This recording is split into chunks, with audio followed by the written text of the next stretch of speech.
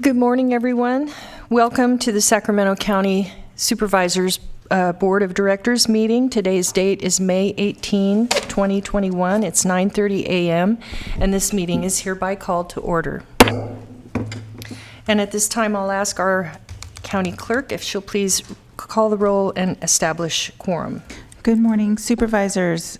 Desmond? Here. Kennedy? Natoli? Here. Cerna? Here. Frost? Here. And you have a quorum. This meeting of the Sacramento County Board of Supervisors is cablecast live on Metro Cable 14, the local government affairs channel, on the Comcast, Consolidated Communications, and AT&T Uverse cable systems. The meeting is closed caption and is webcast at sacmetrocable.tv. Today's meeting will be repeated Friday, May 21st at 6 p.m. on Channel 14, and a DVD copy is available for checkout from any local library branch. Thank you, and at this time, I'd like to invite everyone to please rise for the Pledge of Allegiance. I pledge allegiance to the flag of the United States of America and to the republic for which it stands, one nation, under God, indivisible, with liberty and justice for all.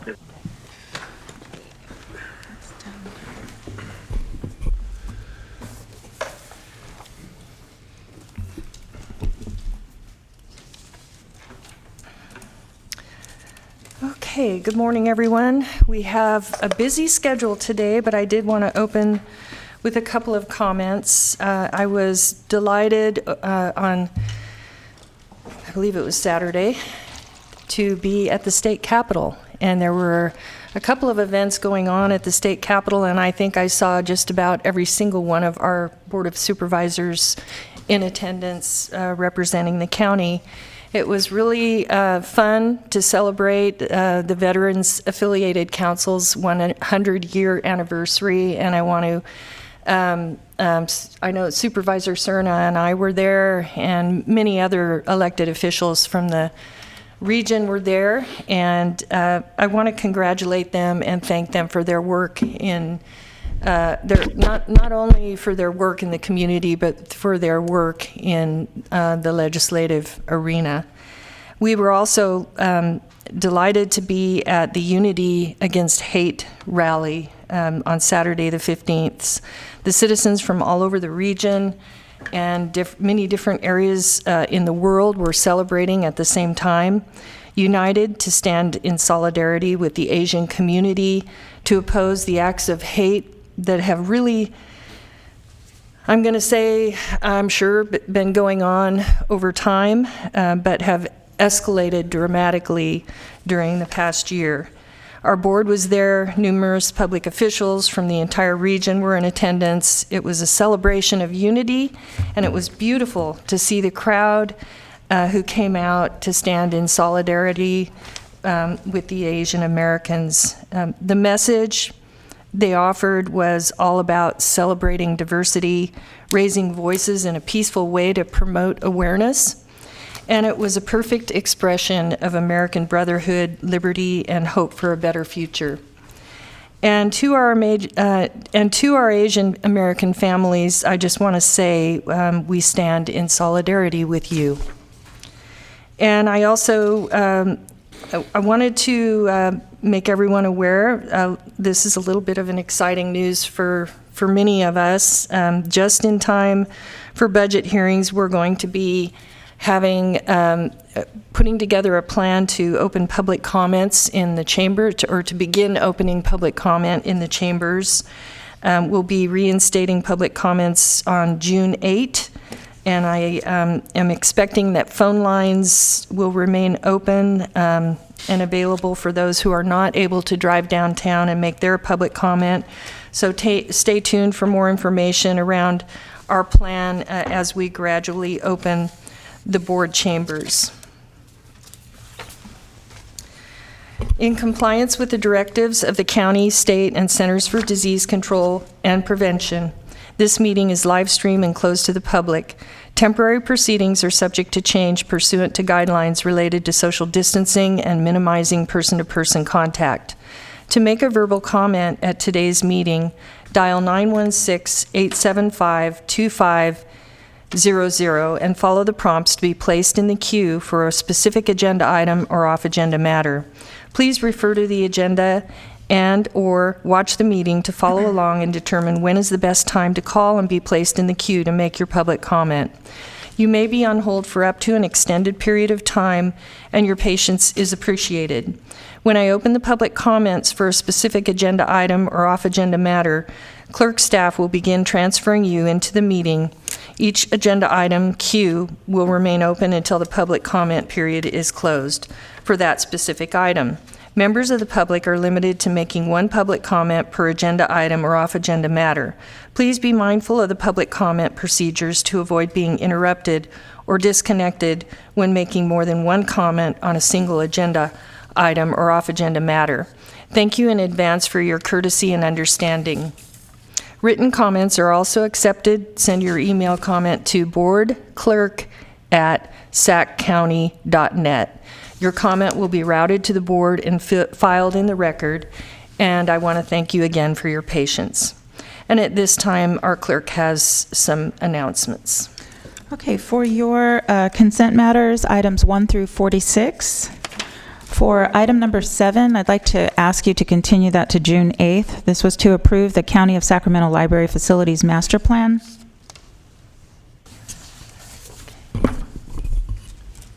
Okay, we need a motion. So moved. Okay, so moved by Supervisor Natoli, second by Supervisor Kennedy. Please vote.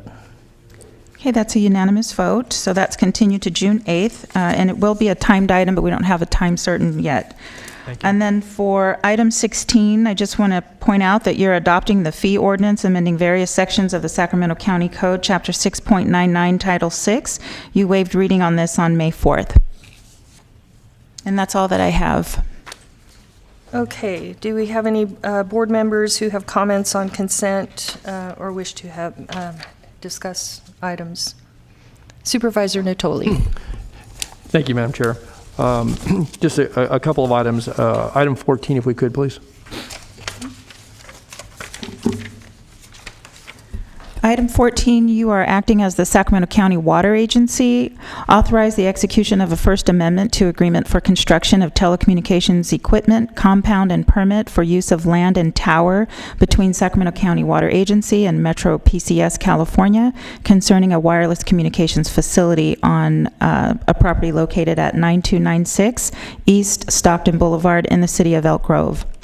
And first, I want to thank County Executive and staff for following up. I had a question during our briefing, but wanted to, I did see the response this morning, and it relates to, there's a number of cellular communications companies that are located on a tower that the water agency has at the site. The site is larger than the compound where the various cell towers and their equipment sheds are.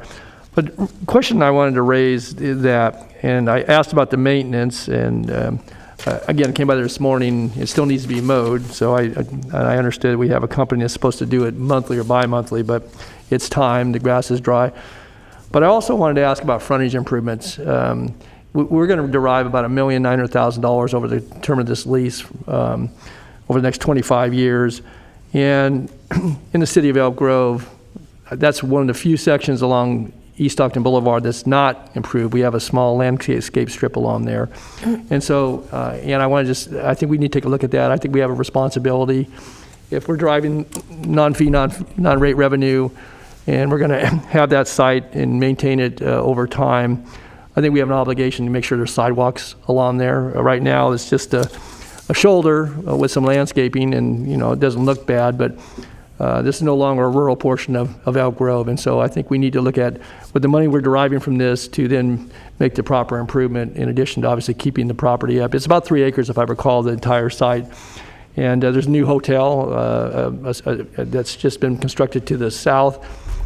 Property to the north is developed, so we're kind of squeezed in there. So I think we need to take a look at our obligation. I know that they're going to go through the city for permits for the tower alterations. But I think, again, as a good steward, and certainly we promote walking and, and good use of different modes, we need, the picture that I had this morning pull off of Google, we don't have frontage improvements along there, so we need to take a look at that, if we could.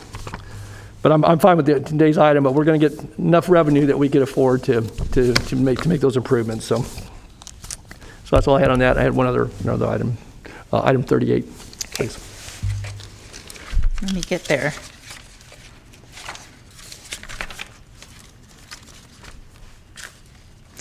Item 38 is a contract for an AC overlay project, SB 1 2021, Phase 1, bids to be received on June 17, 2021. The environmental document is exempt. And this item, I just wanted to, again, indicate certainly support 3 of the roads that are included in this contract, or ones in the southern part of the county, and some that are in some of the worst condition and have fairly significant traffic loads, at least in 2 cases. And coupled with another item that's on the agenda under our information, item 67, I know we're doing both force account work as well as contract work, and I'm pleased to see this, but just wanted to note that this encompasses probably maybe 4 or 5 miles of roads in the 5th District, and there are hundreds of miles, and some of these are in the most deteriorated condition. Very appreciative of the efforts of our Department of Transportation. We need to see more of those. That's my point. Thanks. That's all. Thank you, Supervisor Natoli. Supervisor Cerna. Thank you. Item 11, please. Item 11 is to authorize the execution of an easement conveyance agreement, an electrical facilities easement deed, a communication facilities easement deed, and a grant of easement for flood control works with the Sacramento Area Flood Control Agency for the conveyance of easements on county-owned property located on the south side of North Bayou Way, north of Interstate 5, east of the Garden Highway, and the environmental document is exempt. Great, thank you. I want to start by thanking our interim county CEO, Ann Edwards, for having staff get back to me fairly quickly about a concern that I expressed during our briefing. The concern being that there are a number of options that are being considered right now to manage speed along the Garden Highway at the intersection with Bayou. And there are also plans for separated sidewalk, I understand, as well as modifying some of the overflow boat launch parking. And the response back was that staff at this point don't believe that there's going to be any kind of conflict relative to the action that we're expected to take today concerning the easement. But as I see our Public Works Director is in chambers with us today, I just want to take a moment and remind him and our DOT staff that if there's anything that does come up that could potentially be a conflict, please engage our office immediately. My Chief of Staff and I have been working for a number of months, actually a couple of years at this point, to work with nearby property owners, including Swabies and others that want to see some of those improvements made post haste. So again, I want to thank staff for getting back to me, but just want to take a moment and just underscore the fact that our office is engaged and we plan to stay engaged. Thanks. Thank you, Supervisor Cerna. Supervisor Desmond. Thank you, Madam Chair. I'd like to make a comment on item 30. Okay. Item 30 is another contract. It's the Thomas Edison Elementary Safe Route to School final contract acceptance. And thank you. I obviously support this item. I just wanted to call it out. Appreciate staff working on these safe route to schools in my district. And part of this is, I guess, underscoring a little bit of Supervisor Natoli's comments. There are an awful lot of areas in District 3 where there are discontinuous portions of sidewalks in front of schools really affect the safety of kids as they're coming and going to schools. And I look forward to having a more comprehensive discussion with DOT and with Mr. Hartwig about a plan where we can leverage more active transportation planning grants, CDBG grants, any other funding source to try to get over not only the backlog in the maintenance in some of these areas, but to invest money in some of these communities that have grown up well beyond a time when sidewalks were not necessary. So just wanted to flag that for you, Steve, and I look forward to having those conversations and getting creative with you on how we can do more in the unincorporated areas that need it so badly. And then, Madam Clerk, I also wanted to make a comment on item 42. 42, okay. Okay, item 42 is an award of a contract. This is Phase 2B, Arden Service Area Pipe and Meter Installation Project, and this is in the amount of $9,904,802 to Tykert Construction.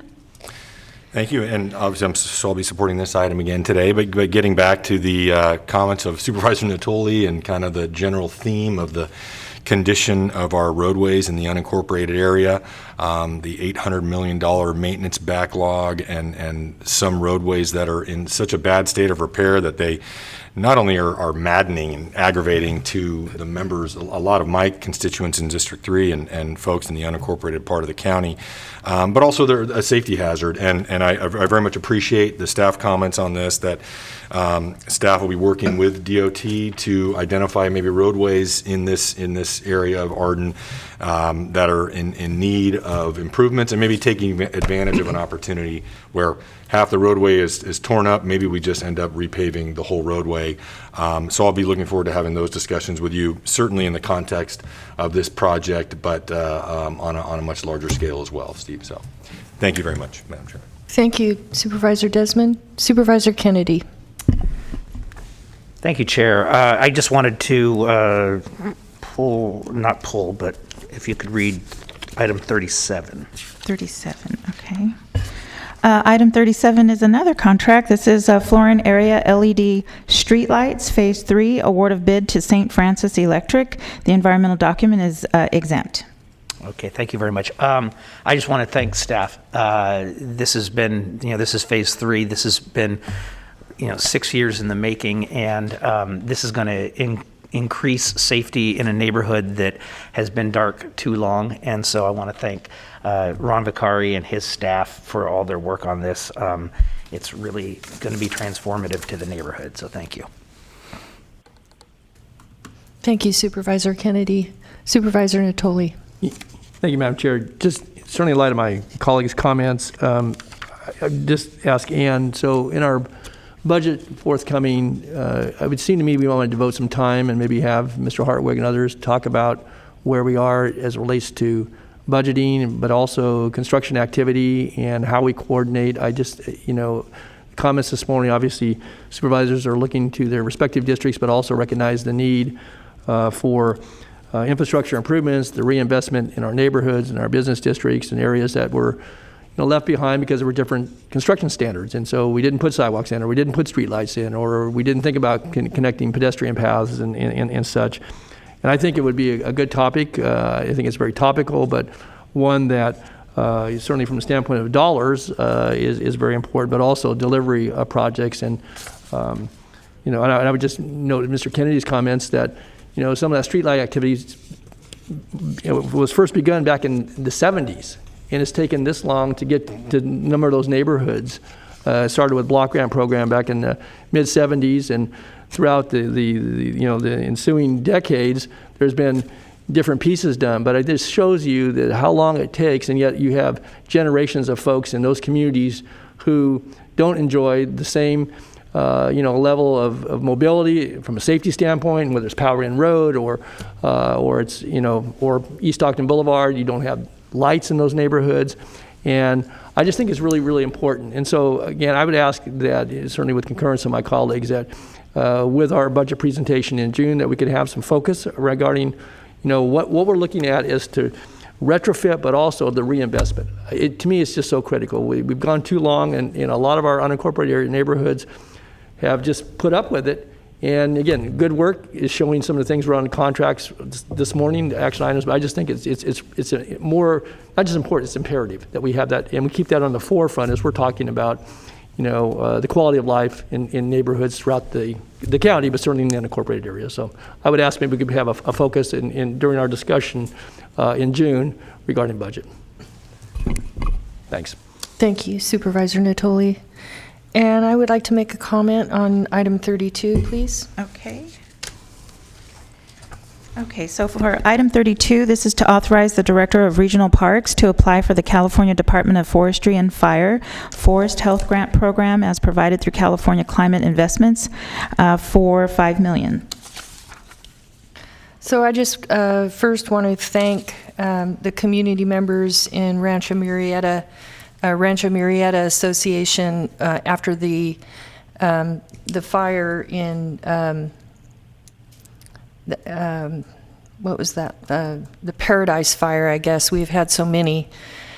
They established a fire safe council, and the members of the community have been working tirelessly to put together a plan to make Rancho Murrieta more safe. And in the course of this, it's been wonderful to see how the Sacramento Valley Conservancy, and they have collaborated along with private property owners and the regional parks. And I just wanted to thank Liz Bellis for her willingness to, at the last minute, pick up the baton and help the Fire Safe Council put together a plan that will, to put together a grant application that is going to be submitted, and hopefully, address some of the issues of biofuels. There's a whole lot of nature that Rancho Murrieta backs into, and so this is a really important project for the community, and this is a really big deal. And if they get this grant, it's going to be really exciting for all of us. So we couldn't have done it without regional park staff and without the work of the community experts and who have been helping to put together this application. So I wanted to acknowledge and thank everyone for that. And then I wanted to make a quick comment on item 44. Item 44. Okay, item 44 is the resolution recognizing May as Lyme Disease Awareness Month.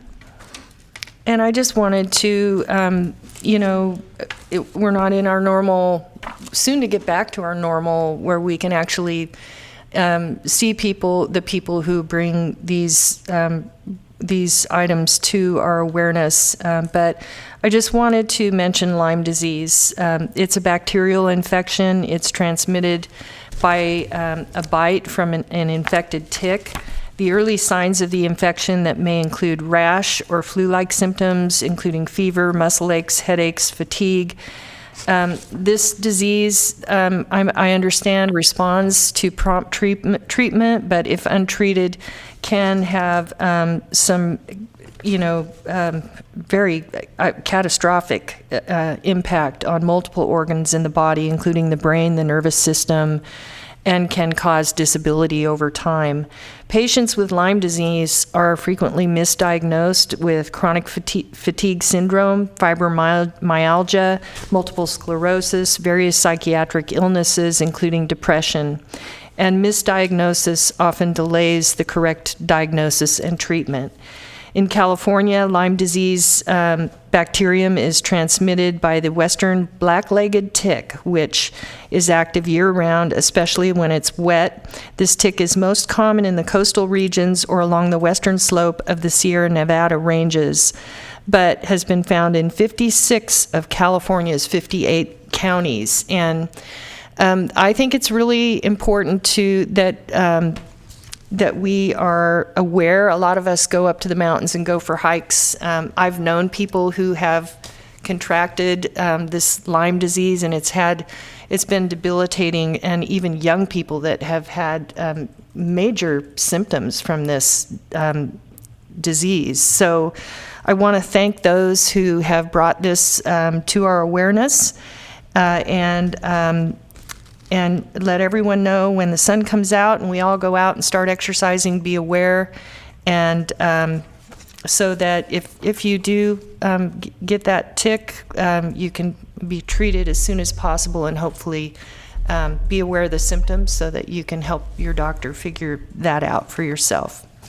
And so May is, we have a lot of important things happening in May, I found out. So this is the only one I'll talk about today, but this is a very important one, so thank you. And I believe that's the comments that we have. I don't know if we have any public comments on consent. We do not have any public comments on consent, and we also do not have public comments for off agenda at this time. Okay, thank you. Mm-hmm. And so at this time, I'll ask our board if we have a motion for approval of consent. Okay, thank you. Supervisor Desmond, so moved. Second. And seconded by Supervisor Kennedy. Please vote. Unanimous vote. Thank you. Next item, please.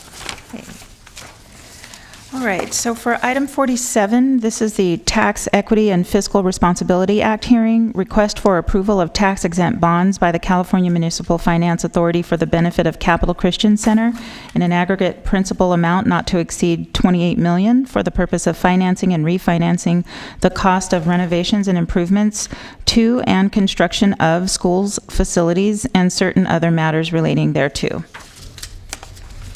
Good morning, Chair Frost and Supervisors. I'm Colin Bettis, the County Debt Officer. Today's Tax Equity and Fiscal Responsibility Act hearing is a request from Capital Christian Center and the California Municipal Finance Authority, of which the County of Sacramento is a member. The hearing is a request to approve a bond issuance in an amount not to exceed $28 million. Capital Christian Center is a California nonprofit religious corporation and the operator of a private primary and secondary school commonly known as Capital Christian School. Before Capital Christian can issue the bonds, federal law requires that a public hearing be held and approval be obtained from the jurisdiction in which the project is located, in this case, Sacramento County. Proceeds of this debt issuance will be used to refinance certain outstanding debt, which had been used to finance the construction of a high school building located at 9470 Micron Avenue, Sacramento, California, as well as costs of issuance and some working capital. These bonds are payable solely by Capital Christian and are not a direct obligation of either the CMFA or the County of Sacramento. County staff is recommending the board conduct a public hearing and at the close of the hearing, adopt the resolution that approves the issuance of bonds by the CMFA on behalf of Capital Christian. Representatives from Capital Christian and CMFA are available on the telephone. With Capital Christian, we have Pastor Matt Renault, the CFO, and from Stradling, we have Cooper Anderson and Brian Forbath available. That concludes my presentation, and at this time, staff is asking for the board to conduct the public hearing.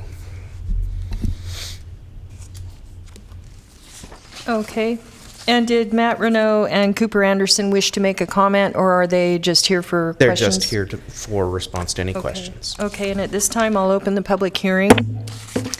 Do we have? We do not have any public comments. Okay, we have no public comments, so I Oh, will. You know what? I'm sorry. There's one that snuck in. There's two different public comment lines. So on the 800 public line, we don't have any public comments, but we do on our county. Thank you.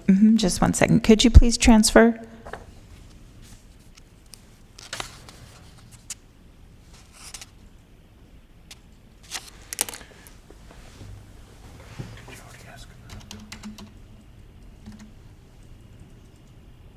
Thanks for asking. They're just give them 1 second. They're trying to get into the queue so they can get this call.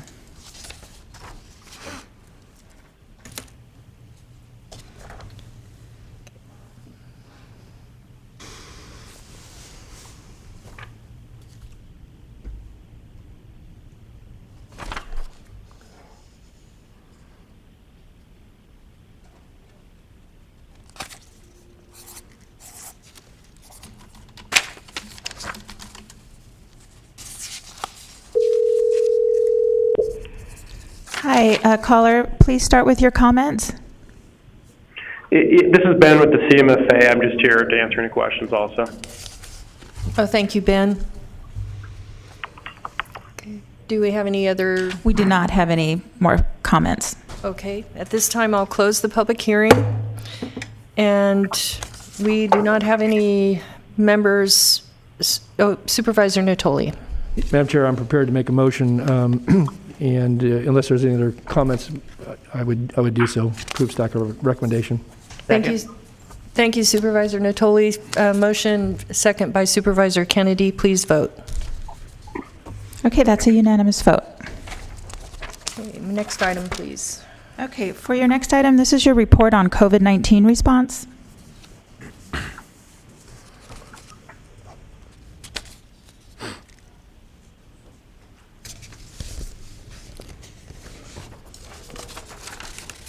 there's got to be some kind of hazing.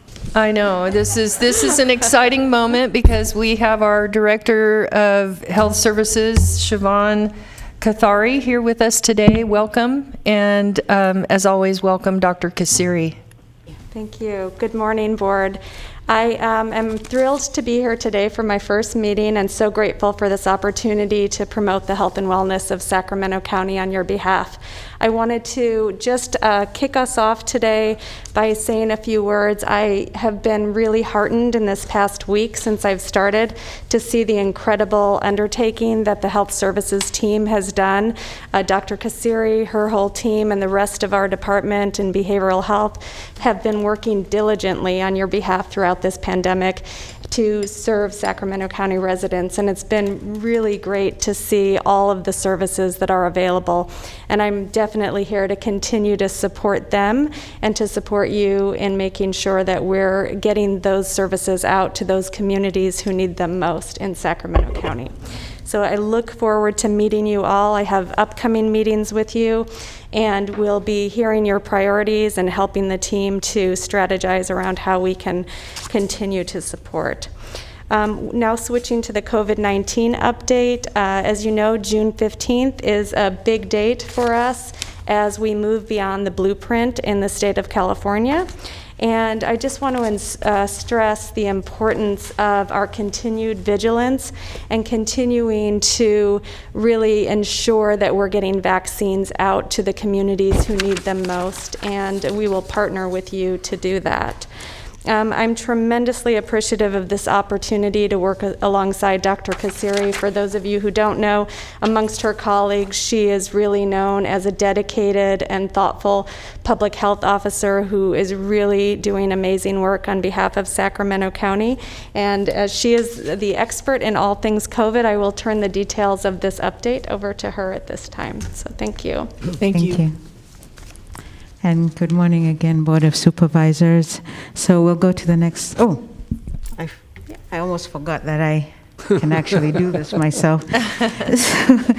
Just wanted to give you a very brief update, and you do have the summary that we provide for you, the written summary. But from the numbers from yesterday, we're at 105,164. So the numbers still are continuing to go up, but at a much slower pace. And our daily average numbers is about 82 cases per day now, so that has definitely come down. According to our dashboard from yesterday, our case rate is at 5.2 per 100,000. So this was the first time that we have actually hit below the 6, which is a magic number that we need to get to the orange tier. And of course, to remember that our dashboard, our numbers are much more updated than what you see on the blueprint, but it's the blueprint numbers that will determine what tier we're in. So according to the blueprint update for this week, we're at 6.3 per 100,000. But looking at what's happened over this past week, our anticipation is if we continue with the trends as they are right now, that next week we will be able to meet the criteria for the orange tier. We do need to meet the criteria for 2 weeks before we're able to move to the orange tier. So our anticipation is June 1st, but of course that is still dependent on everything continuing trending downwards. I know that a lot of businesses and a lot of people in the community are interested in that. The other area that I know all of you have been very interested in is what are we doing about vaccine equity. Last week we did present you with some maps by zip code of the vaccination rates. And this is a different way of presenting that same information. My apologies, the numbers are really small. But what the state did is that they took all of our zip codes and divided them into quartiles based on services. So the top ones are the ones in the what we call the health equity quartile, where we have the lowest percentages of vaccination, and that's where we have been focusing our efforts. But as you can see, as you go down to quartile 2, you have more in the dark blue, the dark blue line is longer. So you see what we have been talking about with the disparities. And you see that again, this is quartile 3 and quartile 4, where I think the highest that we have is 79%. And this information is actually from beginning of May, so that those numbers have continued to go up as well. We have made some progress, but we still have a ways to go in terms of being able to provide services to the underserved communities. So this shows you some of the strategies that we've been working on. One of them is by being able to put out more messaging, by print media, also using trusted messengers. And now we have something called vaccine ambassadors. These are lay people in the community who are trained to give the message about vaccine. So we've had those also going, especially it worked really well when we went to the gold flea market. We had people going around in the community, amongst the people who are attending the flea market, to tell them about the fact that we had a vaccine clinic right there and answering their questions. And so we found that this is very helpful.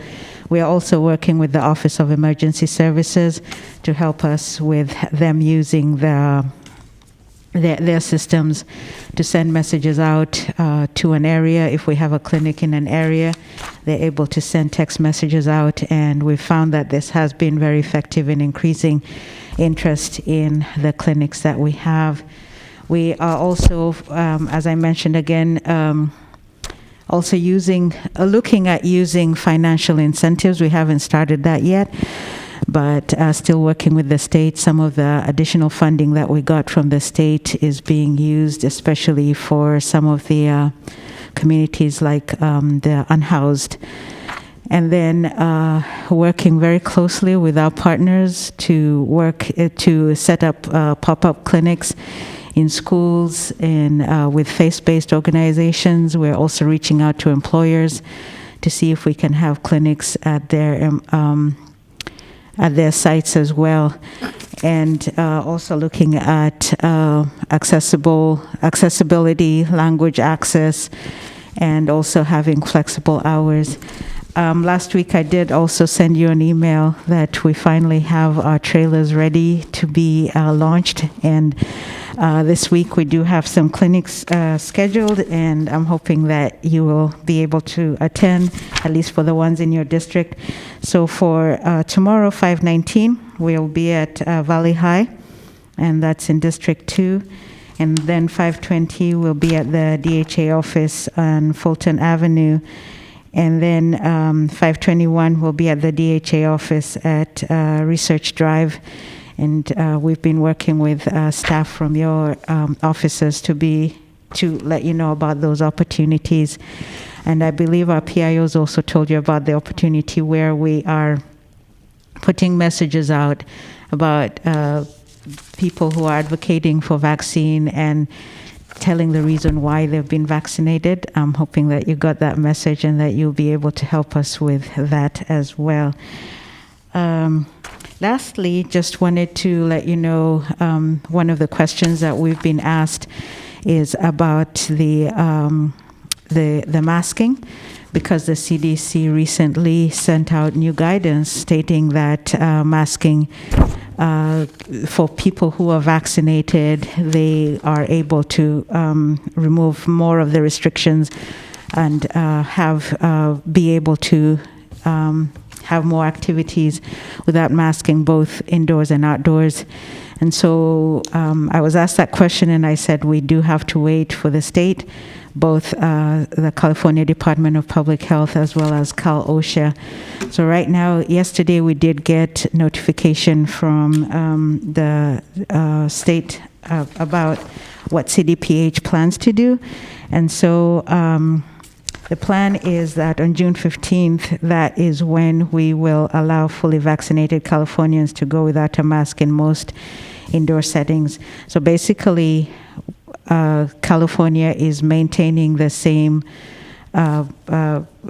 guidance that we have for masking, which is for people who are vaccinated, they can engage in activities outdoors, but indoors, they still need to have masks. And then when it comes to June 15th, that will be removed as well. And the reason for that is, as you've seen, we're still putting in a lot of effort to increase our vaccinations, because we have seen that this is a way for us to actually reduce the numbers of new cases in the community, and so giving us an additional month to be able to make more progress. In general, for Sacramento County, we're about 54% of our residents have at least one vaccine. So hoping to be able to make more progress on that. So with that, I will stop and see if you have questions. Supervisor Kennedy. Thank you, Chair. I just have one question. You're going to be at Valley High tomorrow, right? Correct, yes. And I just had the question, is it going to be Glenna or is it going to be Olivia? You know, they didn't tell me. Oh, come on. Thank you for everything you're doing, Doctor. Oh, thank you. Thank you, Supervisor Kennedy. Supervisor Desmond. Thank you, Madam Chair. It was clearly an inside joke. I didn't get it, but Either, my but we really my colleague enjoyed can explain it. it to me later. Thank you, Dr. Kasiri and Director Qatari. You know, welcome. I very much look forward to talking with you, and I'm just really happy to have you here in Sacramento County, and look forward to working with you. I just want to underscore, you know, for folks listening and watching today, just make it very clear, and most of us, everybody here in this room understands this, but unequivocally clear that Sacramento, that you do not have the authority to lessen requirements imposed by the state of California. And that's where we are with this mask mandate, right? I mean, the counties have the ability to have more stringent requirements, can put more stringent, but we cannot lessen requirements from what the state imposes. Is that correct? That's correct, And I yes. just want to make sure people understand that, because obviously I think all of us are probably getting pinged by constituents right and left on this issue, and I think it's very important that point be underscored. And also, when it comes to the clinics, thank you very much. I'm looking forward to going out to the clinic in Arden Arcade at the DHA building in a few days that you mentioned. So there were a couple other, there's been some media coverage, and certainly looking at your stats here, North Highlands is one of the toughest areas to reach in Sacramento County in terms of getting more folks vaccinated and protected. You know, we did have the second clinic. I think that was a county. I mean, the county was involved in the clinic at Liberty Towers up in Foothill Farms. Yes. Again, I think we got another 1,200, like 900 people got their second vaccine, and a few hundred other people got a J&J vaccine, which was available that day. Foothill High School did a clinic last week. They're doing another one tomorrow, and I guess those are not county clinics. I think those are with separate healthcare partners. Is that true? Yes, most Okay. of them are actually being run by our partners. Got it. Okay. And I just want to point these out, because there's a lot of attention on the North Highlands, Foothill Farms, West Arden Arcade area in my district, and trying to improve the level of vaccines we get. I'm really excited about the trailers, and continuing to have discussions with your staff about areas where we have some opportunities in my district to improve the number of vaccines, or the percentage of folks who are getting vaccinated. What about, I've read about some other efforts where they're actually going door to door with maybe a member of a community organization and a healthcare provider. Do you think we're at that point now where we should start exploring a plan to be going door to door with vaccines available, and to vaccinate people on the spot if we can get their acceptance? Yes, and actually we have been doing that to a certain extent, especially with those who are homebound.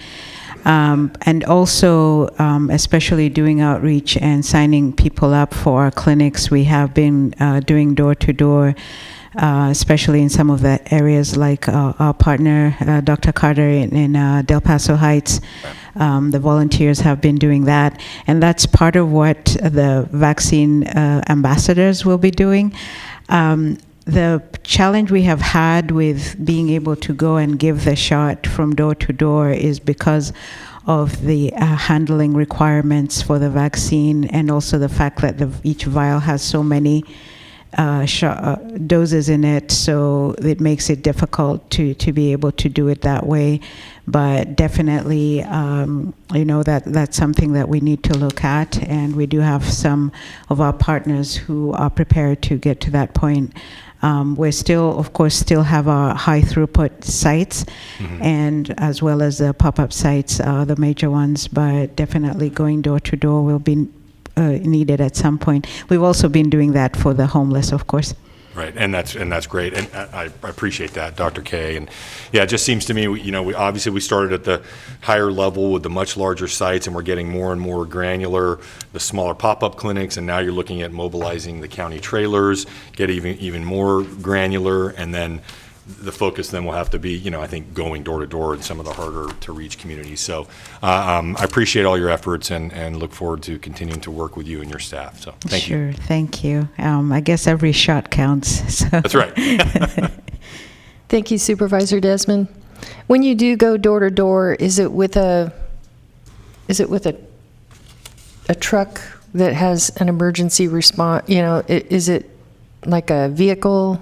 Yes, county vehicle. We have some of our nurses, the ones that have been going to the homebound, they have a county vehicle that they use, and they go door to door. The way that we're notified about it is individuals can either call into 211 or they can register through My Turn, and all that information comes to us. We also have a pharmacy, one of our pharmacy partners, who's helping with that as well. That's great. Okay. Thank you. Supervisor Natoli. Thank you, Madam Chair. Dr. Kassiri, thank you again. Echo what's been said here many times, but appreciate your leadership and that of all your team of folks. And before I ask a couple questions, I wanted to note item 3 on today's agenda was, in my view, a modest recognition of certainly what the management, your public health managers, but yourself and others over the past 14, now going into 15 months, have put forth as relates to time, effort, loss of sleep, working on, I'm sure, on fumes and caffeine to try to make sure, one, going into the early phases of this, that we were, certainly as it related to health orders and to information, but then testing, and obviously now with the administration of vaccines and all the various moving parts, and including providing reports to this board on a weekly basis, which is, again, no small task, and spending hours with us, getting a civic lesson about everything else that goes on in the county, let alone public health, which has been preeminent and very prominent. So thank you, and to all of your folks. I know some of them listen in. I just want to express deep appreciation on behalf of the people of this county for a really tremendous effort that has, I think, resulted certainly in saved lives and in guarding the public health in a way that I just think that would, history will prove out that certainly in this county, in this community, we put forth an effort that really did, have results that were life-saving, and so I want to thank you for that. You noted that, with the new mobile vans, and thank you for the outreach. I guess one of the things I wanted to ask about, we're starting to see as we begin to open up some initiation of some of the festivities and community celebrations. Obviously they'll still have caveats as it relates to large concentrations of people and so forth, but and again, a lot of those are Saturdays, some are on Sundays, and I know that, again, with people, to my point a moment ago, working already, certainly in the regular work week, extreme hours, are you interested in trying to have the mobile van at those types of events as well? Again, you're going to be probably sitting next to the ice cream booth and some other, relative activity, but I do think that there are opportunities to reach some of the communities in a way where folks are coming to that location and maybe didn't come there with the idea they're going to get their vaccination, but might be able to persuade some folks to do that. So are you interested in those types of activities as we go out throughout the summer? And again, I know you got to schedule volunteers as well as your paid professional staff to be there. So yes, absolutely. And actually, we're in conversations with the Sacramento Republic FC to see how we can work with them in terms of either having vaccine at their site, or we haven't worked out the details yet, but definitely just like we did for the gold flea market on Cinco de Mayo, being able to be present at some of those sites and where people are, and being able to get them the vaccine. Good. Okay. Again, we'll try to keep you posted, because I know just in a conversation yesterday that, again, not in one of the communities that's certainly, I think, underserved, but I know in the Herald community they're looking at trying to do something later in the summer and on a modest scale. But and I know in the Elk Grove community they're looking at doing their 4th of July celebration again. So I think as we get into the summer, we'll try to keep you posted and be supportive any way we can with regards to that. So sure. But, just one last question then, as it relates to June 15th. So I guess and there's been mixed messages, obviously, from the national folks right on down relative to that. But obviously, we're going to continue to wear masks now for the next 4 weeks or a little less. But on June 15th, then the tiered system goes away, and so we don't have to worry about trying to get to orange anymore. We go right to yellow. Is that what happens, or what happens?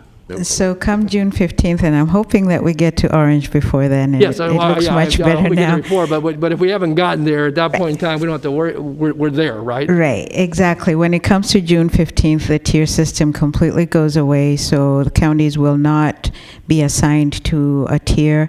And also the sector guidance will also go away. So there will be no restrictions based on business sectors. We're still waiting to see, because even with the CDC guidance with the masking, I think they are still refining it, because they're also realizing that there are still some settings where masks should still be required, for example, in schools, especially because we are only able to vaccinate 12 and up, but there's still a lot of additional children that are unvaccinated. So being able to see how it will work. Also for public transportation, those settings, it will still be required.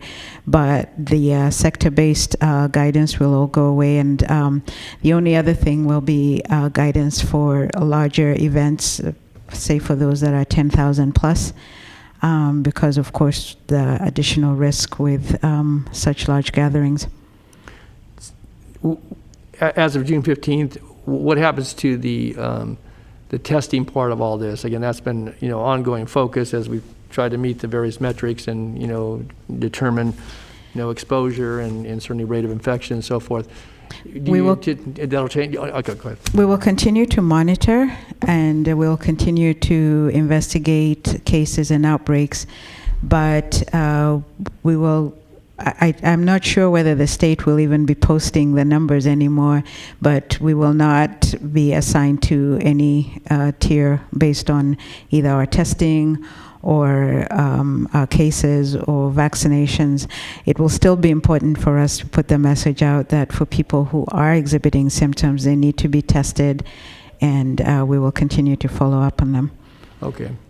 But will we be regularly offering testing, or we still will be then? Yes, we are still planning to continue offering testing. We still have our 10 sites, community sites, that are still running. I know that the number of people going to those sites has reduced, so we'll have to continue monitoring whether it makes sense to keep those open. But as long as we have people going there, we will continue to have. At some point, though, you may contract the number of sites and or make other arrangements. So. Exactly, yes. Okay. Well, thanks for that. And I wanted to welcome Ms. Cathari, and thank you for becoming a part of the team. And you, as you said earlier, you joined some stellar folks here in our current team. So again, welcome. Thanks. Thank you. Thank you, Supervisor Natoli. Supervisor Cerna. Thank you. So I have a few comments and observations and questions here too. First of all, I want to heap on all the rightful thanks to Dr. Kasiri and her staff for just the phenomenal job they continue to do. And I don't think there's going to be a time anytime soon that these briefings don't begin with that rightful expression of gratitude for tremendous public service and keeping people safe and healthy. We did have, that is, Supervisor Kennedy and I did have an opportunity to see for ourselves the deployment of the 2 trailers last week out at the Cal Expo staging site, and they're very impressive in terms of the ability for us to have or to offer mobile access for vaccinations. One of the things I'm continue to brainstorm about, and I'm sure your staff are doing the same, is how best to message the availability of those mobile assets. And one of the things that I would, if we're not doing it, I'd like us to look into is whether or not we can, and whether or not we should, perhaps coordinate with the likes of Clear Channel and others that manage mobile or manage electronic billboards here locally. I know that oftentimes their contracts require a certain amount of images or viewing time for public service announcements, and I can't think of a better public service announcement than the availability of these trailers. And I know there's only so much you can kind of see as you're driving by at 65 miles an hour, but it seems to me that if we can offer a phone number, a website, whatever, or just letting people know that exists, I think that would be helpful. We should also be using, and I know this is very limited, but we should also be using Metro Cable Channel 14 in its rotating PSAs to also do the same if we're not doing that. And I'm sure there's probably all kinds of other ways to get the message out, but those are a couple that just occurred to me. And then one of the things I wanted to suggest it comes from an experience that my office had about four or 5 years ago. We sponsored and worked with Department of Health Services to offer flu vaccines at the polls during the election cycle.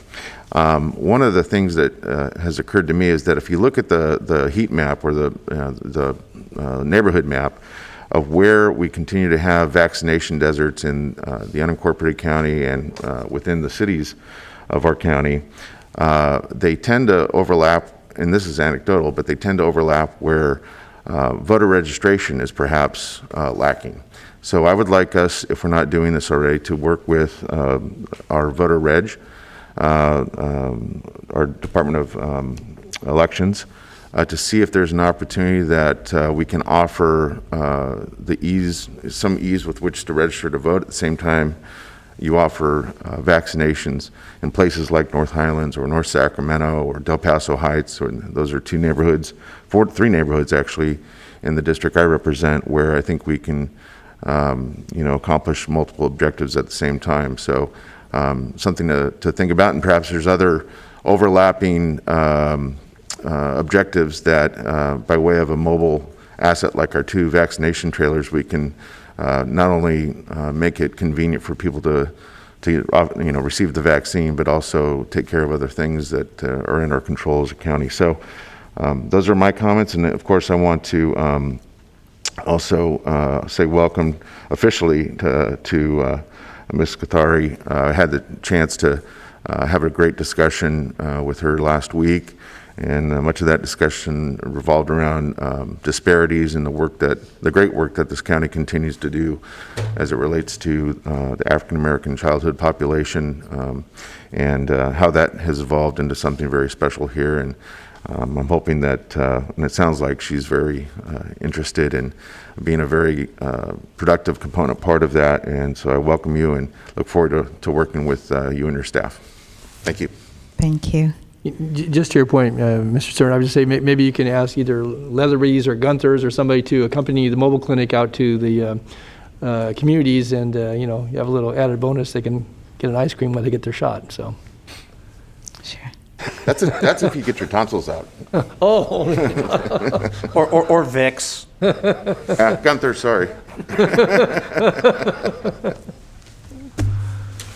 And I Okay. just want to thank you all again, because the reason that we have those trailers is because of the support that you as supervisors provided to us, and we got the money that we used to be able to purchase them, and we're hoping to put them to good use and see those numbers continue to go up. Thank you. Thank you, Dr. Kasiri, and thank you so much for your commitment to public health and your tireless efforts during COVID. I know there are still people out there who are trying to figure out the vaccine thing, because I hear from them and every now and then. So it's good that we're working hard to make it more accessible to everyone. And I don't have anyone else in the queue. I do know we have some public comments. We have a couple of comments. Okay, thank you. Please send the caller.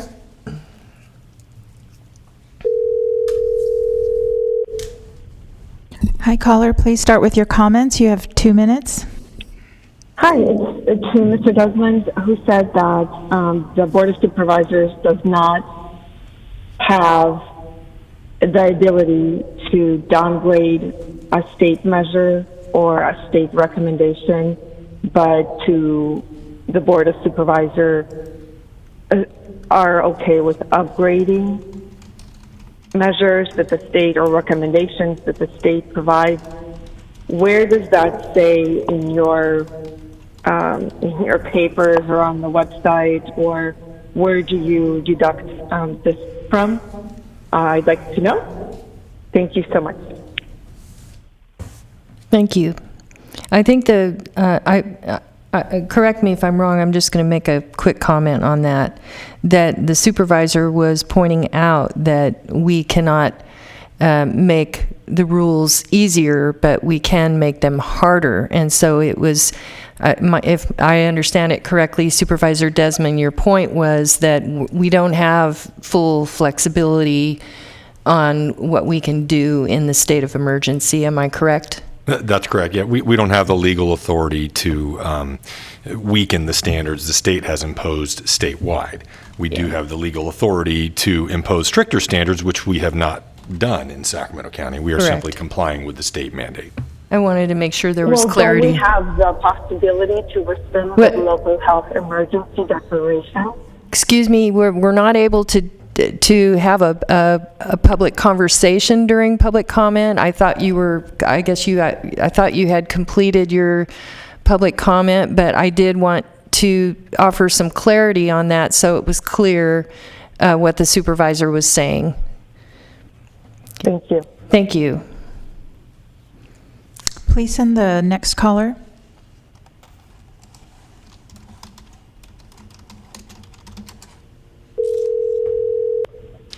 Hi, caller. Please start with your comments. You have 2 minutes. Okay, hello. This is Gabrielle Ingram with District 2. I had some notes as I was listening to the presentation. A couple questions. For June 15th, how is it going to be confirmed whether somebody is vaccinated or not? That's kind of the elephant in the grass right now. And I know that there's been lots of conversations on that nationally, statewide, countywide. Some counties are getting a little crazy with that. So I'm curious to know, maybe next meeting, what our county is looking at doing for that, and what is and isn't okay for a business to do and to ask for.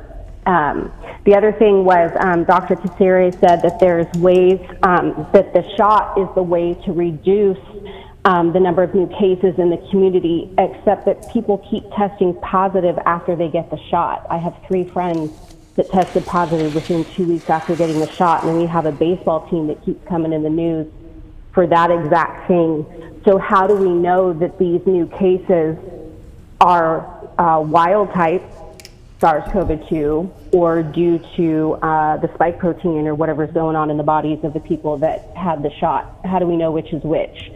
In the next outbreak, which is it? I'm just curious, because I don't feel like that's a factual statement when people keep testing positive after they get the shot. The third thing, going into what Supervisor Desmond was talking about, true, in terms of the legal actions, weakening the standards of state mandates, yes. And that has been something that I've banged my head on the wall figuring out. But the county does control the budget. And all of this takes money. And you guys approve the money. I mean, in this meeting alone, there's, You have 8 search seconds. COVID. 8 seconds. In the remaining. agenda packet, you've got tenant relief, airport grants, the trailers, all these things take money. Stop the money. So, and I know that's very black and white. Can you please but wrap do up your have comments? control. Yes, ma'am. You do have control of something here. Thank you. Thank you. And that concludes your public comments. Thank you. All right. So first, once again, I want to welcome our Health Services Director, Siobhan Kathari, and thank you again, Dr. Kasiri, for your very informative updates. And I know I'm excited. I think everyone's in anticipation of normal life again. So we're looking forward to seeing some faces in the board hearings as well. At least I am. So thank you for that. Next item, please. Okay, for item 49, you're introducing an ordinance adding Title II of the Sacramento County Code, establishing the Sacramento County Behavioral Health Youth Advisory Board. You're waiving full reading and continuing to June 8th for adoption. You're also, they're requesting authority to execute revenue contracts with Sacramento County Office of Education and the City of Sacramento, both in the amount of $25,000 from the date of approval of the Sacramento County Behavioral Health Youth Advisory Board ordinance through June 8th of 2022, and also authority to execute an expenditure contract with PRO Youth and Families in the amount of $75,000, also through June 8th, 2022, to develop and support the Sacramento County Behavioral Health Youth Advisory Board. I also am going to ask staff if they could go ahead and transfer if you could transfer in the mayor. Hi, Mayor Steinberg, are you on the line? No, council members, Chenier. Oh, okay. Thank you. Mayor Steinberg is coming The next later. item? Yes. Okay, thank you. Sorry, we have a lot going on. Sorry about that, Member Chenier. No worries. Thank you. No worries. Are we still all on? Yeah, if you could just Yes. stand by. Thank you. And you guys are live in the meeting now.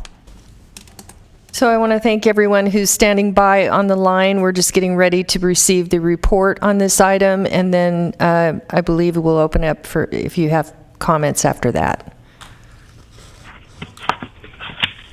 Great. Good morning, Siobhan Katari, Director of Department of Health Services. I just wanted to kick off this item. I'm excited to introduce it.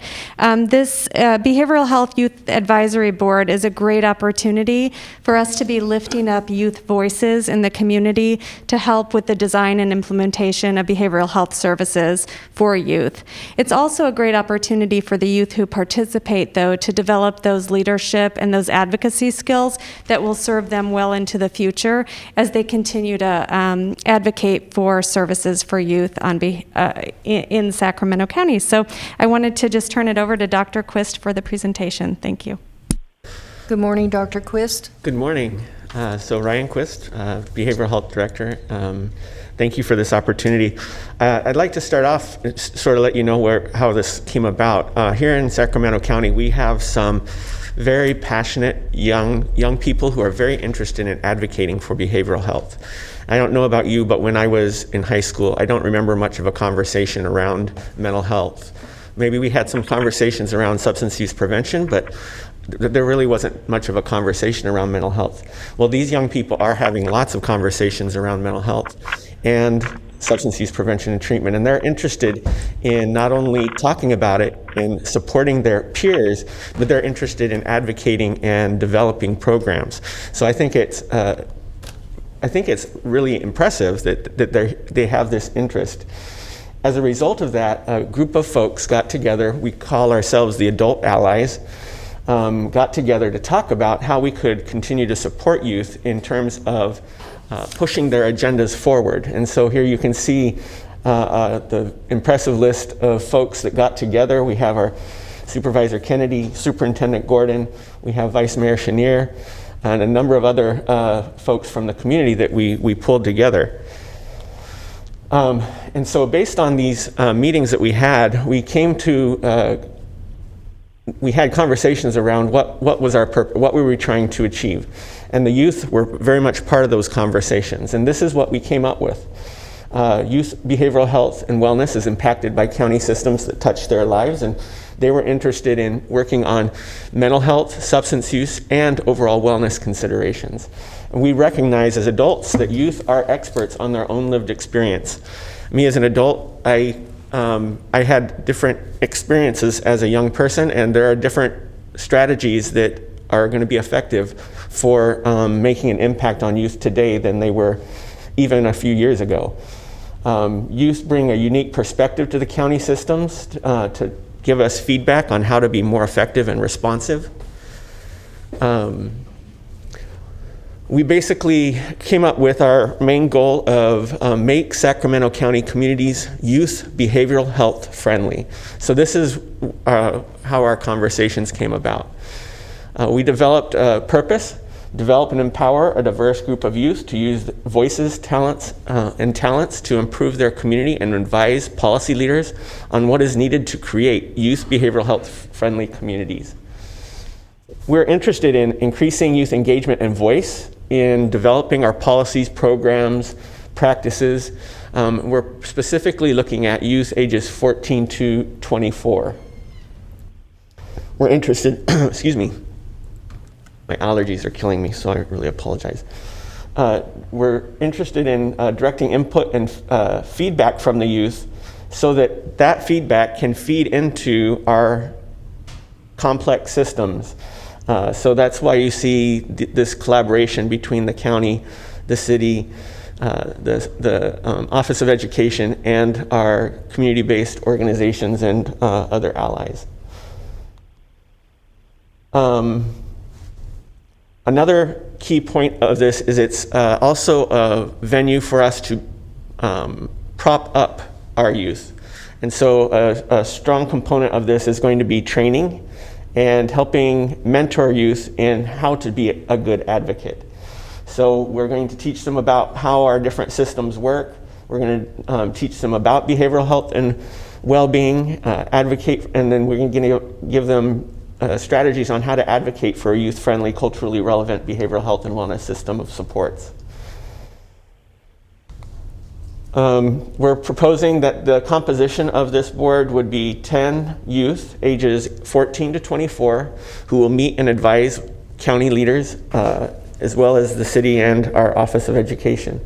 We're proposing monthly meetings at a minimum. They'll probably be much more frequent than that because we have heard that youth, in order to keep engaged, we need to have lots of touches with them and lots of contact with them. And then once impaneled, we know that we have a number of other relevant boards and committees within the county. And so our Youth Advocate Board will be trained and supported to work collaboratively with our Mental Health Board, the Youth Commission, and all of our other county and community boards and commissions that are relevant.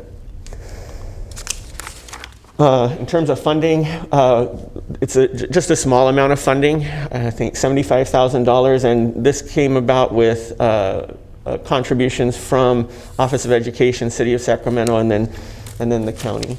And we're working with Pro Youth, an organization that has a proven track record in developing youth leadership skills in order to train them and support them and ensure that their youth voices are heard when we're developing our behavioral health and wellness policies.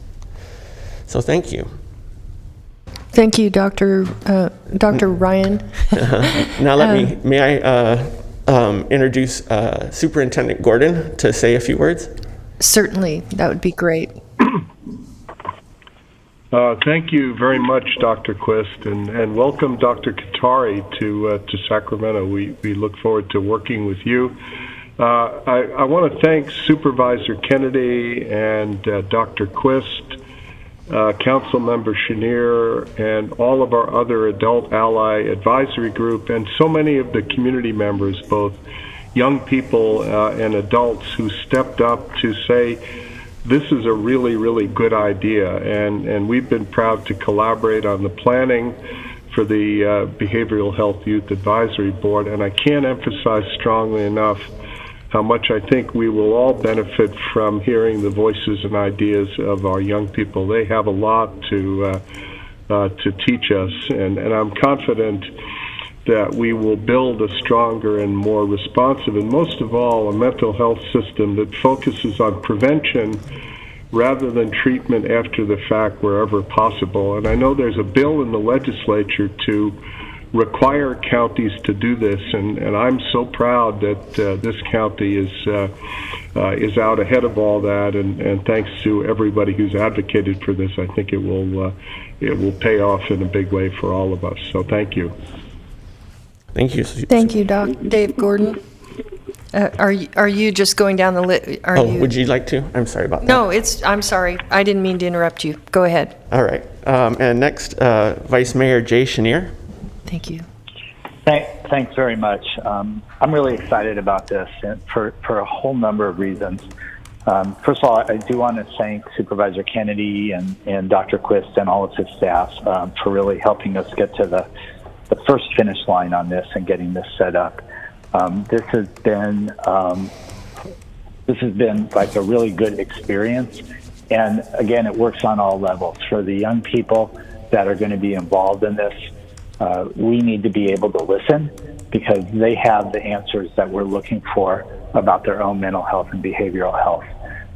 This is an important time for us in the city and the county to make sure that coming out of COVID, where our young people have suffered so much, we have the right resources put in the right places to really support them moving forward. It's been a great collaborative experience between the County Office of Education. Thank you, Superintendent Gordon.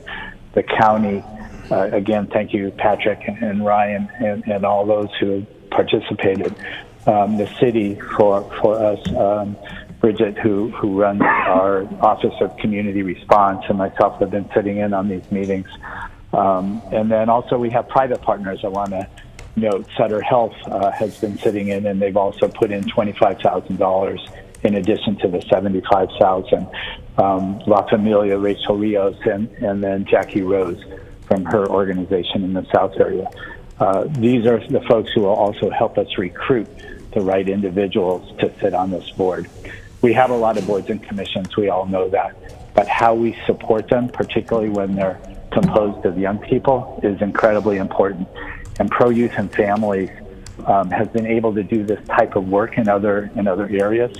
For SACOG, we have a Youth Leadership Academy. They have a similar role in that as well. So I just want to thank the county for doing this, for taking the leadership on it. I think this was Patrick's idea originally, but we've all kind of glommed together and said, let's make this happen. And we need to do it for our young people. So I'm excited to move forward, and I know the city is excited to be a part of this, and we will play our role. So thank you very much. Thank you, Vice Mayor Chenier.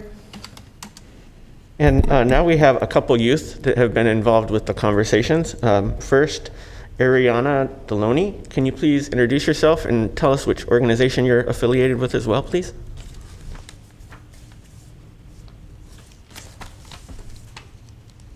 Ariana? Okay. Let's try, is Valerie on the phone? Valerie Getman?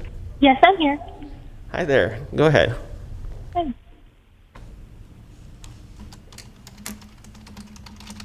Hello? Please go You guys hear ahead me? and introduce yourself and your organization, and go ahead with your comments. Dear members of the Board of Supervisors, my name is Valerie Getman, and I'm a behavioral health technician and a student at Folsom Lake College. I'm speaking today to express strong support for the creation of the County Behavioral Health Youth Advisory Board. This item is one of the most important actions this board could take to strengthen its mental health services for youth. Youth are dealing with such a variety of challenges. Our mental health is affected by not only our emotional, psychological, but our social well-being as well. We are the ones who can truly understand what we are going through and connect with youth in a way that adults cannot. Especially during the pandemic, young people have been experiencing high levels of loneliness. Isolation has been associated with stress, depression, cancers, and an overall higher morbidity rate. Better communication and understanding when it comes to behaviors, youth mental health would help prevent more severe behaviors and negative outcomes. Moreover, this is just one of the issues that is not being addressed effectively. Adults have been trying to help us for years, but they continue to create policies and solutions that are ineffective and out of touch. In order to solve this, youth need to be given a seat at the table. Adults always say how youth are the future. Through actively participating in youth-led solutions, I know that we're not only capable of handling the future, we're also ready to handle current challenges that face us. Thus, the creation of a youth advisory board is vital. We can help make a change now. We can make an impact now. We can have a positive influence on our communities if we're just given the opportunities to do so. Nobody understands this better than ourselves, so it is crucial that we have a say in decisions that affect us. I strongly urge you to support the creation of a youth advisory board, and thank you for your consideration. Thank you, Valerie. Thank you. Apparently, Ariana is working this morning, and she had to go back to work. So that's work is a priority, Yeah. so that's not a bad thing. But we miss her comments. And thank you, Dr. Quist. At this time, the Honorable Supervisor Kennedy has some comments. Thank you, Chair. First, I want to say thank you so much to Superintendent Gordon, Vice Mayor Chenier, SCOE Board Member Bina Lefkowitz, Ryan, even Peter Bielenson, who is obviously not watching this from Baltimore, but this came about, as the Vice Mayor said, it was an idea. Ideas are easy, though, and the harder part is to make it happen. And so that group really did make this happen. I was approached a couple of years ago by McClatchy High School students who were extremely sincere in their interest in mental health for the youth. And I've never been more impressed than I was that day when they came to me and they actually had this idea. I've had the privilege of serving on the mental health board as the board representative, and I appreciate my colleagues for continuing to let me do that. But it became clear that we're missing the boat if we're not bringing the youth into this conversation. They know. They're smart. They know what is good for them. And we tend to sit up and lecture to tell them what. I believe it was the Vice Mayor who has, said, I've heard him say many times, if you're not doing it with me, you're doing it to me. And that's exactly what this is about. This is about bringing that voice in. This is about bringing a voice that is needed at the table, that is currently not being heard. And so I want to thank all of you for the support that you've given. Dr. Quist, you've been phenomenal in this. But it is time that we bring a voice to the table that has not been heard. Now, I know that there are those that think that we have too many commissions at the County of Sacramento, and I hear that, and God knows, Flo, your staff probably feels that way more than anybody, but this is extremely important. And so with that, I will ask for my colleagues' support. Thank you. Thank you, Supervisor Kennedy. I'm assuming the motion's coming later. Supervisor Desmond. Thank you, Madam Chair. And if that was a motion, I will second the motion. And I had a long conversation with our interim county exec yesterday about this matter, and listening to all of you is very inspiring. I sit next to Supervisor Kennedy, and he has a mug here, and I'm going to get a new mug that says Sacramento's most inspiring politician to replace this one. Another inside joke, but really, really admire your steadfast dedication to making sure Sacramento County meets the the mental health needs of our community. So I very much appreciate that, and obviously a lot of work by you, Dr. Quist, and Vice Mayor Chenier and Superintendent Gordon. I mean, really wonderful work, and appreciate the youth that participated in the formation of this with you. I do have a few questions, and Ann and I had a discussion yesterday about that very thing that Supervisor Kennedy alluded to. What I certainly would like to do is, when it comes to all the different boards and commissions, and I agree that this is one that I think is a lot more compelling than other boards and commissions I think we have in the county. And part of our discussion the other day was to look at all these boards and commissions and see where there might be some redundancies. Maybe there are some commissions that could be merged, and also making sure that we are staffing them and supporting them consistently, because they all seem to be a little bit different. So that's something I'd certainly like to explore. And then one question I had, I think it was Dave Gordon mentioned the legislation. Do you have additional information about that, Dave, or maybe Dr. Quist? Or I have reviewed it, but I don't have the details. Don't have the details. Okay. And I'm always looking for ways. Maybe does that legislation include any? I mean, if it's a mandate, does it include any resources for the counties if they form these kinds of commissions? And then finally, something that I discussed with Ann, I mean, it was unusual for me to see, of course, I'm the new guy, so everything is unusual, I guess, for me, but to see a specific, proposing to contract with a specific organization. I appreciate how you've explained it, pro-youth and families. I mean, that makes sense, specifically when we're talking about a youth commission that would on the natural need a little more assistance. And just to clarify, that initial contract would just be for 1 year, I assume, and then in outgoing years we would not be locked in to a contract with one specific vendor. Is that accurate? That's accurate. Okay. And I think that's all the questions I have, and thank you again, Supervisor Kennedy, and I happily will second the motion. Then that was a motion.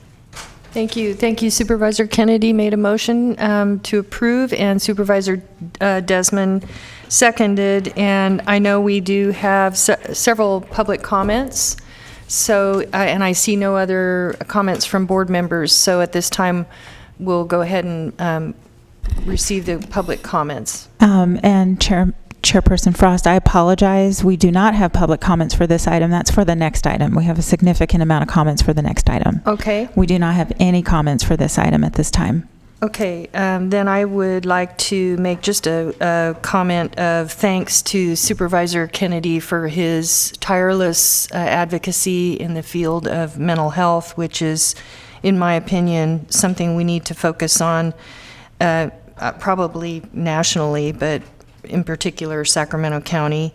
And I also want to thank all of those who are on the line, the advocates who have worked on behalf of the youth in providing some opportunities for resources and learning and for elevating their voices. I agree, this is going to be one of those important boards and commissions that can not only,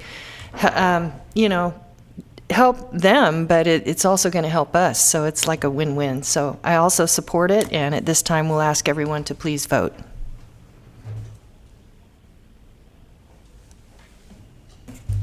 Unanimous vote. Thank you.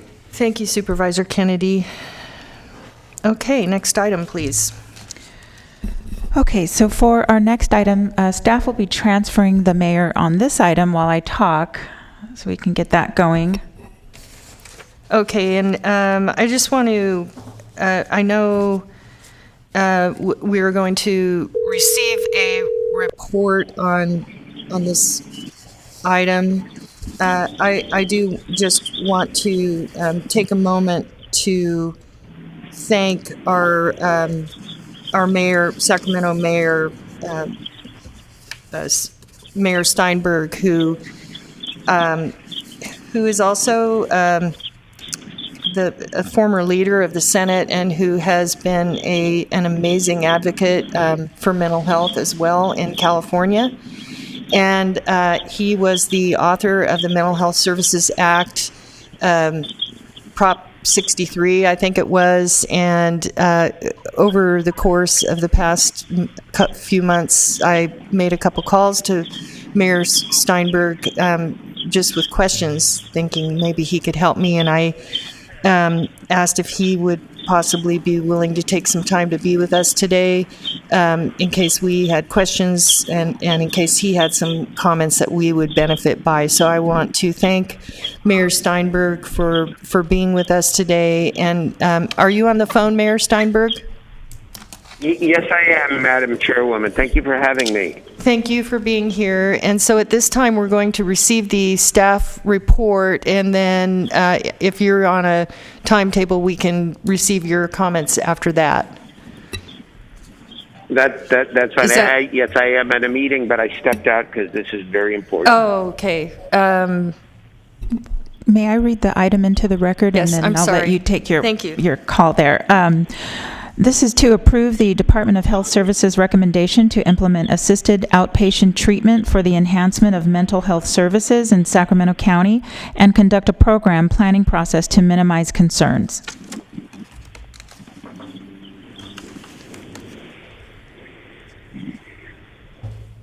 Good morning. Good morning. Thank you, Supervisor Frost.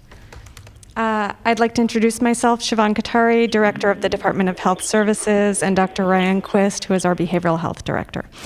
I would like to acknowledge the complexity of the issue of involuntary mental health treatment. I've been both grateful and impressed with the thoughtfulness and impressed with the Dr. Quist and his whole team and all of our community members and advocates have put into thinking through this issue with the department. Although we are recommending that we move forward with the implementation of assisted outpatient treatment, we do recognize the incredible responsibility of undertaking a meaningful planning process to ensure that we're protecting people's liberties, giving folks opportunities to engage, and ensuring access to voluntary services whenever possible. I want to thank Dr. Quist, and I'd like to turn it over to him for a presentation at this time. All right, good morning again. So to start off with the background, assisted outpatient treatments, also known as Laura's Law, was passed into California legislature in 2002 as AB 1421. This allows for court-ordered outpatient treatment for individuals with a mental illness and meet specific criteria. I'm trying to remember just a second. Yeah, okay, I'll talk more about the eligibility criteria in just a moment. When treatment, and the idea is when we want treatment to be able to prevent a deterioration that would likely result in grave disability or serious harm to self or others. Up to this point, from AB 1421, counties were allowed to opt into AOT and were not required to do so. And historically, Sacramento County has not opted in. But recently, AB 1976 passed in September that now requires counties to implement AOT or opt out by July 1st. And that opting out would require a board action in order to do so. Specifically at that point, we needed to start putting together a process to make a determination about what recommendation we would make to the Board of Supervisors in this situation. But let me tell you a little bit more about the eligibility criteria. Eligibility criteria are that the individual must have a serious mental illness and a history of psychiatric hospitalizations, jailings, or acts, threats, or attempts of serious violent behavior towards themselves or others. They must be offered voluntary treatment first, and that offer has to be within the past 10 days of a referral of a petition. Once the referral is made to behavioral health director, then his or her designee files a petition with the court to request the AOT. The consumer would have a right to a defender appointed by the court. Judge would make a determination whether or not the consumer meets the criteria. It's just like any other court case where there can be witnesses and evidence that can be presented. And if the judge makes that determination, the services are authorized for the 180 days. And then after that 180 days, an extension would be needed by the judge. One thing that topic that comes up is that sometimes there's a misunderstanding that or a thought process that maybe AOT would allow us to force medication for individuals, and so we just want to be really clear that that's not possible with this. The judge cannot order involuntary administration of medication. And in terms of how the program works, AOT in other counties is typically programmed with a model similar to what we do as a part of our MHSA programming, using our full service partnership programs. And these programs are basically our do whatever it takes type of a program model. It has a full range of mental health interventions and often has housing supports associated with it. So we wanted to let you know that there are some data out there. DHCS has responsibility for collecting data and reporting on data for the existing AOT programs throughout the state. They found improvements in some decreases in hospitalizations. They saw that AOT programs adjusted effectively to treat, that AOT individuals in AOT programs adjusted effectively to treatment and formed relationships with staff and received the needed services that they needed outside of a locked setting. Most consumers adhere to the treatment, and the need for the enforcement mechanisms are usually pretty minimal. So we don't see a lot of need for the enforcement mechanisms. And counties that have opted into AOT report decrease in psychiatric hospitalizations, as well as decreased involvement with law enforcement, as well as a number of other outcomes. So we've had a series of different conversations on this, and so sort of to talk about it chronologically, we can go back to March. We first, the Mental Health Board actually convened a special meeting to discuss AOT and consider what recommendations they might make to the board. During that conversation, they had, it was a very, folks were very involved with that conversation. We had 8 individuals who spoke in favor of AOT and 7 individuals that spoke against AOT. Mental Health Board member moved to recommend opting out of AOT, and the motion did not pass. There were 2 votes in favor of opting out, 3 votes against opting out, and 2 members abstained. And so therefore, Mental Health Board did not make a recommendation one way or another on this topic. We had a couple sessions of community feedback in March 15th and 16th. And then on April 19th, a follow-up meeting was held to report back the feedback that was received. We had 280 respondents overall. Out of those respondents, 73% recommended implementation of AOT, 15% recommended opting out of AOT, and 12% were neutral, unsure. We got a lot of written comments, and when I sat down to work on this, I struggled with trying to summarize the for and against, the perspectives. So why are people for it, and how can I summarize that? Or why are people against it, and how can I summarize that? And I felt like that the explanations were so complex and so much time and energy went into putting together those thoughtful comments that it would be an injustice for me to be overly reductive in trying to make those summaries. So I encourage folks to take a look at the report that's included as an attachment with this board letter and read for yourself regarding what specifically people said in terms of their perspectives, both for and against. Madam Chair, I would just say, Dr. Quist, this is Supervisor Toller, I think that was very helpful, very useful, and I think, again, gave a flavor for, how people view this, certainly, and I think that was the right choice. It gave us certainly a good opportunity.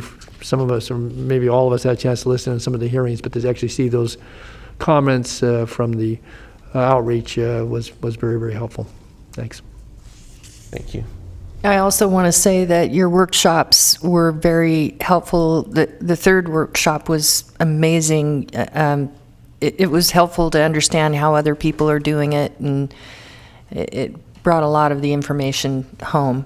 So thanks for that. Oh, And before I forget, when I had finished this PowerPoint, our Alcohol and Drug Advisory Board had not met yet, and they met last week, and they unanimously recommended in favor of AOT. So wanted to make sure that I shared that as well. From the survey, you know, the concern is as well, there are a lot of different voices, and so wanting to get a perspective on what consumers and family members, how they were thinking about it differently. We saw that basically there was a difference. There were more consumers that were recommending opting out. However, when you actually looked at the overall total, 47% of consumers recommended implementation and 33% implemented opting out. And I want to just acknowledge that this is a really difficult topic. This is a very polarized, I don't want to use that word, you really have a strong opinion one way or another. And these are all my advocates that always come to the table and work with us. And so I want to take their feedback. So it's very difficult when I have the same advocates, some advocates saying for it, some advocates saying against it. So we ultimately decided that we were going to bring this recommendation forward because overall, when we held these stakeholder conversations, the majority of folks said that they wanted to implement. Now, I want to acknowledge concern from those who are against AOT that this is not the best time to engage with consumers and have them come and participate in these types of convenings. So they will rightfully point out that it's difficult to get consumers to be able to, how do we get them the technology? How do we get them to Zoom in order to participate in these conversations? But we do have a timeline that we had to make these decisions by, and so this is, we had to bring forth some sort of a recommendation, and so based on that, I had to do it with the information that was available, and this is the information that we have available. Excuse me, Dr. Quist, Supervisor Cerna. Thank you. I'm looking at the PowerPoint on my computer, so I was able to scroll ahead and understand what your conclusions are, but what I don't see here, and correct me if I'm wrong, is some of the rationale, that, especially from the consumers that were part of the workshops and even with one-on-one discussions with you. What if you could characterize, and maybe this is asking too much to simplify things, but if you can characterize kind of the single most glaring concern that the consumers share, is it that they feel that this is a trampling of their civil liberties or would amount to that? Is it based on some of the misunderstanding or misconception about forced medication, those types of things? I'd like to understand a little bit more what's behind the 33%. Okay, I was trying to not be overly reductive, but it's a really long list. So it would be things like, yes, they're concerned about forced treatment. They think people should have a right to choose whether or not they participate in services. Some of it is, there are concerns around whether or not there's going to be disparities as it relates to our diverse communities, to what extent this will be impactful to different communities differently. There are concerns around this is not consistent with our recovery model, is what they'd say, around MHSA, the core values of MHSA. And I'm worried I'm not catching something, but I'm sure my advocates will make up for it in public comment. No, I'm sure they will. I'm curious, was there any distinction made by the consumers that provided feedback in whatever form between consumers that have an issue that is currently being treated where they know that themselves, they're not a threat to themselves or a threat to others? Do they make a distinction between the acuteness of mental health circumstances? Because I think you'd agree, it's on a spectrum, right? I mean, it's not, the severity of mental health challenges is not monolithic. So do they make a distinction between consumers that are past the point or have histories with being a threat to themselves and others, and those that don't, I guess is my question. I'm sorry, and who's they in that? What's that question? You said they? The consumers. The consumers. Do they make a distinction? Yes. So, I'm sorry, I'm struggling. In terms of, I mean, yes, they definitely understand that there's a continuum of need across individuals.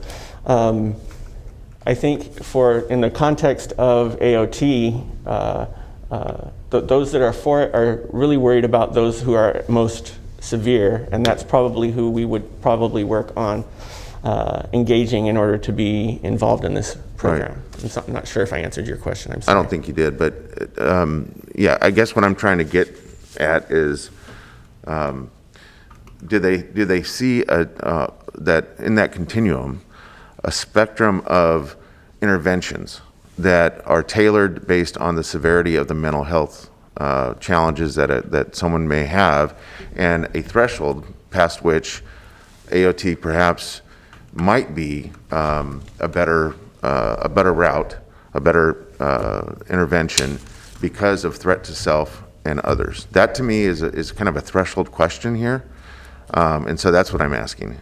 And I'm sure the consumers that are on the phone line or hearing me ask this question, perhaps they'll shed some light on it directly. But that to me is a very important question to have answered, because I'd like to know.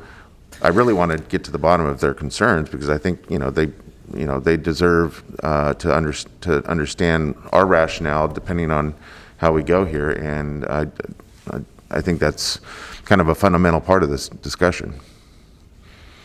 And I see your health services director is sneaking up on you here. I thought I had understood your question to be, and maybe not, but I think sometimes with this issue, there's a misconception that we're casting a really wide net to really pull in folks who we see as need treatment, but who meet that lower threshold like you're talking about. And really there is a very narrowly defined eligibility criteria for AOT. I think one thing that's also a misconception is that with AOT, which is very different than what we have in our current system of 5150s, 5150s can really commit folks to inpatient treatment. And this is really a commitment to the outpatient treatment, which really is about preserving liberties, not about narrowing that focus. And so I do think there are a lot of myths and facts out there about what the AOT is intended to address, and that is something that we as a department do need to really do, is get the word out about what this is intended for. And it really is to preserve liberties. It really is to decrease higher levels of incarcerations, higher level of psychiatric inpatient hospitalizations, and I think that's really important for us to continue to educate in that way. That answers my question, because I think you hit the nail on the head there by expressing that this is not, if it were to be the will of the board to stay in and implement Laura's law, not every mental health consumer, in fact, most mental health consumers, this won't apply to. This is going to be something that would be applicable to people that are having and suffering histories of very acute challenges that have posed a threat to self and others. And so if someone has got a history of, depression and sees themselves as a very vocal advocate, this is an example, it's not going to necessarily apply to those folks that are actually getting treatment or staying relatively healthy with various interventions. This is really, Laura's Law is really something that is aimed at those where the question of harm to self and others is very clear, and very clear in a legal sense. Thank you. Thank you, Supervisor. Okay, the law actually prohibits reducing voluntary services in order to fund AOT. So the next question is, Ryan, how are you going to fund this? So can you use MHSA? And so in order to answer that question, we had some conversations as a part of our Mental Health Services Act Steering Committee. Basically, the technical answer is yes, it could be used. However, we have requirements in the MHSA that we must include a community planning process, CPP, in order to advise the county on how to use those funds. And so we needed to go to the MHSA steering committee in order to have that conversation, because that's who we've assigned that responsibility. Their vote was that MHSA funds cannot be used to fund AOT. Last bullet there, our estimations are that the program would cost approximately $2.5 million annually. So at this time, based on the community feedback that we received, based on the outcomes data that we saw from DHCS and the positive outcomes that other counties are experiencing, Department of Health Services recommends the implementation of AOT in Sacramento County. We also recommend that you please direct us to go back and work with those who are against AOT to design a program to try to minimize their concerns and try to address their concerns as we implement this program. So I think that will be a really engaging process for us to try to address as much as possible what they're doing, what they're concerned about. This will take a few months, and then once that process is completed, we'll return to the Board of Supervisors with an implementation plan. Okay, we have some board members in the queue, but out of respect for Mayor Steinberg's time, because he said he stepped out of the meeting, I wonder if the board members are okay with letting Mayor Steinberg make his comments and ask questions we may have of him. Mayor Steinberg? Yes, well, thank you so much. I have enjoyed listening to the report and the early comment, and I just want to first of all thank the Board of Supervisors and you, Madam Chair, for bringing this very important issue forward.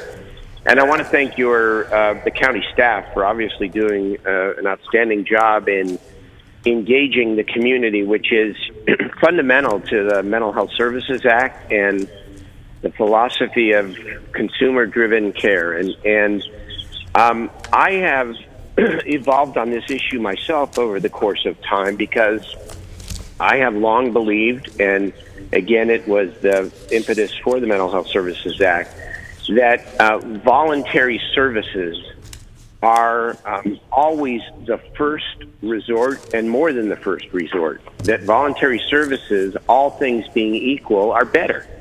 Because when you can voluntarily engage the individual who is suffering, you have a much better chance to, their chance of success is usually much greater. And the issues of civil liberties and civil rights are paramount. I have come to the belief over time that Laura's Law, or assisted outpatient treatment, is an absolutely essential part of the continuum of care, but only at the end of the continuum. For we see it now on our streets, and again, I'm very appreciative of the increasing collaboration between the city and county on the issue of unsheltered homelessness. It's homelessness, but it's more than homelessness. There are situations where people cannot ever agree to voluntary services because of the nature of their illness. And in that case, I believe it is important, it is vital to have a tool like assisted outpatient treatment or Laura's Law to be able to help alleviate the suffering of people who are living in terrible, unacceptable conditions. Maybe put another way, my politics, we all have our politics. I come from the progressive civil libertarian point of view. I do not believe that living out on the streets with severe mental illness is in any way a civil right. And adding this tool to the county's other tools, working with the city to be able to help people and alleviate more suffering is a good and important thing. And the MHSA itself, one of the last bills I did in the legislature was to allow MHSA funding to be used for the implementation of Laura's Law, at least for the services. We never want MHSA to be used for the legal proceedings or anything but the services. But whether somebody is in a assisted outpatient treatment or another county-funded MHSA program, they should both of those individuals should have access to the treatment dollars under MHSA. And that's now what the law is. And so I commend you for taking on this difficult issue. I know how divisive in some ways it is within the mental health advocacy community. I certainly respect both sides, but I have, again, spent my career fighting for more services on the voluntary side. And I think this tool as part of the continuum of care is essential, and I would urge an aye vote. Thank you, Mayor Steinberg. And at this time, if there are board members who have specific questions for Mayor Steinberg, yes, Dr. Quist. I have 2 people waiting on the line that have come as a part of my presentation. Could we do that first? Do you have a little bit of more time, Mayor Steinberg? I can just put myself on mute again and okay. Certainly pick up the phone again, okay? Thank you. Thank you. Okay, thank you, Dr. Quist. Thank you. From Yolo County, I invited my colleague, Karen Larson, who is the Director of Health and Human Services, and they have a AOT program in Yolo County. So I asked if she might share some of her experiences with the program. Okay, great. Thank you. And, Okay, hi. I just want to be sure that this is the director from Yolo County. Yes, my name is Karen Larson. Hi, Ms. Larson, could you please mute the meeting in the background, if you don't mind? Okay, thank you so much. Mm-hmm. Hi, Karen. Thank you for joining us, and I just introduced you. hi, Karen. This is Supervisor Frost, and Dr. Quist just introduced you, and if you wanted to begin your comments, it would be appropriate at this time. Great, thank you. Thank you for having me, Chair Frost and members of the board. My name is Karen Larson. I'm the Director of Health and Human Services for Yolo County. It's also my privilege to serve as the county's mental health director and public guardian, both of which are relevant to the item before you today. While I have served Yolo County for over 20 years, I'm a resident of District 1 here in Sacramento and thus very much invested in the support and care of my community. I come before you today to share my unwavering support for Sacramento implementing Laura's Law or assisted outpatient treatment. This position comes from years of experience with this service in Yolo County and remarkable outcomes. Congresswoman Thompson, who authored the original legislation in 2002, was also a Yolo County supervisor, and thus Yolo County was the second county after Nevada to implement Laura's Law. We began the project as a pilot in fiscal year 13-14 and fully adopted as an ongoing program after the first fiscal year. Yolo County has 5 slots for assisted outpatient treatment, and we can flex up to 8 at any point in time if needed. There were community concerns when Yolo began considering this program, and many revolved around civil rights and forced medications. What I have learned since implementation is that the county can build whatever guardrails they feel necessary to protect the rights of their citizens while ensuring their safety. In Yolo, AOT has allowed us to provide outreach and engagement services to individuals who are struggling over an extended period of time to build trust and rapport and hopefully treatment, engagement, and recovery. It has also allowed us to be paid for these services via MHSA.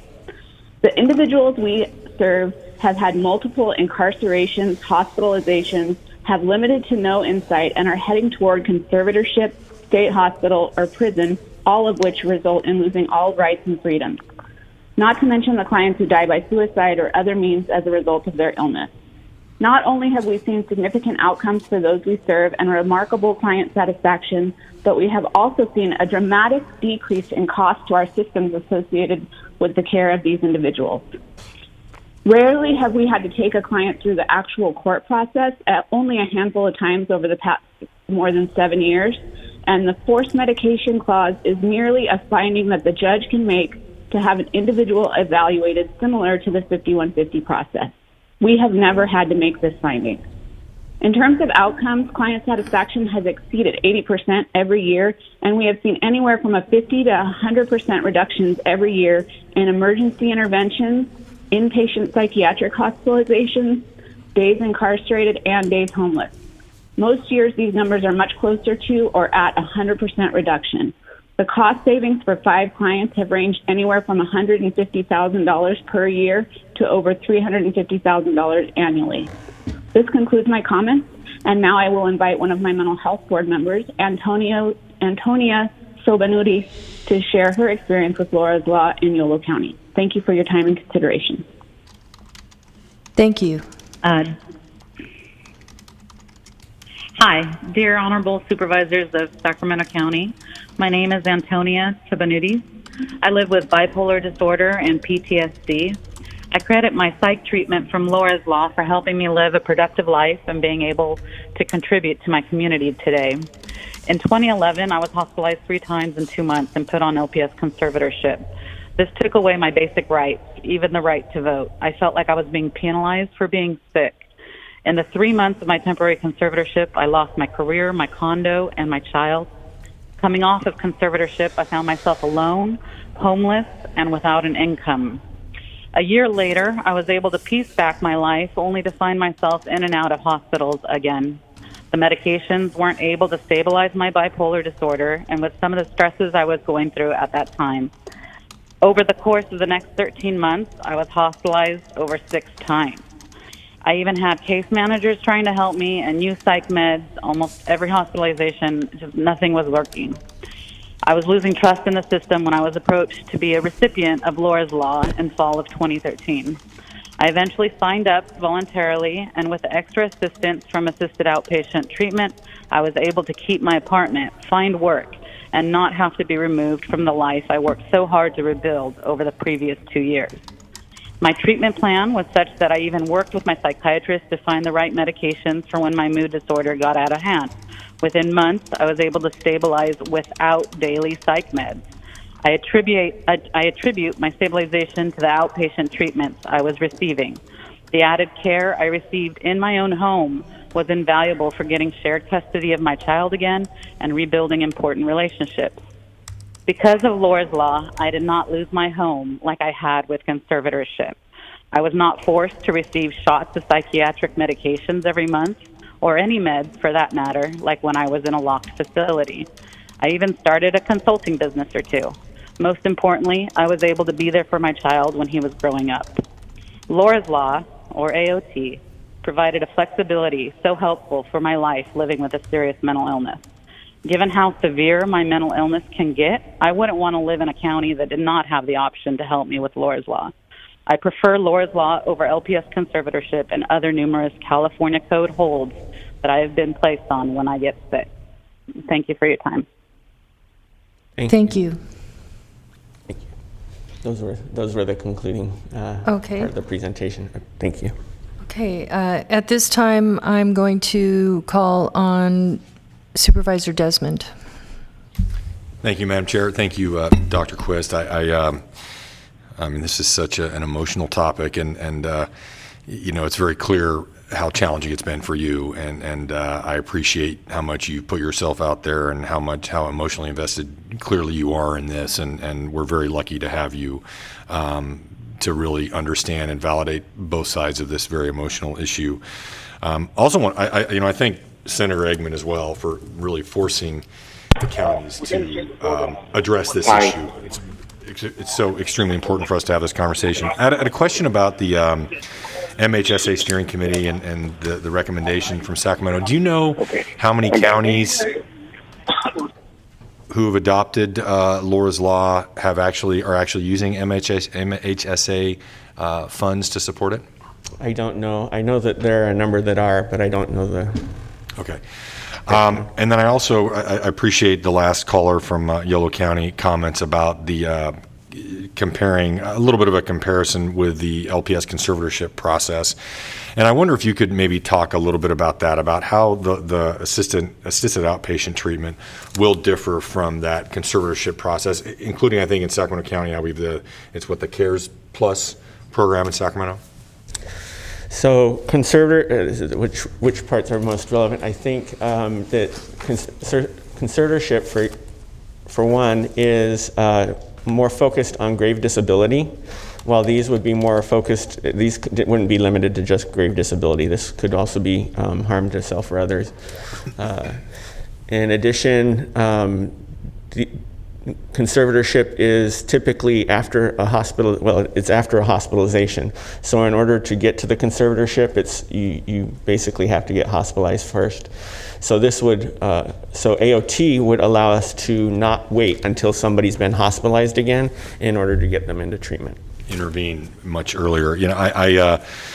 I think all of us have been touched by mental illness, or we have some anecdotal experience in our lives. I know I have my sister-in-law listening today who has had serious issues with my niece, who went through a lot of mental health crises in her life that led to a series of events of hospitalizations, law enforcement experiences, eventually children being taken away by Child Protective Services, and homelessness. And in my prior life in law enforcement, I experienced many times being called to situations where someone was clearly undergoing a mental health crisis. And it struck me time and time again how, we have either a 5150 hold for the most extreme cases, or law enforcement often for an underlying criminal offense, but we have nothing in between to get people at times the meaningful help they need. And I think that just the other day I was with my young daughter, driving around, and we were watching a homeless individual on the street, and he was clearly going through some kind of episode. He was beating on the side of a shopping cart, and we all have these stories. We've all seen this. And she asked me, "Dad, what, can't somebody do something about that?" And I thought to myself, well, likely the only thing that's going to happen, law enforcement will show up probably, and the person will maybe end up going to jail, and it will not be the kind of treatment that the person needs. And I think we have an opportunity here to do something in Sacramento County that obviously it's not a panacea, but it is one more tool that Mayor Steinberg mentioned, and it has to be number 10 on the continuum of 1 through 9 being voluntary treatment, right?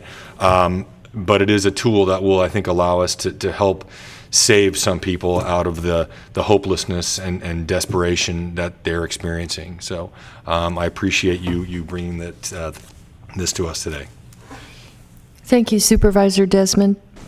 Supervisor Natoli. Now, I'll be brief in my questions at this juncture. I know we have many people waiting to weigh in. First, I would just note, too, thank you, Dr. Quist, you and your staff, certainly to Mr. Wagstaff and others who have helped guide the process thus far as it relates to outreach. And I was just, again, we've been getting even email communications during this hearing that have been delivered by the clerk's office. And so I was just paging through those, and some very heartfelt, I think, deeply passionate commentary, as you noted, as it relates to situations that are very personal, but certainly affect our community, affect families, affect family members. And I think, obviously, the testimony that was given over time, because this isn't the first time certainly this board has talked about this issue, but certainly the Mental Health Board and our partner entities and organizations, our consumer advocates, and a whole host of folks who have weighed in over the course of, better part of a decade. I think, if I recall correctly, it was probably a dozen years ago or more when this board first had some discussion about Laura's Law. And certainly over time I've heard, many, I think, stories of struggle, very true stories, but also obviously expressed concerns. What I wanted to ask, again, not to get out ahead of obviously any decision this board is going to make, but with the recommendation, in your last slide, you talked about if the board adopts a recommendation, Dr. Quist, as you bring it forward, that you're going to go back into a community process and come back to this board at a later date. I guess I'd like to pin that down a little more closely as to, at least from your perspective and that of Mr. Wagstaff and others who would be charged with this. There's the budgetary component, but about the community process, could you just take a moment and in light of even the Mental Health Steering Committee's recommendation of just, a few weeks ago, what sort of process do you envision, and when would you get back? Could you be back to this board by late summer? Is that what you anticipate, or are you talking about, 6 months, 9 months, a year, or 3? So again, without putting any words in your mouth, what do you anticipate? And of course, I knew this question was coming, but we're also doing this process for our crisis response team, right. And there's a few other things that are going on right now. But I think it would be realistic for us to begin the process, and part of the process is going to be asking the community what the process should look like, right? So they're going to also have feedback on what the process should be. I imagine we might be able to have some sort of an update in three months or so. Okay, so we could anticipate, an update is different than actually having, I guess, a plan that would then be vetted and be something that would be then, you'd be seeking further direction to then go out and begin to implement. And I guess so September is... If I may, Supervisor, just to add on to what Ryan said, I think the point he made was a good one, how the community process often drives what the community process has to be. But at this point in time, our intent is we recognize this as clearly an issue in September for our budget hearing discussions to, if nothing else, give you an update on where it stands. We didn't want to be presumptuous in developing the budget, as we've been working on it so hard the last several months to assume what the board was going to do. So we recognized this was going to be a September budget issue. Ryan passed on to you what, so far anyway, the MHA Steering Committee has said, and we're going to talk more about that in terms of how we present this to you. But as it stands right now, we see this as an issue on the plate for the September budget hearing discussions. Okay, and just one finer point on the budget, I asked this in briefing yesterday, but in the event that we did not use MHSA funding stream, then we would either have to look to realignment dollars or to general fund dollars. Is that correct?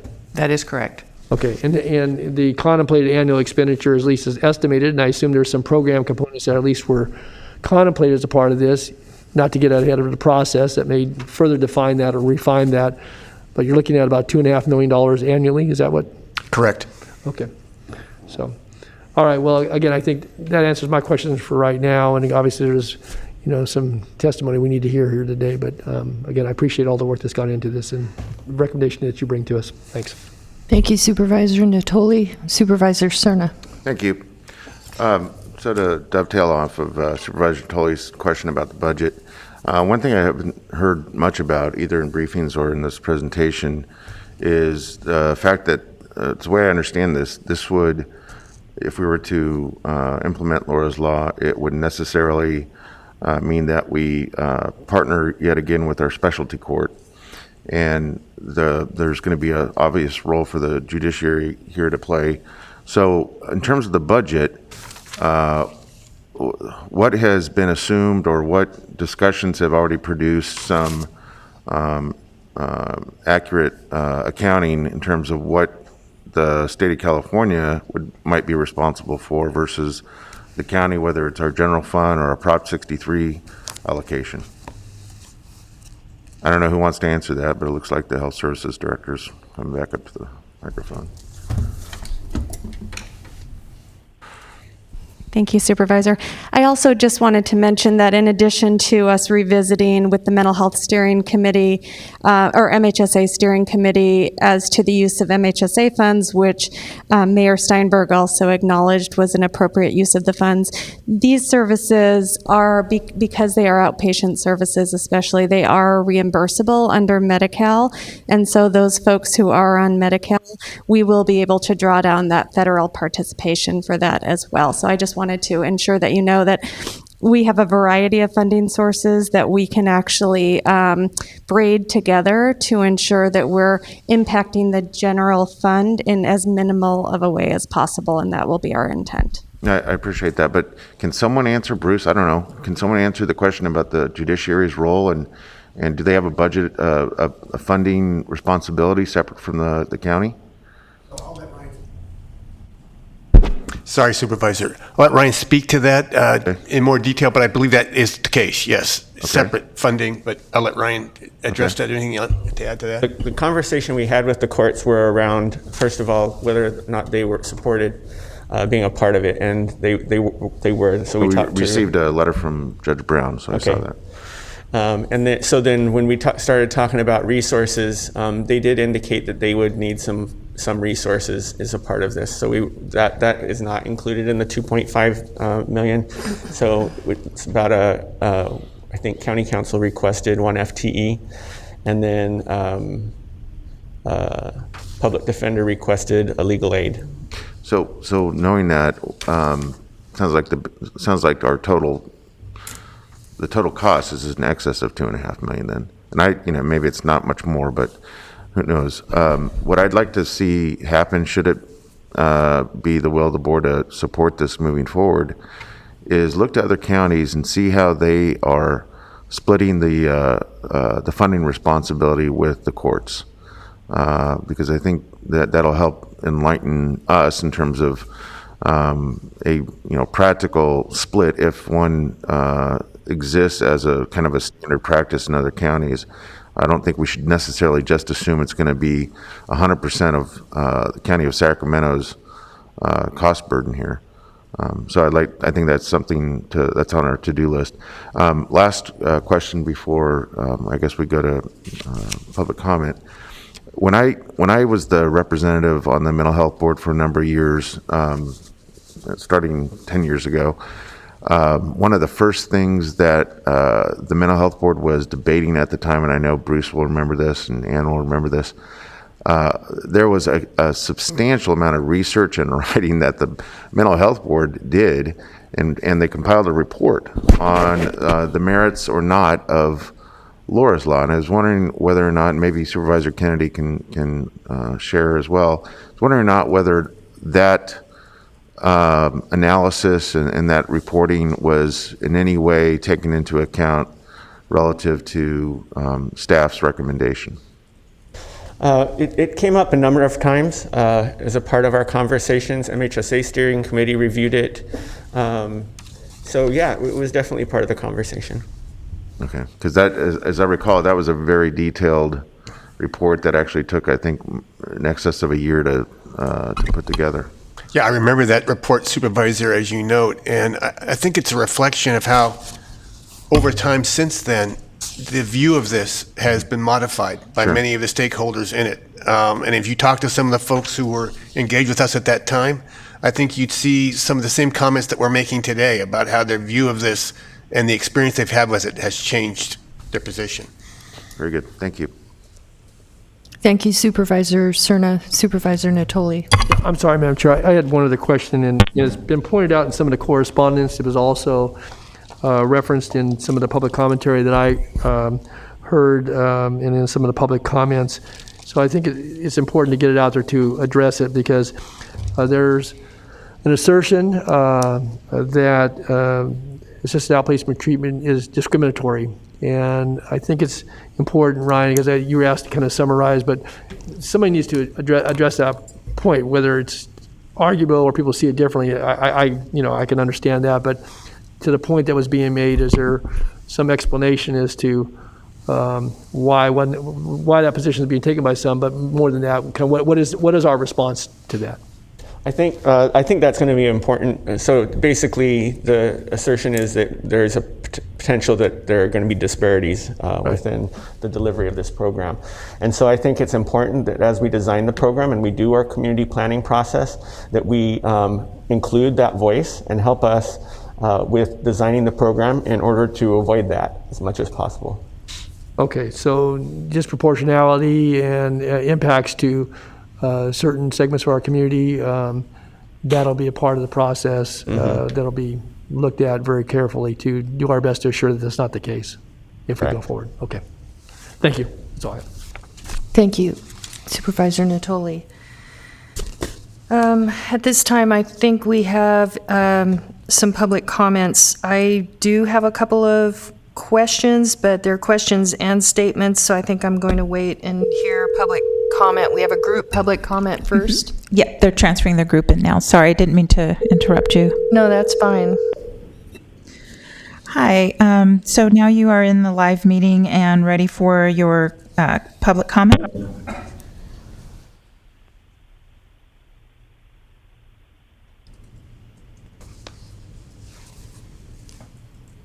Can you hear me? Is this Colin Suarez? Suarez. I'm sorry, I butchered that. No, it's okay. And we have Jennifer Alley also on the line? Yes. Okay, great. We can start with Colin, and then Jennifer, you can make your statements. Well, thank you, Madam Chair and Supervisors, and appreciate being here today. My name is Colin Suarez. I'm the Director of Government Affairs for the California Psychological Association. There were a lot of really excellent points that were already been made this morning about AOT, so I'm not going to repeat too many of them, but I do want to specify why psychologists care about AOT, and that is it comes down to about improving access to mental health services for some of the most difficult to reach populations. And I do think it's important to note this is a do or don't dichotomy for AOT, as has been expressed by many today. Without AOT, the alternative is much more significant inpatient treatment or other restrictive measures, including law enforcement, involuntary holds that do not necessarily guarantee the mental health improvement of the treated individual.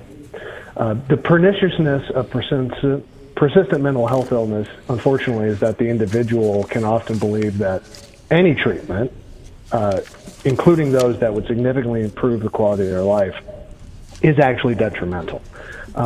So we believe that AOT is an effective treatment of those difficult populations that does not reduce their civil rights or civil liberties, or does not require much more significantly costly or restrictive inpatient treatments. We really do see AOT as a bridge to recovery from those who have been released from inpatient facilities, or as an alternative to a sort of repeating cycle. And what that repeating cycle is, increased hospitalizations, trips to emergency room departments, incarcerations, or homelessness. And it does seem like AOT provides a pretty significant stop to that revolving door. Obviously, there is a tremendous benefit in terms of long-term cost savings to county governments from reduced calls from service, but that is beneficial to the community. I think something needs to be taken into consideration. However, the reason that providers such as ours support this is because it is a significant market improvement of these individuals, and it provides a vastly improved quality of life long-term for those individuals, their families, their caregivers, and those who they come in contact with through other treatment modalities. Thank you for the time to speak today. Thank you, sir. And next we have Jennifer Alley, California Marriage and Family Therapist Association. Good morning, Chair and Supervisors. My name is Jennifer Alley, and I'm with the California Association of Marriage and Family Therapists.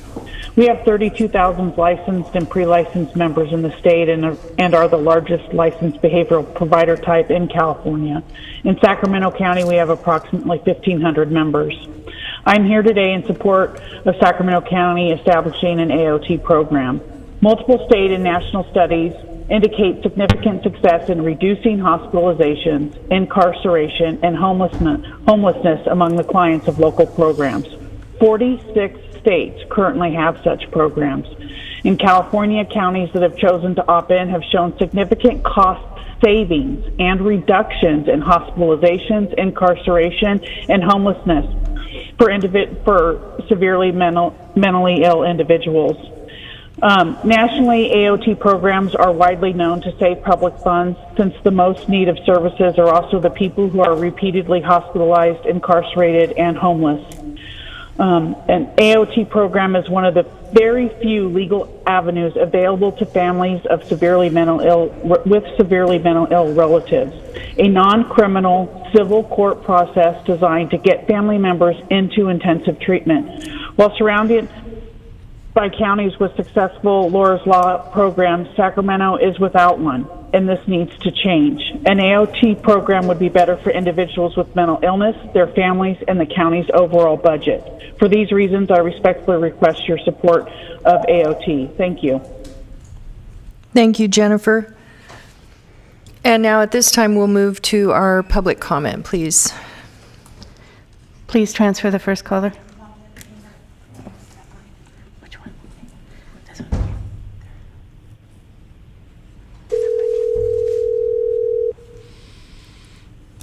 Hi, caller. Please start with your comments. You have 2 minutes. Okay. You can start with your comments now. You have 2 minutes. Oh, okay. Thank you. Hello, my name is Leslie Napper. Thank you, Honorable Chair, Board of Supervisors. My name is Leslie Napper. I am a member of mental health services in Sacramento County. I live with bipolar disorder, and at one time, as the adult child, very much a danger to myself with an untreated serious mental illness, back and forth between the ER, psychiatric hospital, and out in the streets. It took an FSP, a full-service partner in our mental health delivery system that was invested in my wellness, and that offered reflective services to meet me where I was. And at that time, during that time, so grateful for the service I received. And because of those services, I am here today speaking with you, a family reunified and doing well. Sacramento County has a robust mental health delivery system, especially compared to our sister counties. But with gaps that need to be filled, AOT does not have to be that gap filler. Giving our FSPs the tools they need to strengthen their engagement and outreach strategies. The other piece is that our FSPs need to open a front door for our families that are in need of a referral service to refer their loved ones to our services, ensuring services are reflective to meet the consumer's needs. AOT is not equitable. Black and brown consumers are more likely to be subjected to the court-ordered aspect of AOT versus voluntary. This is very concerning to me as a Black woman that is a mental health consumer living with a serious mental illness. This is contrary to the Board of Supervisors declaration that addressed racial disparities as a public health issue. Not to mention the positive outcomes of AOT programs. You have 6 minutes, 6 seconds. Thank you for FSPs, and the cost savings would be more significant if we were to properly tool our FSPs, but we don't need an AOT to do that. But I thank everyone for their commentary, particularly those that were part of the focus group. So thank you all for listening. Can you please wrap up your comments, please? I'm having trouble hearing. Okay, so at this time, I believe the mayor is still on the phone. Does anyone have any further questions so that we can release the mayor? Mayor Steinberg, are you still on the phone?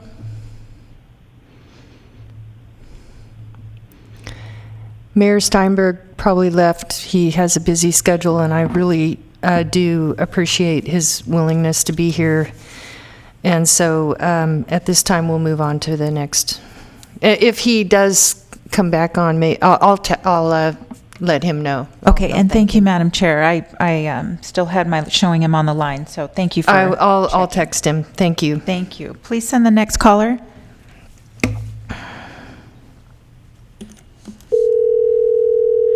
Thank you. Hi, caller. Please start with your comments. You have 2 minutes.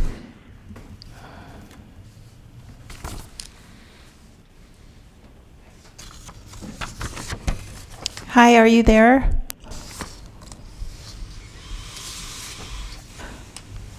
Okay, please send the next caller.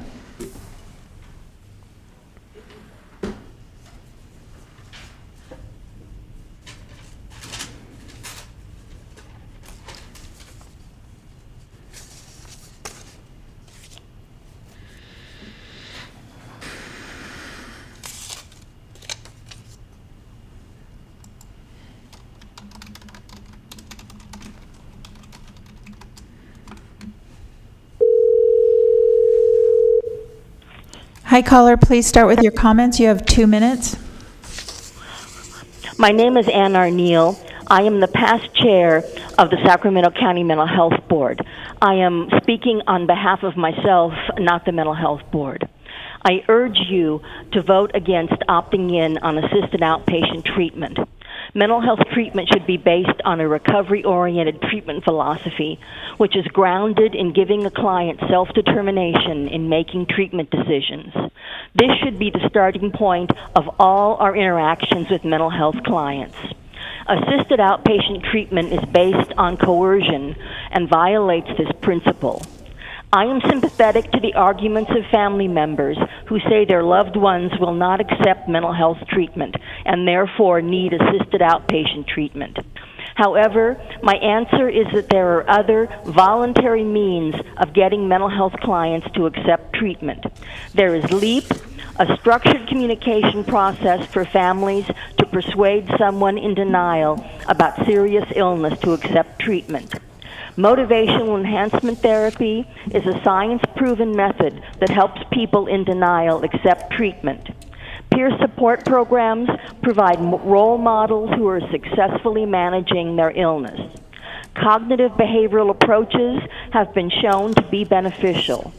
Psychiatric advance directives, or PADs, are legal documents drafted when a person is well enough to consider preferences for future mental health treatment. A PAD is then used when a person becomes unable to make decisions during a mental health crisis. The Behavioral Health Services Division can use these effective engagement techniques using its existing outreach teams to place targets in the proposed FSP. You have 10 seconds. Without implementing coercive assisted outpatient treatment. Please vote no on this item. Thank you. Thank you. Please send the next caller.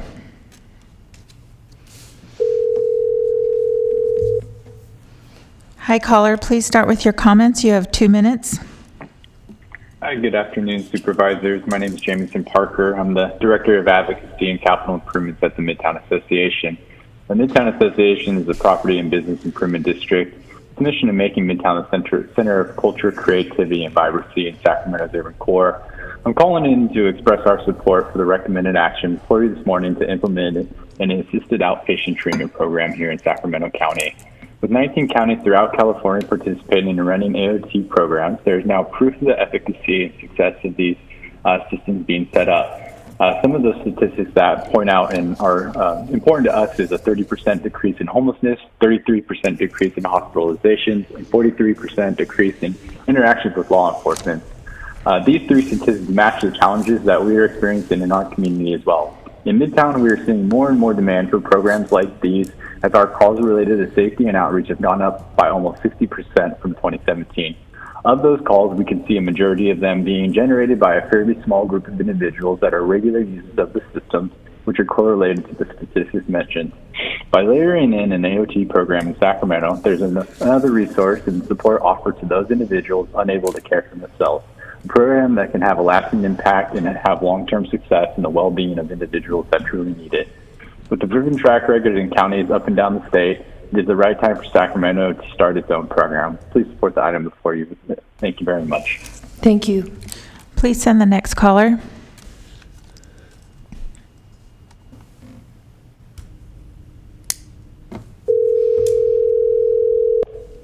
Hi, caller. Please start with your comments. You have 2 minutes.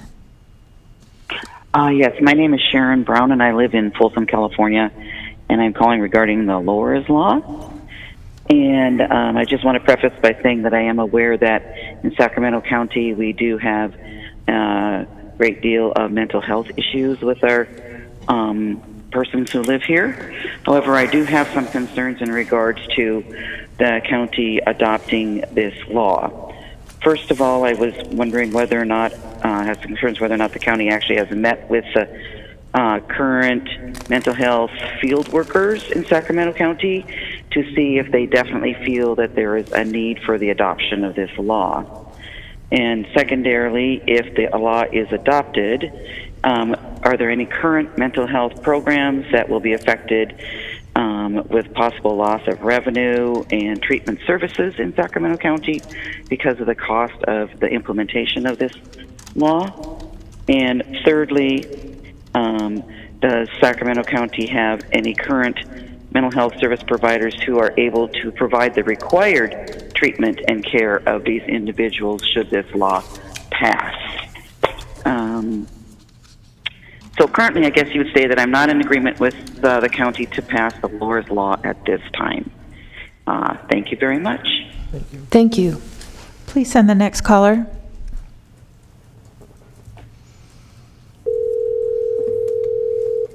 Hi, caller, please start with your comments. You have 2 minutes. Thank you. Lois Sleuthborough. I'm asking the Board of Supervisors to opt in to AB 1976, Assisted Outpatient Treatment, AOT, for the severely mentally ill. AOT is treatment with accountability for our most vulnerable citizens under the umbrella of civil court oversight. It begins by building trust with consistent, compassionate outreach. It forms a team of wraparound services such as mental health clinicians, court appointees, peers, and family members. Sacramento is blessed to have a mental health court and a highly respected and compassionate judge who resides over it.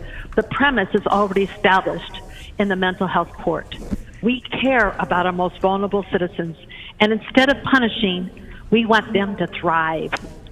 AOT goal is to keep its most vulnerable citizens out of the criminal court system.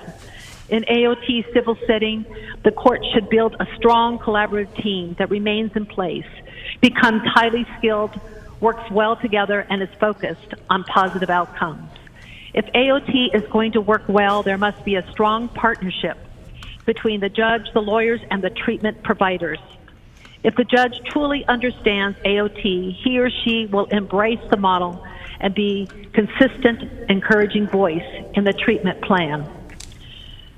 2 months ago, both Santa Clara and Alameda counties estimated 50 AOT clients, whittled down from about 500 calls. Each client may cost between $27,000 to $40,000 a year. Compare this to $90,000 incarceration costs per Santa Clara Supervisor Lee. AOT saves money and lives. Please opt in to AB 1976. Thank you. Thank you. Next caller, please.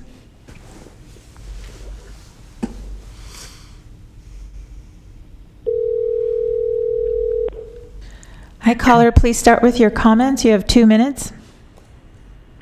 Yes, my comment is that I would hope that the county will adopt Laura's Law.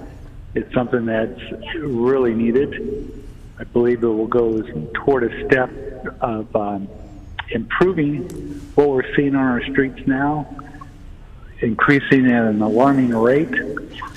And there's actually some places that I prefer not to drive through anymore, to tell you the truth, because of what's growing in that area as far as homeless and people that you don't know what's going to happen next. So anyway, please consider strongly adopting Laura's Law.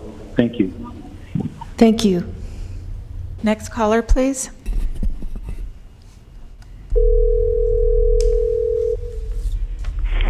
Hi, caller, please start with your comments. You have 2 minutes.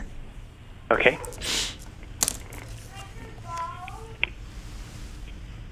Should I start right now? Yes, please. Mm-hmm. Okay. I am against item 50, Laura's Law, because it goes against basic freedoms of liberty. Anytime a law can be used by evil-minded judges to take away the liberties of a person, you can guarantee it will be abused like that. Just think how the Patriot Act is being used on honest citizens right now. It was intended for non-citizens, and it was turned against citizens. If you think there are no evil judges, just know there are a lot of them who have been paid off in some form or another. Childhood Protective Services involves these evil judges in one of the most severe criminal scandals in the USA. This CPS scandal involves people at all levels. The FISA court system is another obvious example of evil judges bought and paid for. Who is to say when someone has a serious mental illness? Presumably a psychiatrist would evaluate such a person, and most everyone knows how unstable these experts, quote unquote, are themselves. So it places the ultimate power into their often demented minds and gives an evil judge a rubber stamp ability to decide that that person's fate. This is an evil plan to take away more freedoms, plain and simple. Just imagine yourself on the receiving end of such a judgment before you decide how you vote on this garbage. Thank you. Thank you. Next caller, please.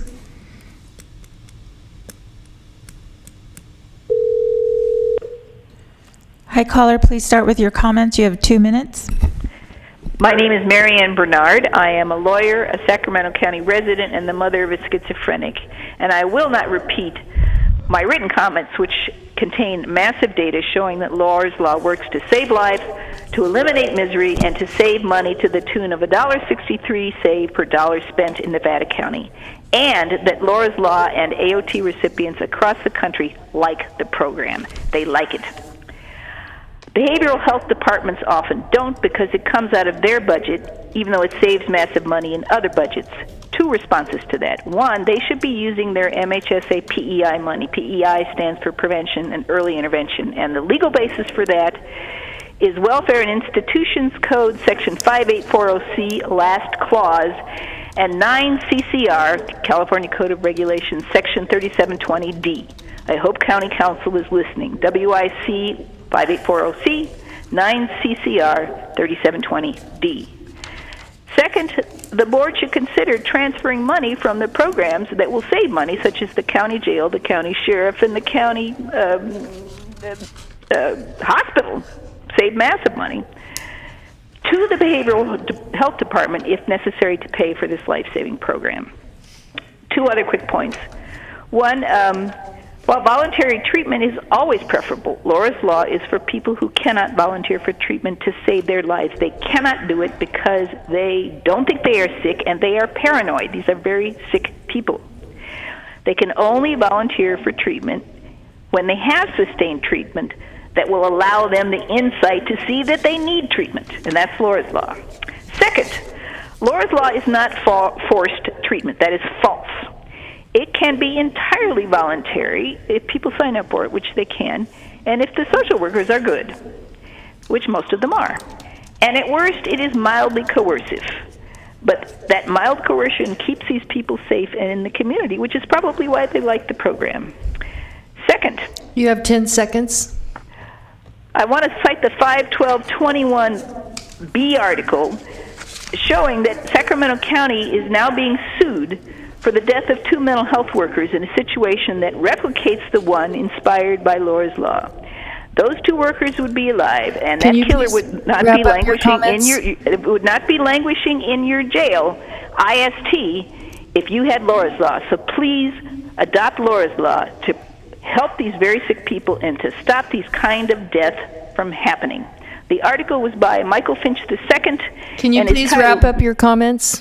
I am. And thank you. In the B, please send the next caller. Hi, caller. Please start with your comments. You have 2 minutes. All right. PJ Key here, District 1. So a huge part of what opponents of this measure are saying is that it didn't utilize an adequate equity lens in order to evaluate how those who are most impacted by the lack of mental health support feel about the implementation of such a law that might potentially disproportionately impact them. I would agree. And then I go and look at the statistics for ethnicities represented in the survey, and I see an overrepresentation of white people. I see an underrepresentation of Asian Americans, people of color, Hispanic folks, and multiracial people. And that's just compared to county demographics. How is anyone supposed to take this seriously when the communities most impacted are least represented in adequately informing your decision? Given the fact that the carceral system and its related systems, such as this, tend to disproportionately negatively impact minorities, why on earth wouldn't that be a first thought when going into this to ensure a robust sample size from those communities? And I'm thinking something more on the order of percentages related to those impacted by these sorts of systems, not just county proportions.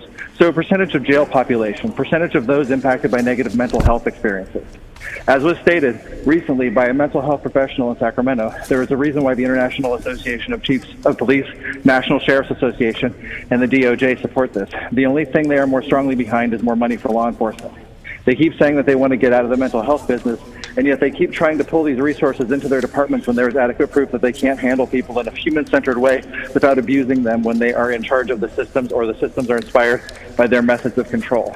To quote from that mental health professional, AOT will adversely affect Black and Brown community members, as there is evidence in the research literature that racial bias plays a role in the overdiagnosis of disorders like schizophrenia in Black people. There are also exponentially higher rates of Black individuals with severe mental illness in the criminal justice system.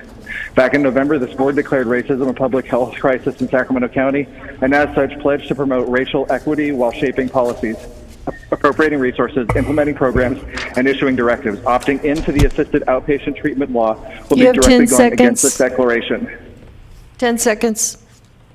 Opting into the assisted outpatient treatment law will be directly going against this declaration. Please conduct more research before implementing. Thank you. Thank you, sir. Please send the next caller.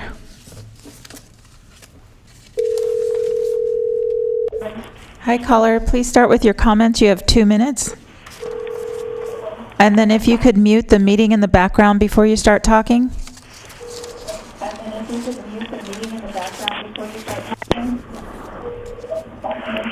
Hi, are you there? Yes, hello. Yeah. Can you mute the meeting in the background before you start talking? Yes, I absolutely will. Okay, I'm ready. Hello? Please proceed. My name is Susan Goodman, and I'm here to speak for AOT. And I want to present just a short, little different perspective on things, because I haven't heard the word caregivers mentioned much today. I'm a successful college graduate. I'm a lawyer.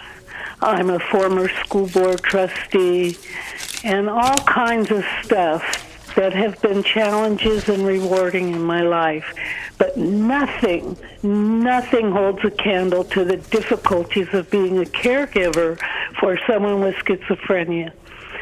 I have a 33-year-old son who is home, and my son he's ill. He's just very, very ill. My son does not need hospitalization. He's not dangerous to himself or others, but he commits unspeakable acts of things to himself, not to hurt himself, but things that the voices tell him to do. He is plagued by hallucinations, he's plagued by hallucinations, and he's plagued by the fact that there's nothing in the system to help him. So I'm going to wrap it up. I'm just asking you to please read my comments. They're a clearer version of what I'm trying to say right now. I didn't expect to be on so soon. But thank you. And that's it. Thank you for your input. Please send the next caller.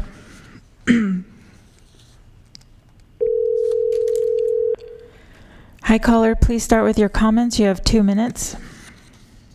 Hello, my name is Wesley Fagundis. I'm calling on behalf of the R Street Sacramento Partnership to voice our support for Laura's Law. and encourage you to approve staff's recommendation to implement AOT in Sacramento County. Thank you. Thank you. Next caller, please.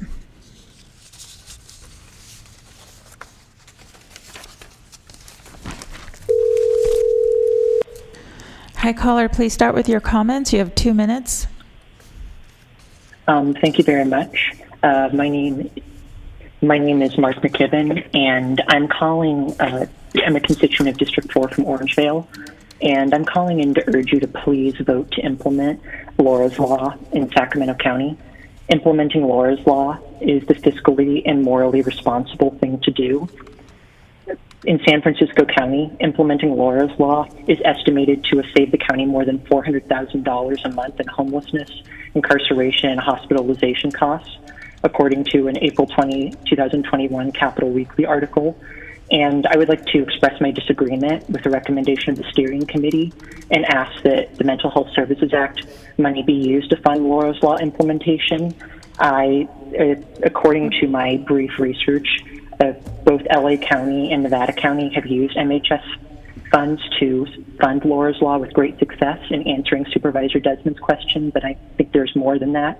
But those are the only two I know for sure. In Laura's Law in the counties it's been implemented has led to drops in hospitalization and incarceration, and implementing Laura's Law will move Sacramento County further away from the heinous practice of criminalizing mental illness.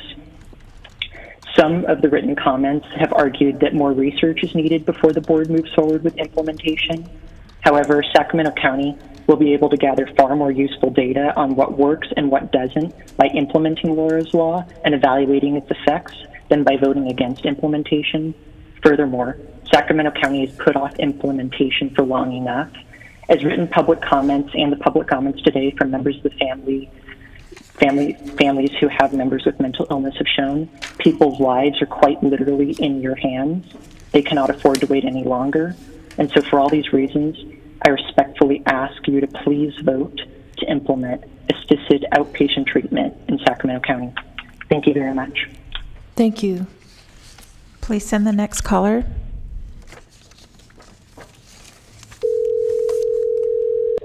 Hi, caller, please start with your comments. You have 2 minutes. Okay, thank you very much for letting me share. This is Susan McCrae. I'm a current member of the MHSA Steering Committee, and I was one of the ones that Supervisor Cerna mentioned writing that feasibility report for the Mental Health Board back in 2012.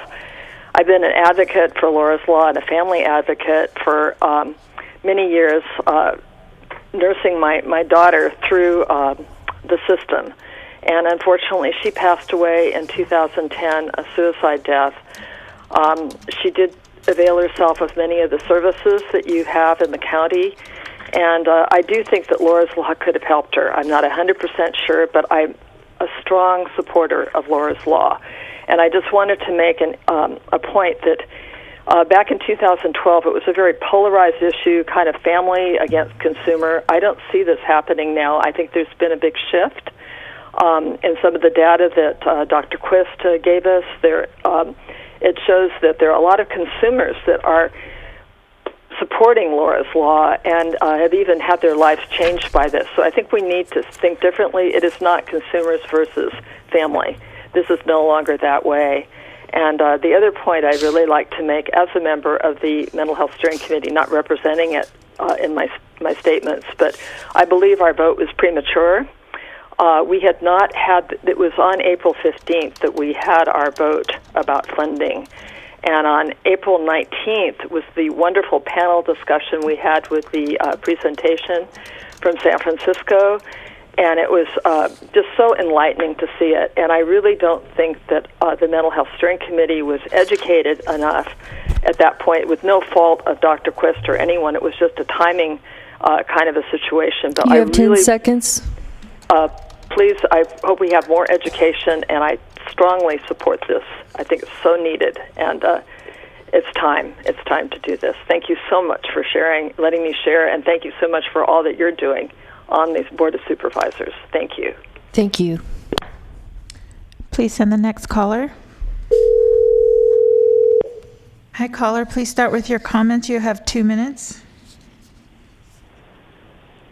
I'm sorry. This is for AOT, correct?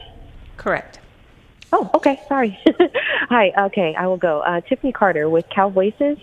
As a consumer-run organization representing the diverse populations of Sacramento County and the state, our recommendation that Sacramento County opt out of AOT is a direct reflection of consumer feedback. We've participated in a number of meetings throughout Sacramento County, and there has not been enough consumer representation at the tables to speak on this topic for Sacramento County to feel confident on making this decision. There's been a huge lack of representation in attendance and on panels of persons of color. As I am an African-American woman, I have not seen myself reflected in these meetings. Additionally, cultural diversity and overall inclusiveness of all the populations that Sacramento is made up of. It's not appropriate for decisions to be made on services that will impact the people that are not at the table. And I know Dr. Quist stated that the county is under a deadline, but in no capacity should this decision be made without the voices of the men and women that this will impact, some of who are currently trying to figure out what to eat, how to stabilize their housing, how to survive, especially during COVID-19. This is dangerous, and it pretty much mimics forced treatment by implementing it without appropriate consumer feedback. If we continue on this trajectory of implementing AOT, we're absolutely going to witness disparities. Additionally, we participated in presenting our opposition to the Alcohol and Drug Advisory Board, and in all honesty, it felt like our participation was a box to simply check off. It was full of attendance of non-Californian residents who were advocates of AOT, county providers, Sac County Court, law enforcement, and family members of someone who felt like it could have benefited their family member. There were no consumers in attendance, and the chat box was a complete mob mentality against the opposition, showing no intention to even hear the opposition stance, which was the reflection of the voices of people who are going to be impacted. Lastly, the Mental Health Services Act affords for innovative services that are person-focused and client-driven services that which clients consistently express supports their ability to find wellness and live a recovery-oriented life. We've yet to execute MHSA services in the way in which it was intended upon its inception in 2004. When we execute MHSA services appropriately, we see success, and there's no need to impede on a person. Can you please wrap up your comments? Absolutely. There's no need to impede on a person's civil liberties, which we're going to be doing if we implement this. Thank you for your time. Thank you. Next caller, please.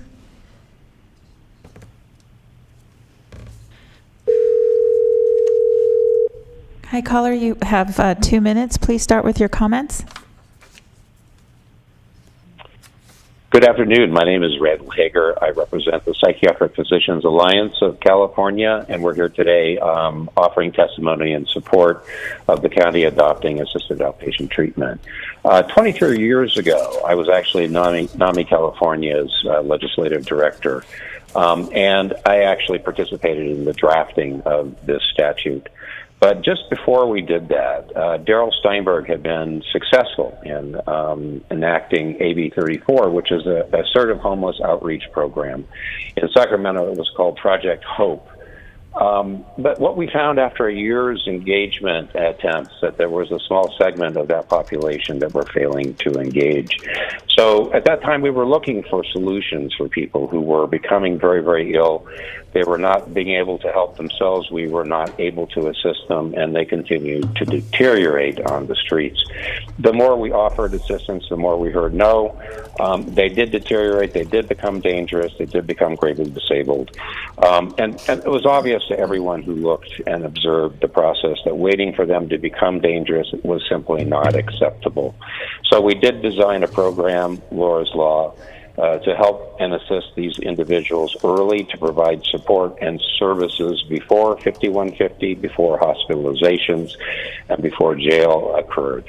It's a tool that is for a few of the individuals out there in the wider Sacramento area. It is designed to be very light in its footprint on their civil liberties.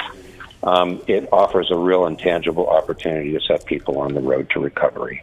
And we do offer it to and commend it to you for your adoption in Sacramento County. Thank you. Thank you.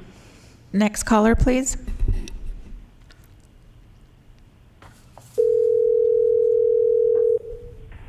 Hi, caller. Please start with your comments. You have 2 minutes.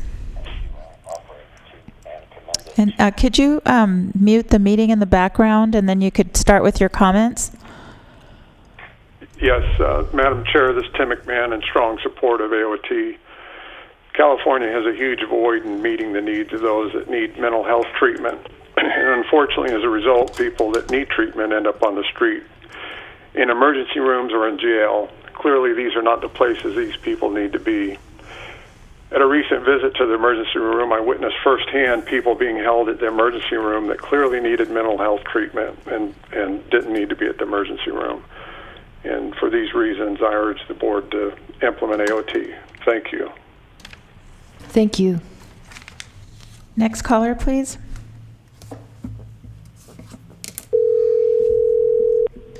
Hi, caller. Please start with your comments. You have 2 minutes. Hello, can you hear me? Yes, we can. Hi, my name is Andrea Crook, and I'm the Director of Advocacy for Advancing Client and Community Empowerment through Sustainable Solutions, which is a statewide client advocacy program of Cal Voices, and we ask that you opt out of AOT. I'd like to start off by commenting on, I believe it's Shafan Kathari's statement, that there are a lot of myths and facts around AOT. And she also stated it actually preserves individual liberties. What I can tell you is that this is her opinion and not a fact. I suppose it is easy to take this position when it is not your liberties being threatened. It is important to note that both of Sacramento County's peer-run organizations oppose implementing AOT, as well as the Bazillion Center, SAMHSA, Disability Rights California, and many other well-respected statewide and national organizations. This is a civil rights violation, and counties that do not opt out will be on the wrong side of history. Additionally, a vote to approve AOT is a vote to divert critical mental health resources to AOT programs, regardless of actual community needs. AOT is antithetical to the recovery model and prioritizes the very fail-first approach California voters rejected when they passed the MHSA in 2004. AOT takes away your local control, and it is unnecessary to implement AOT to provide a comprehensive array of community-based mental health and supportive services that individuals with mental health in Sacramento need. This entire process has been politicized and leaves me wondering, how did we get here? You have 15 historically, seconds. Sacramento County has been a strong ally with clients, especially when it comes to AOT. What has happened? This is not what your community stakeholders want, and we ask that you please opt out. Thank you for the time. Thank you. Next caller, please.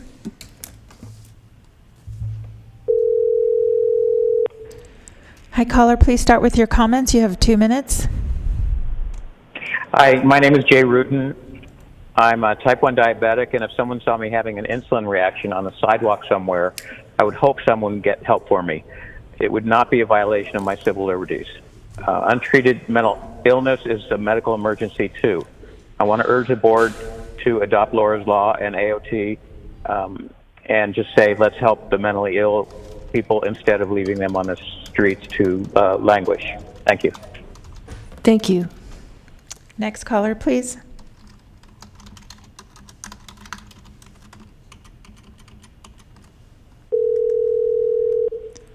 Hi, caller. Please start with your comments. You have 2 minutes. Hi, my name is David Bain. I'm a consumer. I live in District 2. I support opting in for Laura's Law. I would like to see more people get into recovery, and these are people who are currently not being served by Sac County services. AOT programs providers are typically more responsive to their clients, are more accountable to their clients, and getting services and getting help to those individuals so they can get into recovery and live healthy lives. Thank you. Thank you. Next caller, please. Hi, caller. Please start with your comments. You have 2 minutes. Hi, thank you so much. My name is Elizabeth Kaino Hopper. I want to thank all the supervisors, Dr. Ryan Quist, all of our local first responders and sheriff offices, and all of our FSP workers and field workers for all the work that they are already doing. My heart goes out to all the caregivers and the family members. I'm actually in that category as well. We are also field workers. We also bring services. We do learn the recovery model and the tools of engagement and techniques, and we use those in our home. Although sometimes a person's symptoms have just ramped up to the point where telling them to stop or volunteer beyond their symptoms is no longer realistic. That's one reason I do support AOT for Sacramento County. Our daughter was assigned to an FSP, and they tried so hard. I have no fault to place anywhere there, but her symptoms had ramped to prevent her from continuing in that program. And so that's a failure first, and yet there was nothing else on another level to offer for her other than Care Plus. AOT could have fixed that problem. The other thing I like about AOT is it requires or it allows treatment for co-occurring illnesses. For example, serious mental illness is a core issue for my daughter. At the same time, she has eventually turned to drugs and alcohol.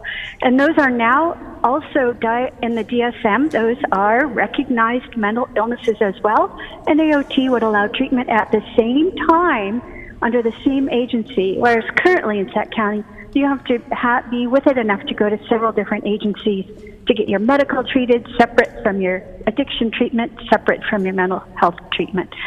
Those are the main reasons that I do support AOT. I would ask that because family are also field workers, that if the board should decide that it should be implemented, that we are also viewed as stakeholders and are brought to the table about how things would be implemented. Can you please wrap up your comments? I'm finished. Thank you so much. Thank you. Next caller, please.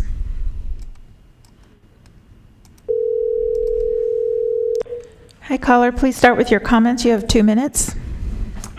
Good afternoon. Dion Dwyer calling on behalf of the Downtown Sacramento Partnership. We represent property and business owners that employ over 100,000 individuals that work downtown.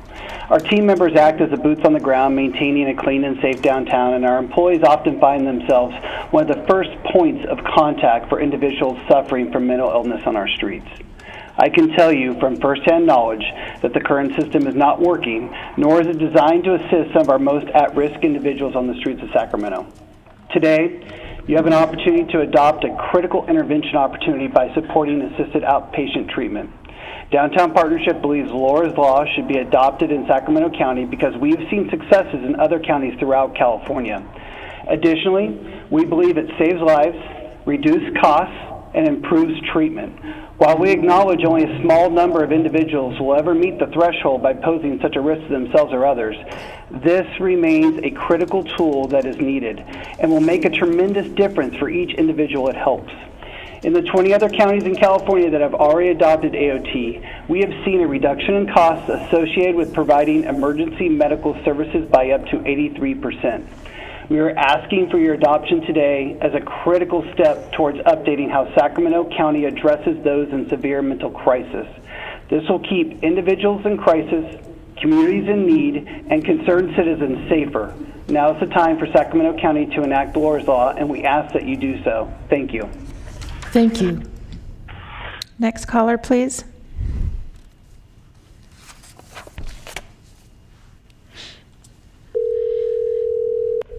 Hi, caller. Please start with your comments. You have 2 minutes. Thank you. Let me get started here. My name is Susan Gallagher, and I'm calling in on behalf of Cal Voices. We are the oldest peer-run organization in California. We're formerly NorCal MHA, and we oppose the use of AOT in Sacramento County. We're specifically concerned about the lack of involvement of clients in the stakeholder process. Sorry, I have the baby with me today. The county identified only 30 clients who participated in the AOT survey, a matter where their civil rights are at stake. Clients are the primary stakeholders in the system of care, and that their participation has been severely hindered during the COVID-19, where they rarely have laptops, phones with unlimited data, no Wi-Fi, and as a result, they are not able to participate in many of these processes, and yet their civil rights are potentially have the potential to be violated. The board has also declared racism as a public health crisis, and yet less than 3% of the participants in the surveys represented communities of color. Furthermore, AOT has historically marginalized and pathologized communities of color, a practice that further thwarts the path towards equity that the community has been demanding. Not to mention that most of the participants were providers, the same people who can gain funding from an AOT program and are not the primary stakeholders that we need to be listening to. All peer-run organizations in this county, along with Disability Rights California, are opposed to AOT. In fact, any progressive agency is opposed to AOT, including SAMHSA, the ACLU, Basel Center for Law, National Mental Health America, and many others. The program is not going to solve the homeless problem, and I keep hearing that from the community today, as if somehow AOT is going to be a panacea to that. And I think somebody needs to be honest with them. The slots are going to be very few. 15 seconds. They're going to be FSP-like, and it's not going to be any different than what we're already seeing in the FSP program. We have systemic problems that need to be addressed, and AOT is not going to solve it. We already violate people's civil rights when they go into the hospital voluntarily, and they are involuntarily committed every single day in this county. So civil rights are paramount. We would like you to opt out. Thank you so much for your time. Thank you. Next caller, please.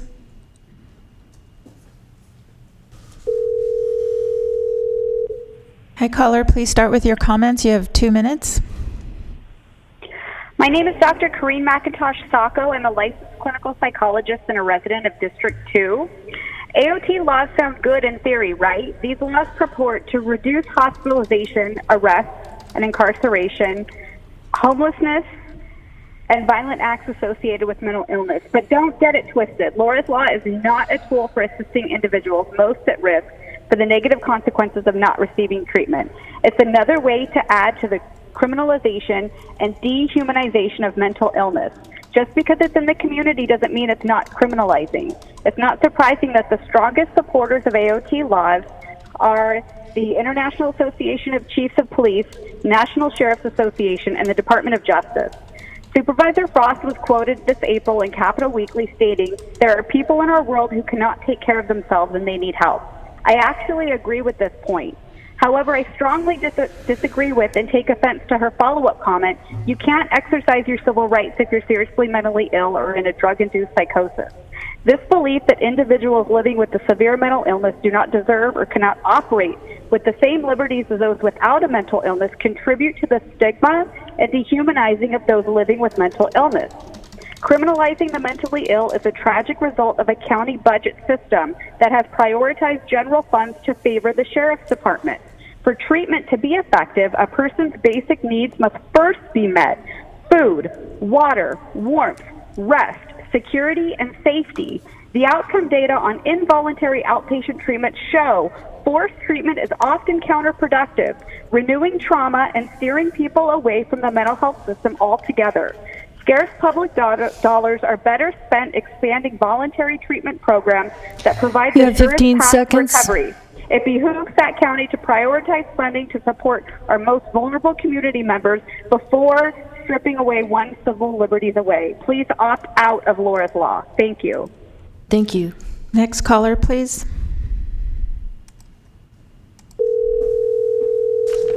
Hi, caller, please start with your comments. You have 2 minutes. Hello. Hi, please start with your comments. You have 2 minutes. Okay.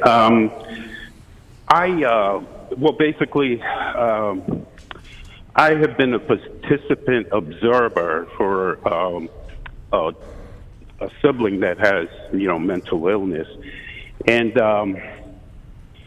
I believe that when we talk about rights, individual rights, I believe they come with a responsibility. I think that instead of letting our local government handle these issues, they should be handled by the family members, people that are, have more knowledge of the client.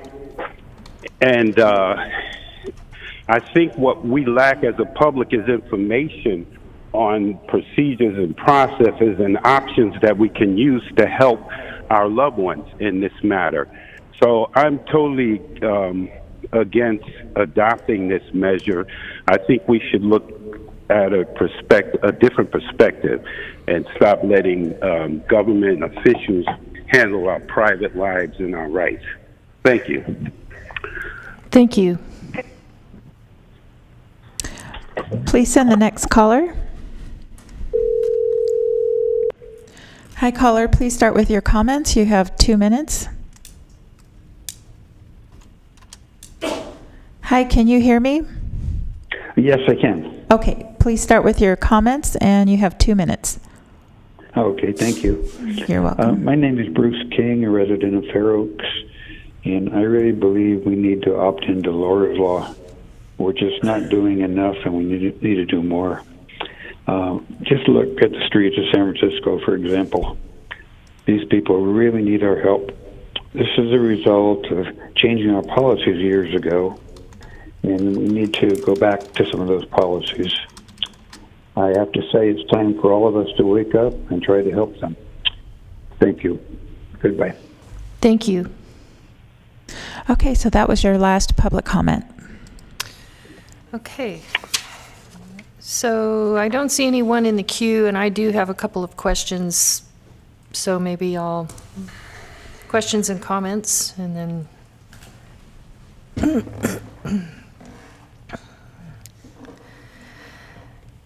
so Dr. Quist, the staff report listed the court program requirements, and I know that we're deciding today whether or not we want to approve assisted outpatient treatment, and then we'll follow up in determining just what that program looks like, and that will come back to the board for board approval at that time. Is that correct? Correct. And so there were just a couple of the program requirements that I wanted to ask a question about, and just I guess emphasize some important issues to me. Number one was, it talked about they have to be 18 years or older, have serious mental illness.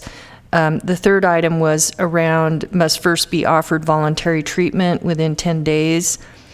And I wanted to ask you, does the court-ordered treatment go on a public record, or is that still a private record? My understanding, and I'm hoping County Council can confirm, is that it's a civil proceeding, so it does not go on your criminal record. That was the information I had received. I just wanted to verify that that's important. That's important to me.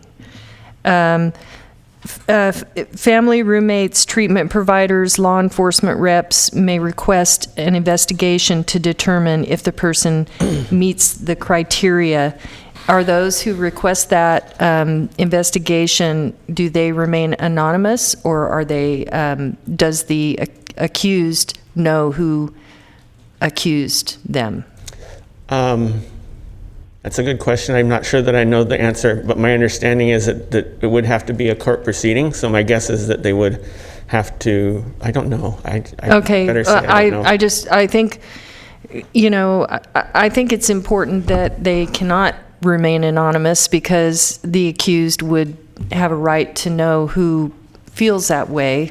And it should be an open process, because there could be a situation where, like, a boyfriend or a girlfriend or someone who hates you and thinks you're nuts could accuse you of being nuts. And you know what I'm saying? It could be, it has to be a legitimate, there has to be, my understanding from your workshop and from all the information that I've studied, is that this is a very rigorous process. You don't just get into AOT. It goes through a lot of different people and interviews and so forth before you're even qualified for that program. But is that your understanding, County Council? Yes, that's correct. Okay. In this program requirements, it talks about the mental health director or his designee may file a petition. But I'm assuming it's not that one person that can just file a petition. There's a process that's the procedure that you're going to be setting up as you're working your way through that. Yeah. And then the person named in the petition has the right to a defender appointed by the court. If someone is seriously mentally ill and they find themselves in this situation, can they then, they then would have a choice to have a family member or someone they trust, alongside them, helping them. Mm-hmm. Is that correct? Yes. Or, I think from what I understand, so those are the things that just stood out as things that I would like us to be mindful of as we're, if we pass AOT and we decide to move forward to opt in, to make sure that, thinking from the mind of the, the person who's going through this, mm-hmm. that we're sensitive to those things. And,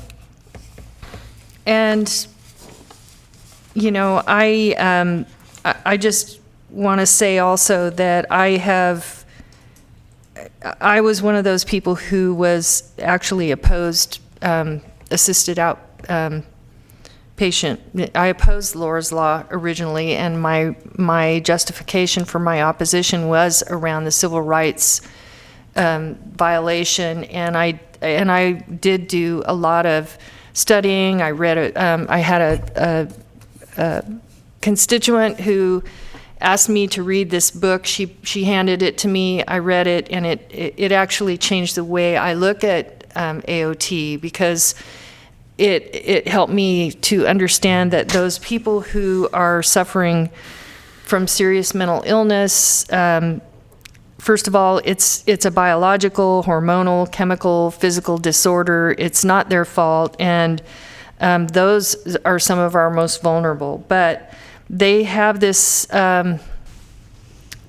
condition called anosognosis. I have the hardest time saying it, but anosognosia. Did I say it right, Doctor? I have a problem with it too. It's the hardest word, but it's actually a medical condition. It's a term that defines that it's a person who is not aware of their condition. And you can't fix something if you're not aware of it. And so, while we are, I so often am walking around the streets and I walk by someone who's just rocking, or, what Supervisor Desmond described as someone who's clearly struggling and not in their right mind, and they need help, and we walk by them and try not to think about it, but they're languishing on the streets, and they are the most vulnerable. And so I personally think it's incumbent upon us to do something about that, and I think the assisted outpatient therapy is something that we can do to reach the most vulnerable. I have a good friend, Supervisor Monica Brown in Solano. She emailed me and told me, Sue, we adopted AOT several years ago, and we've had great success with it. And a lot of the reports that you offered up, showed that the counties that have opted in, there's not that many people that actually end up in AOT, because by the time they go through that rigorous process, they don't necessarily end up in a court-ordered. It's more of many of them are voluntarily ending up in that. And that's hopefully, the situation we're going to have. But, the people that I've come across in my experience have been, people who threaten me. The only way we could get them, there have been people who have threatened people's lives. And the only way we can get them to help is to actually arrest them. But the correctional system is not the right place for those people, just like the ER is not the right place for those people.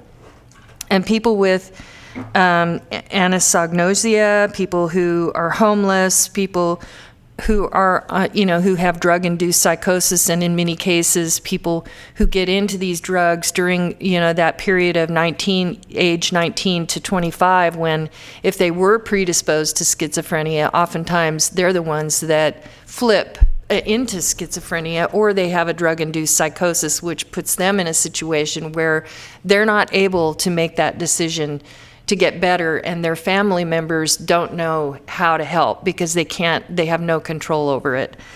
So those are some of the reasons. I just want to also say that there were some public comments. One was around, do we really need this? I think our homeless situation it just continues to exacerbate no matter how hard we try. So we have to do everything we can. And it's my understanding from counties that I've talked to that have participated in AOT that they have actually saved a lot of money, and I'm assuming that's because some of the most seriously mentally ill are the ones that cost the most with our emergency services and ERs, and those kind of visits are the most expensive. And, I just want to reiterate that there is something to, that criminalizing mentally ill is not the right path. And that is, that's something that we're working hard to correct on different levels, but this would just be one more way to do that. So I'm inclined to support the AOT, and I hope the public process will be rigorous, and that those who, on all sides of this conversation, will be in that process to put together a plan that takes into account everybody's concerns and feelings to protect civil rights and constitutional rights. And we do have some supervisors who wish to speak at this time. So Supervisor Cerna. Great, thank you. So first I want to express my thanks to the people that waited patiently to comment on this important matter on both sides.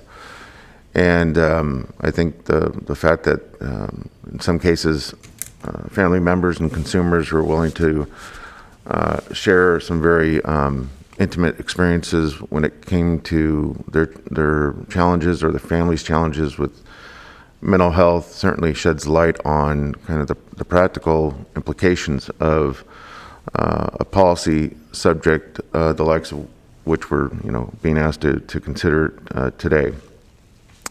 I think like Mayor Steinberg mentioned, many of us, myself included, have really evolved their thinking about AOT, about Laura's Law, over the course of years.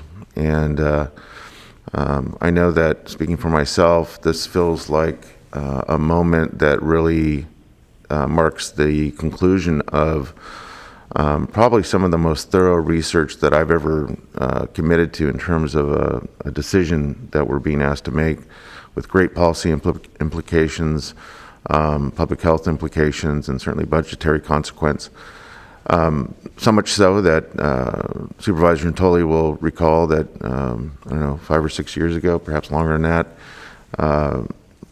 Don and I had a chance to spend close to a full day in Nevada County, actually speaking with the folks up there that implement AOT. Of course, it's the county where Laura's Law was first established, and we even spent time in the judge's courtroom to witness the proceedings and hear from consumers and family members testify as to progress that's being made. And so I felt like I really have done my own personal due diligence on the subject. And as I mentioned earlier, during my time as this board's representative on the Mental Health Board, we had ample discussion, rich discussions on the merits of Laura's Law in that board, and certainly the report I mentioned. I had a chance to read through more than 100 pages of it, so very thorough. I guess for me, this really boils down to whether or not we are availing ourselves, both as a county and certainly all 1.5 million residents of this county, to everything that we can and should be doing to help people that are suffering. And it's not unlike so many other public health decisions, policy decisions, and resource allocation decisions we're asked to make. But I know this one has been simmering for some time, and I think it has been that way because people are very passionate on both sides of the matter, and I appreciate that passion. The reason I asked some of my earlier questions, and there was should be obvious there was a theme to it, was really trying to separate out, at least for me and hopefully for others, what is kind of the perceived adverse consequence of Laura's Law and what is real. In fact, during my briefing with our interim county executive weeks ago leading up to today, I had suggested that we be very, very clear in the presentation of the subject such that we make certain that we address those misconceptions in some cases, such as forced injections of forced medication, which is not the case. That's not going to happen should we adopt this or go with staff's recommendation today. But when it comes to civil liberties and civil rights, that's something that is not taken lightly by any of us. And so, we have an obligation before we make a decision on this to make sure that those liberties are not going to be threatened. And so having done what I believe is my own necessary research on this, and talking to consumers and talking to family members, talking to other elected people such as Mayor Steinberg, and hearing about the successes of AOT, I am convinced that it is the right thing to do for the right reasons, and that is to help people that are suffering, help families that are suffering. I do not agree with the characterization that we somehow think this is going to be a panacea and solve homelessness, quote unquote. I don't hold the position I do on this now because I believe that homelessness is a very complicated subject that has a lot of influencing factors. Certainly, mental health challenges is one of them. But I do think if we do adopt this today, that is to stay opted into Laura's Law, I do want to know, and I do want to see that we have some regular check-ins with this board, especially, again, if we go with it, that early on, to know that to the extent we can without HIPAA violations, that we know that those civil liberties that people are so concerned about are being preserved and protected. I would also want to know during those check-ins, to the extent we can, understand what implications there are for different populations, including people of color.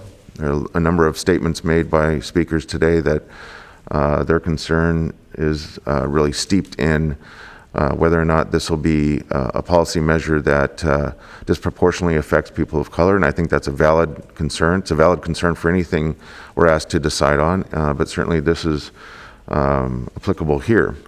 And so I think with some checks, some regular check-ins with this board, and with the cooperation of our specialty court, I think we can make this a program that accomplishes what I hope it will, which is, again, to help the people that deserve the help. And with that, I'm going to make an early motion that we adopt staff's recommendation and ask for a second. Okay, we have a motion for approval and a second by Supervisor Desmond. And thank you, Supervisor Cerna and Supervisor Natoli. Thank you, Madam Chair. I guess I just would start that I think the gravity of today's decision is certainly not lost on anybody on this board, certainly from the comments I've heard from my colleagues, but I think with the tremendous amount of, I think, feedback we've gotten from folks certainly over the years, and I too have had the privilege of serving on the mental health board as representative of this board and continue to serve as alternate to Mr. Kennedy. And I recognize many of the folks who weighed in today, certainly some of those who called in, but also many who have written. And there was some very powerful and compelling, not only testimony, but I think discussion and examples that were provided in both the written correspondence, but also in some of the verbal communication that this member has received. And I did take the time, as I mentioned earlier, to read through the entirety of the comments and did my best this morning as we had additional dozens of comments that were brought to us to catch up with those as well. And I think that one of the things I want to just say, what I've drawn from some of this, that no matter where people land on the issue, is this common desire for people to be safe and to be healthy and to be well certainly within themselves, within their mental framework, within their physical setting, but their physical presence, their emotions, and certainly spiritually, I would say as well. That's my commentary on that. But and so I do find that there is common ground in that respect, but certainly there are differences with regards to how we approach that, both from a civil liberty standpoint, but certainly from a compassion standpoint, and from an intervention standpoint. And I think part of it, at least what I conclude that I think really, again, kind of draws that division is certainly a trust in government, that government, whether it be the courts or systems that we develop, ever how we put them in place, that they're actually going to respond to the need and respond to people's cry for help. Sometimes their rejection of that help because of their particular circumstances. And we have to work at that each and every moment of our lives. Certainly government, I think, plays a very important role, but one that obviously there are times when we breach that faith, that trust, and then we rebuild it by things that we do and by success that may be measured in somebody's getting well, somebody getting the help that they need. And so that's going to be an ongoing challenge, just in the world we live in and trying to address the myriad of needs. But I would just say that as I read through and reflected on this, to hear from family members, professionals, from consumers, from advocates, from those that deliver services, very thoughtful, very sincere comments, heartfelt, heart-wrenching in some cases. And as I think about this in our system of trying to provide behavioral health services, to do it in a way that gets to the individual needs, but also helps people to, again, as I said earlier, I think hopefully find that a place where the help that's offered can be accepted and it can be delivered in a way that actually helps people to get past the struggles and to, as we heard from some of the folks this morning, to actually move on in a positive way, not only in their lives, but to enjoy a quality of life that we would all want for ourselves and for those close to us, but for our community members as well. So as I looked at certainly the issue of AOT, and I appreciate Supervisor Cerna, because I did recall very vividly that visit to Nevada County, but certainly in talking with folks over the years who've experienced tragedies, as they've tried to attempt to help either themselves in some cases, and I think all of us could share personal stories, but also as they've seen as family members trying to help a son or a daughter or a brother or a sister, maybe a mother or a father, a good friend, a close associate. And I don't think there are any clear-cut answers, but what I have concluded, and again recognizing again the strong and deep-seated concerns folks have about what it might mean to them, certainly to a family member as it relates to AOT and some of the involvement of the system. I guess it boils down to me, when people are in need of help, and I ask my question, could we do more? Can we do more? And I guess I conclude from this that I don't take away that this is going to be coercive or forced, and people can view it that way, but that if we offer this in this county, obviously we'll have to subscribe to a certain level of resource commitment to budgeting. But beyond that, I think to continue to build a system that is driven by compassion, by empathy, by care for others, and that one size doesn't fit all, and that we're going to evolve in our work. We're going to try to do better every day. But I think that question, can we do more, in part is answered by yes, by opting into the AOT and doing our best. I think there's a lot of work that lies ahead. Dr. Quist talked about this earlier. Going back to the community, we heard from consumers today. We heard about concerns about certain folks either being not included in even developing the process and the system.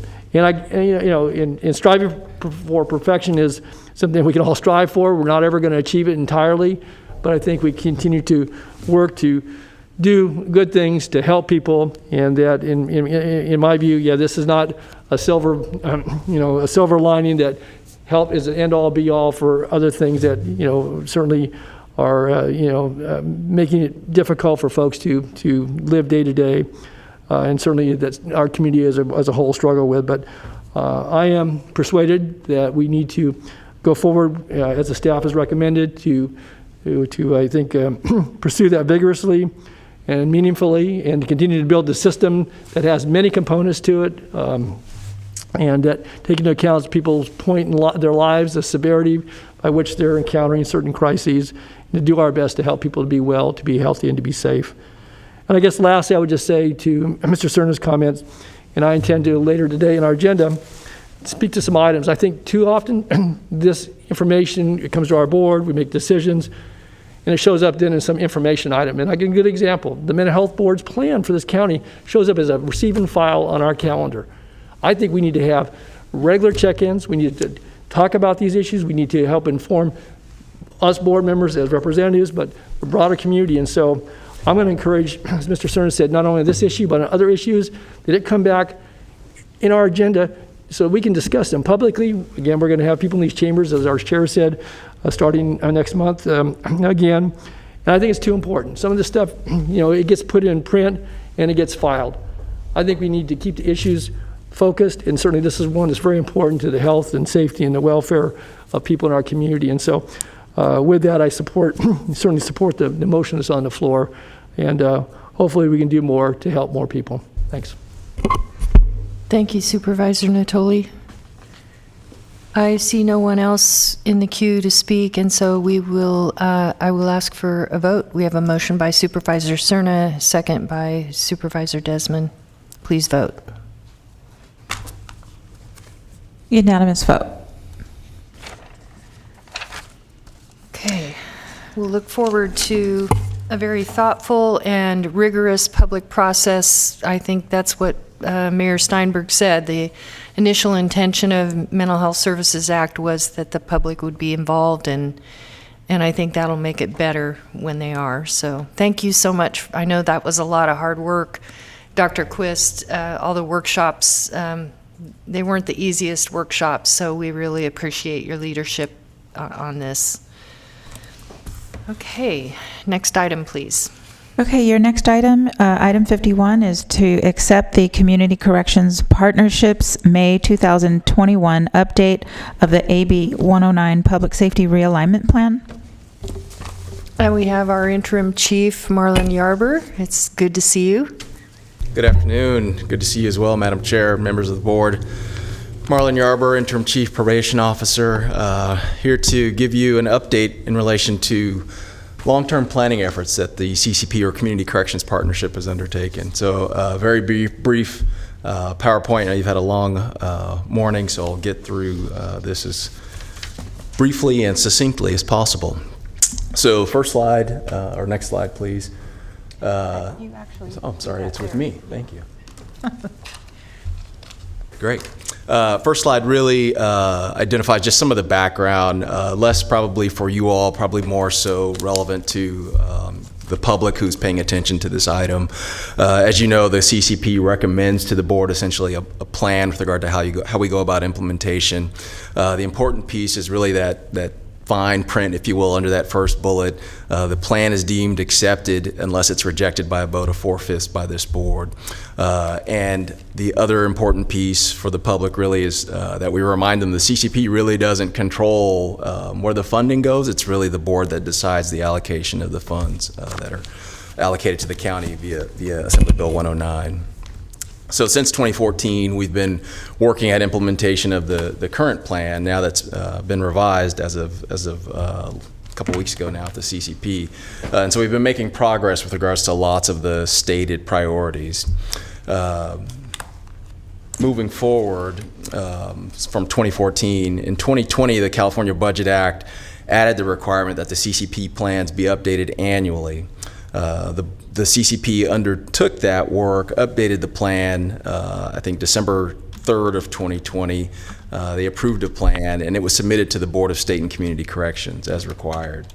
At the December 3rd CCP meeting, there was considerable public comment, and I think there was subsequent to that also a workshop, which also led to considerable public comment.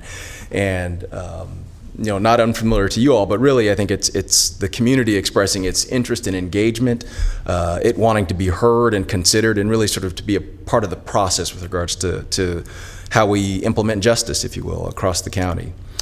From that, a new advisory group or a work group was established, now identifying themselves as the Community Corrections Partnership Advisory Board, to Supervisor Kennedy's earlier point about additional boards and commissions in the county. That's something they had chosen to call themselves. So work group was insufficient in their opinion. So that work group really, in my opinion, is kind of a first step at real engagement, if you will, in regard to the CCP's plan. When the community's heard, I think it fosters a degree of hope, if you will. It builds partnerships, and it dispels a lot of the myths I think that people have about how we go about our work, how you go about your work. And so really an important piece is providing a forum for that voice to be heard. The CCP considered an updated plan with input from that advisory board at its May 6th meeting. I will point out there was no public comment. However, we did experience perhaps a technical difficulty with the call-in number that was given to our members. So we're not sure that there was any public that was also interested in the piece, but as I understand it, there's been no written public comment submitted today in relation to this item. So we took that as a sign really that we were moving in the right direction. And again, the goal is really so that people be heard. The last bullet that I have for you really identifies the priorities going forward. And I will just point out that the advisory board took up the work and to take a look at what's currently under implementation, but also really made some thoughtful recommendations with regards to how we could expand current priorities. And so the bulleted items that you see are things that already have been in existence, but they have really worked hard to flesh those out further. So when you see alternatives to incarceration, I think our 2014 plan may have had like one line that talked about jail releases and further pretrial efforts. And so with this new advisory board, they've really worked to establish this should also not just include those things, but it should also talk about collaborative courts, mental health courts, drug courts, et cetera. It should talk about diversion as an option for our clientele. It should talk about how we can further integrate and involve social workers to support our population. It looked at the sheriff's alternatives to detention as well as partnerships with CBOs. As we know, we can head off a lot of what ends up in our world if we really employ the services of our community-based organizations, because they're really the closest to the fire, as I say. So really want to make sure I leave you with, these things have been fleshed out even further. They're not just, the bureaucrats like myself identifying what I think might be the priorities, but this really involves community voice. So in a nutshell, I think the plan further shapes the priorities for the CCP in the county. It ensures that we have some level of community engagement ongoing as this advisory board will continue to meet over the year. And it also holds us accountable as it wants to really ensure that we're implementing the best practices, evidence-based practices that we have available, and then utilize the data from those practices to inform decisions going forward. So that's my presentation. I'll pause there and see if there are any questions. I think the recommendation is that you accept the plan, I think, and then approve the resolution that's before you. Thank you, Chief. Supervisor Natoli. Yeah, thanks, Chief Yarber.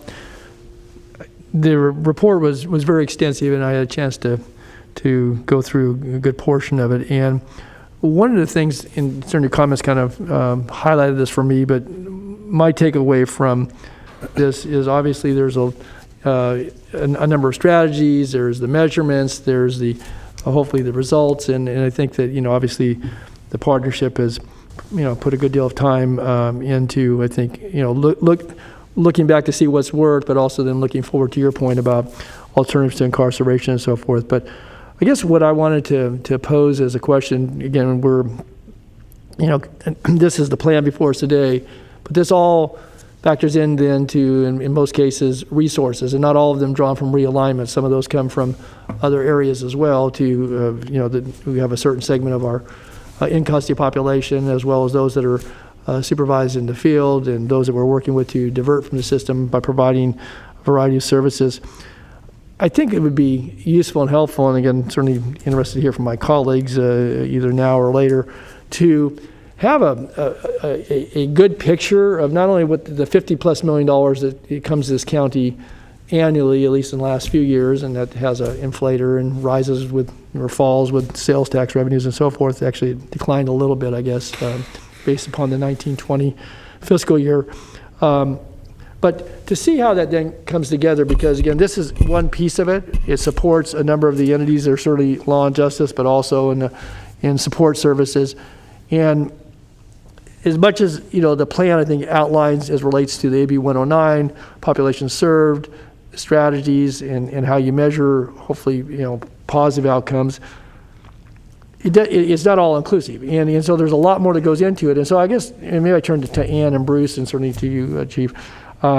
Is there a way, as we get a budget presentation, to have some understanding about, and again, as we talk about, the consent decree and what that means to in-custody health services, but we look at other aspects of trying to be supportive of either those who are, diverted or upon release, to get some sense about how those dollars all kind of fit together from both within the law and justice, but also in our health and human services, our behavioral services, our social services, because there's a lot that goes into this, and it connects.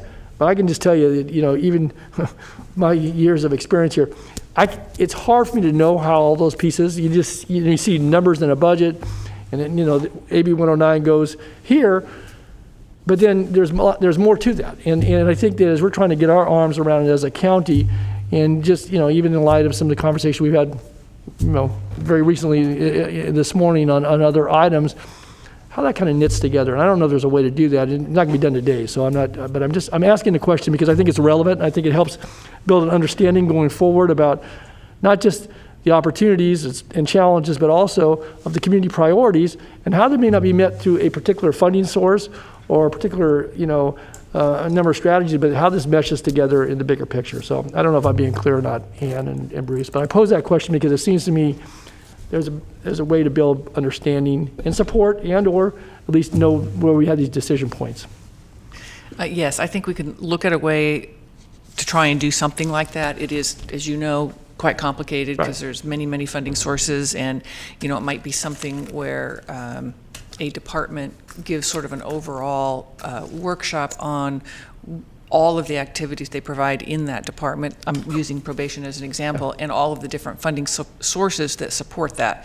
I mean, a lot of that is in the budget when it comes out, but it's not in the context of all the programming. We'll take a look at that. Okay, again, I'm not trying to bog anything down today or give some task that maybe seem like it's impossible, but it just, again, I mean, there's good work represented in the context of the plan. People would advocate for doing more or less, for taking funding from here or there, but there is a matrix, whether it's clear or not, of how pieces fit together, and sometimes they don't. I think the other thing is if we ask the question and look at it, well, maybe there's some lack of connection over here that we could do better to be supportive either in the community setting or in an in-custody setting or in a supervised setting. So I raise that because I think it feeds into some of the discussions we continue to have as a society, but certainly as a community, about how we best utilize resources, but how we best help people. To my point on the last item, help people get better and hopefully, maintain sustainability, sufficiency in their lives, and get on a path that helps them and their families and all of us. So, okay. So anyway, maybe something to look at. And I don't expect it for the June budget. I know that's coming around, but I don't know, Keith, did you have any thoughts, since you sit very closely on the partnership, as to what I just suggested? I think it is possible to do. I agree with Interim County Exec. It is complex. I think just thinking about my own budget now, what's in front of me, it is very complex. But I think is maybe a way to do it. If it is, perhaps by departments, we could probably do that. Okay. As I'm sitting here, I think about, the work that I've been recently, mostly involved in on the juvenile side, and we have those conversations pretty regular, involving not just the county partners, but the court as well, and talking about, how can we better address the needs of youth so that we're not waiting for them to fail their way into treatment. Getting further upstream is a constant conversation, myself, Dr. Quist, and again, the court and all of our partners. So I understand where you're coming from. And just one final comment, because oftentimes, we get caught up in the annual budget process and so forth, and we talk about savings that may be real, but then how they get accounted for. And again, when you have the silos of certain funding derivatives that don't allow you to spend it over here. But I mean, as we measure where we are to help guide us to, where we want to be, part of that is to, I think, recognize that if we make that investment, and this board certainly has had that discussion, has done that investment in, early childhood, or in, segments of our population that have been underserved historically, and, we talk about equity and, delivery of services and so forth. But, some of those require sustaining. If you're going to see the result, both within, probation, or within incarceration, or within, juvenile justice, adult justice, then you got to sustain it. But you got to know that sometimes, and that money wouldn't be sent over, but we make those choices, kind of those policy choices. So, again, I appreciate, your response, and certainly Ann as well, and again, I just think it helps inform the discussions and this board has ongoing all the time about program delivery, but also how we can make best use, and if we actually do accomplish things, how we can then direct resources, to those areas where we know we're having good results. So, thanks. Thank you, Supervisor. Okay, I have no one else in the queue, so we do have some public comment on this, I believe. We have a couple of public comments, yes. Please send the first caller.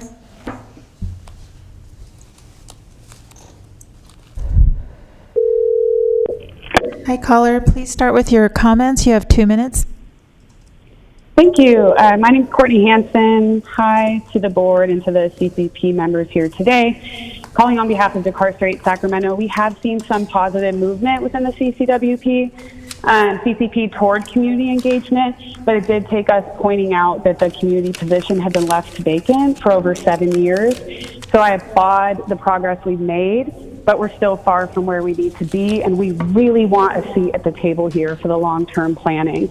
Genuine community engagement would lead to more responsible spending of AB 109 funds. We continue to see the CCP recommend funding to the same system actors, law enforcement entities that are designed to criminalize, incarcerate, and surveil. They have a limited notion of public safety. We need to really move toward community-based care, which is completely in the realm of how AB 109 realignment funds are defined and how they can be spent. So we need more transparency in the actual funding allocations that are being proposed.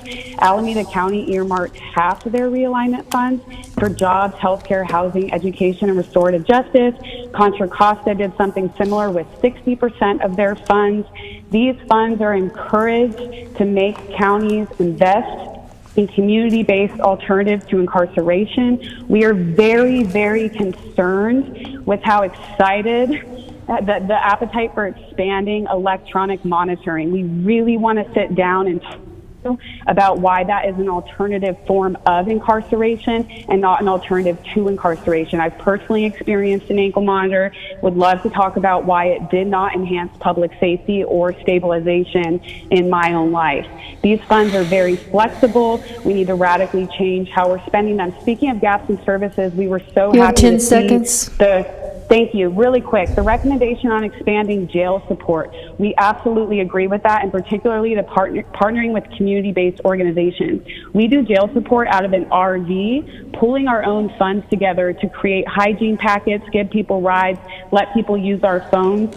We really agree with this, but we need to be real about increasing the capacity. Can you please wrap up your and creating comments? a policy where the sheriff doesn't release people in the middle of the night in dangerous conditions without shoes or medication. I will submit further comment to you all via email and would love to have a meeting to further discuss this plan. Thank you so much.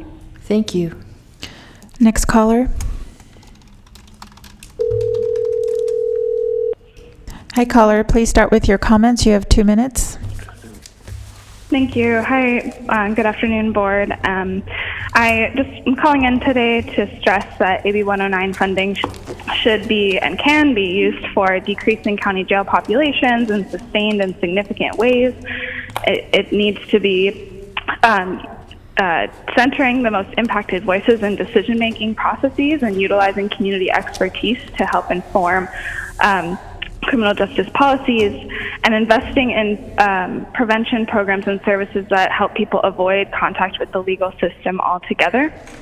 We need to be measuring the success of AB 109 funding in these ways. We need to be collecting racial data in order to address the efficacy of this funding, and that data is either not collected or not made public to the extent that it should be. Until now, these funds have stayed in the hands of probation, DA, and the sheriff's departments with no community engagement until, as was said before me, last December when community members brought to attention the fact that this community just had not filled their community member seats since the inception of this committee.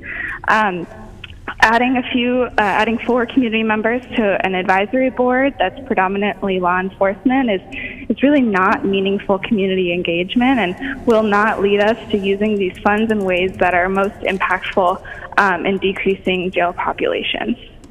The CCP committee rarely met publicly before this year, and the new advisory board meetings were not made public at all, which is confusing to us because many, as you've said this morning, many advisory boards and committee meetings are made public.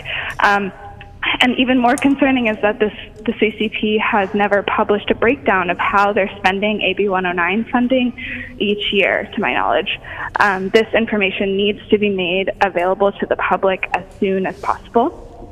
This morning, your board expressed a priority in centering those most impacted in the decision-making that impacts them most. Thank you, Supervisor Kennedy and others who stressed this. And we agree this value needs to be applied to our approach to decreasing jail populations and using the funding that's using AB 109 funding to support this goal. Thank you.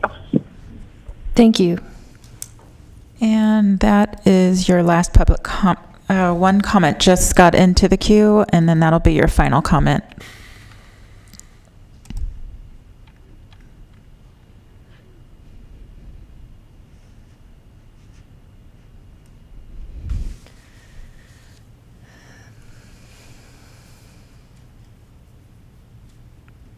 Can you transfer the caller?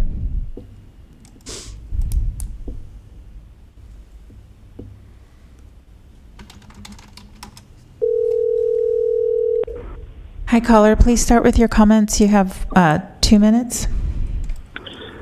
Yeah, I just want to lift up what the other speakers have publicly said. I mean, if we're talking about a community correction partnership, it actually needs to have members of the community on board that actually have a voting say in the conversation, not just token participation. In fact, like the fact that the CCP board is the executive voting body of that board is entirely comprised of members of law enforcement and the carceral system, frankly, is just laughable, on its face. And like the fact that we talk about this like it is a partnership with that dynamic, it's an insult. I think this board, honestly, this partnership should be dissolved and reconstituted from the ground up, particularly focused with people that have actual lived experience going through the carceral system, being engaged by law enforcement on a routine basis and often targeted for abuse. And it's just really kind of just absurd that we're still here in 2000, like in the 21st century, like pretending like this is okay. It's not. We need to do better. And, as much as I appreciate the small steps and strides that members of this board, as well as including, members on the partnership have made to do this, we really need to take bigger steps. Because honestly, this has been a problem that's been going on for too long. We pretended there is alternatives to, these alternatives forms of incarceration are alternatives to incarceration, like incarceration, as was mentioned earlier. But really, you have 10 seconds. That is not right. That is just not sustainable. We support robust expungement efforts to help people clean their records and remove barriers to resources. We need those. Can you please wrap up your comments? About probation's resistance to actively complying with Assembly Bill 1950. Probation is currently failing to remove thousands from probation who are now eligible, 12,000 people to be exact, but seriously. Can you please wrap up your comments, please? Yes, I will. I'm just going to say this again. Board, really look at reimagining what community corrections partnership looks like and actually put community in it, not just police. Thanks. Thank you. That's your final comment. Okay, we'll bring this back to the board for deliberation or a motion. We have to take a motion to accept it, right? Right. It's my understanding. So moved. Yes. You do need a motion. I'm sorry, who made the motion in the second? Sorry. I'm sorry, it happened so fast and I didn't hear either one of those. Motion by Supervisor Natoli and a second by Supervisor Cerna. Please vote. Unanimous vote. Thank you. So our next item is closed session case, SHRA performance evaluation and labor, and we are anticipating that will take about 45 minutes. And so we will now adjourn this meeting to closed session and reconvene at 2:30 p.m. Good afternoon, everyone. This meeting is called back to order. And at this time, I'll ask the clerk to please call the roll and establish quorum. Okay, good afternoon, Supervisors Desmond. Here. Kennedy. Here. Natoli. Here. Cerna. Here. Frost. Here. And you have a quorum. Thank you. And I know this morning we went through our agenda pretty quickly. And we have a request, Supervisor Cerna has a request to comment. Great, thank you. I'd just like the record to reflect, Madam Clerk, that I am abstaining on item 4, and I feel a little bit obligated here to explain why, since it involves a handful of bargaining units. I'm abstaining because the Deputy Sheriff's Association leadership has made it very public that they believe I cannot be impartial for their own reasons in our closed and open session discussions of their agreement. So I think it's best that I let the record reflect that I am abstaining. Do we need to revote, or will that satisfy the record? Let's go ahead and revote on item 4. Okay. So you'll need a first and a second. Okay, so the chair will move the item for item 4. Second.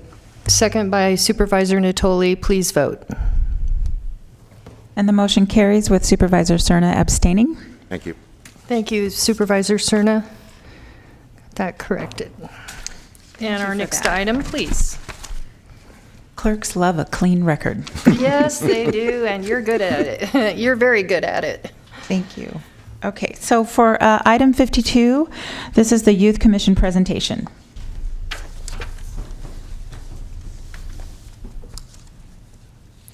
Good afternoon, and I want to thank you ladies for your patience in waiting for us this afternoon. We had a real full schedule, and so we're sorry that we made you wait. Yeah, of course. We were fine just waiting. So good afternoon to you guys. I'm Eleanor Love. I serve as the Vice Chair of the Sacramento County Youth Commission, and I represent Supervisors Cerna in District 1. I'm also a junior at McClatchy High School. Go Lions. And yeah, so I'm here today with Emma, our secretary, to update you on our latest events and projects and to tell you about what we plan on doing next. Okay. Okay. Oh, okay. So as you are probably familiar with, our commission is an advisory board made up of 15 members of local youth. 3 commissioners are appointed from each district to serve 3-year terms with a maximum of 2 terms. And our main goal is to keep you apprised on the issues young people face and advocate for the youth of the county. So first, there are lots of new faces on our youth commission. We know we haven't been able to update you guys in a while because of the pandemic, but we have 6 new commissioners that have joined us since February of last year, and they include Kaylee Huang, India Eason, Kate Saunders, Haley Macon, Lauren Williams, and Alyssa C. We have 4 ongoing projects right now, including the Voter Outreach Project, which we started in June of 2018, the Environmental Care and Distracted Driving Projects, which we started recently last November, and our Mental Health Project, which began in February 2019. I lead our Voter Outreach Project, and the other commissioners and I work to spread awareness about pre-registration and registration for high schoolers. Pre-registration is allowed in California and 13 other states, and it enables 16 and 17-year-olds to register to vote early. It doesn't change the voting age, but it means that the minute they turn 18, they're completely ready to cast a ballot. And this is a really important program because young voters are underrepresented in every single election, and pre-registration is designed to help boost the youth vote. Harvard University's Shorenstein Center found that pre-registration programs increase the probability that youth will vote by as much as 13%. As for our group's efforts, this spring we worked with San Juan and Elk Grove Unified School Districts to reach out to students. We provided them with flyers, drafts of emails and letters to send to students about registration options and PSAs. And we worked with Elk Grove Unified to pass a resolution recognizing high school voter education weeks in April. We're also in touch with Courtney Bailey, the County Registrar of Voters, and are working with their office to brainstorm outreach ideas. And we're thinking about a virtual town hall to educate youth on pre-registration. So right now I'm going to hand it off to Kate Saunders, one of our commissioners attending this meeting virtually, to talk about our distracted driving project. Good afternoon. My name is Kate Saunders. I represent District 3. I initiated and I'm helping lead our distracted driving project. If you look at the statistics on the slide, it's clear to see that distracted driving is a big problem for the youth. 1 in 4 teenagers say that they use their phones while driving. Car accidents are 3 times more likely if phones are used, and for every 10 accidents that happen, 6 of them will involve a distracted teenage driver. These are really shocking numbers that we hope to change. Distracted driving is something that is very personal to me, which is why I wanted to start this project. I know the consequences of driving while distracted. In September 2014, a man was using his phone while driving and hit my family's car with both my mom and me in the car. Our truck rolled over. The accident left me with a lifelong traumatic brain injury. The picture you see on the slide is of the accident I was involved in. With this project, we are trying to reach youth and alert them of the hazards and repercussions of distracted driving. Currently, we are working with our local school districts to send out information to students. The graphic on the slide is a flyer my co-chair created and designed to send to school districts. We are also trying to find ways that we can get billboards put up in place around Sacramento County to spread awareness. We are looking to work with local organizations and hope to find tables at in-person events as soon as the county starts to reopen. Thank you.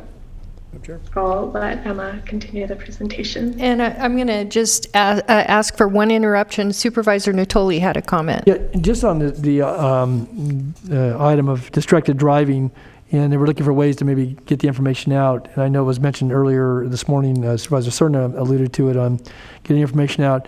We do have electronic billboards that we have arrangements on, and I know I've seen other county announcements, and so it seemed to me that, you know, maybe with elements of this flyer or the message that would fit on that billboard and or those billboards, we could, you know, introduce us working with our PIO to get, you know, that information out, and certainly give credit to our county youth commission as well. So I'd like to see us brought to you by our youth commission. Yes. So you'll be up in the lights for 5 seconds at a time. Don't get distracted. Don't get distracted, though. So anyway, I just wanted to offer that comment because it seemed to be timely. So That's a great idea. Thank you. Okay. Good afternoon, everyone. I'm Emma. I represent District 2, and I'm the Commission Secretary. I also lead the Commissioned Environmental Care Project. The goal of the Environmental Care Project is to educate youths about environmental news in their community, in the United States, and around the world.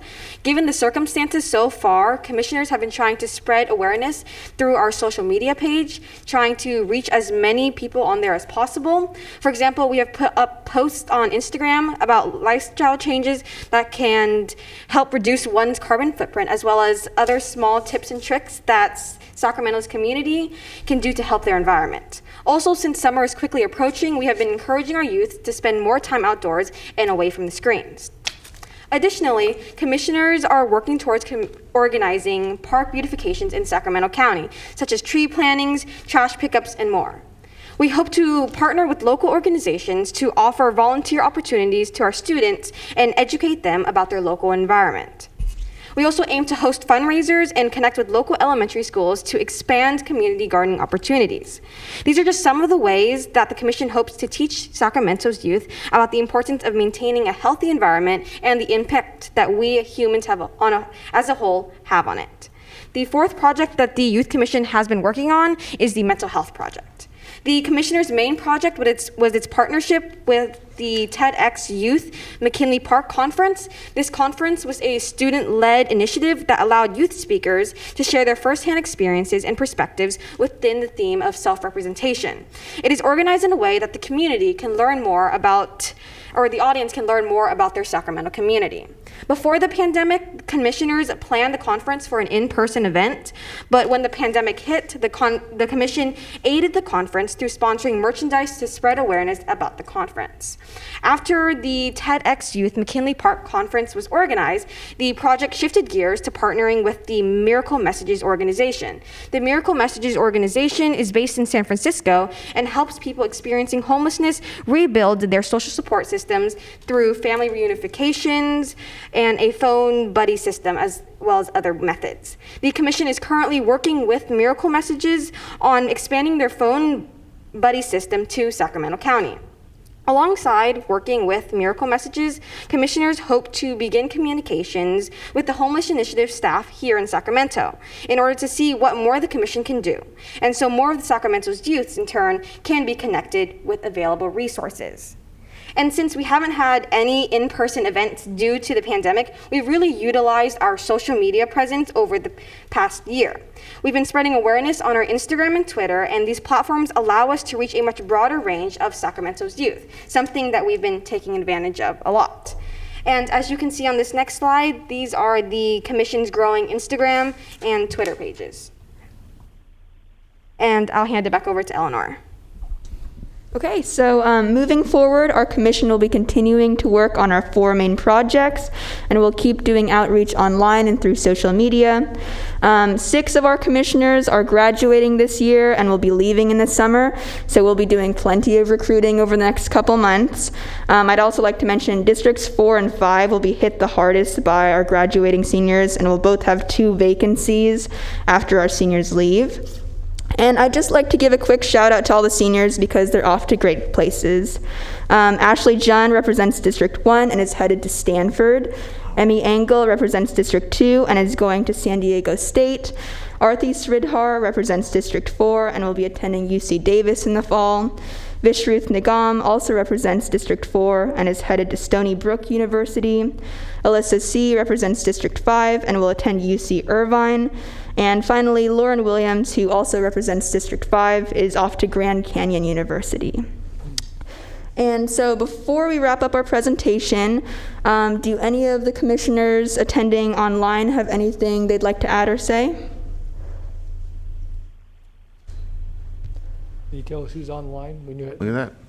That's wonderful. Could they introduce themselves? They brought the picture up. Yeah. Could you... Maybe if you can take yourselves off mute and you can introduce yourselves. Would you ladies like to unmute yourself and introduce yourselves? Hello, my name is Alyssa C. I am a senior over at Franklin High School and I represent District 5. I will be attending UC Irvine for the fall of 2021. Nice. Very nice. Hello, my name is Kaylee Huang and I represent District 1 and I am a sophomore at Miraloma High School. Hello, my name is Kate Saunders. I represent District 3 and I am a junior at South Sutter.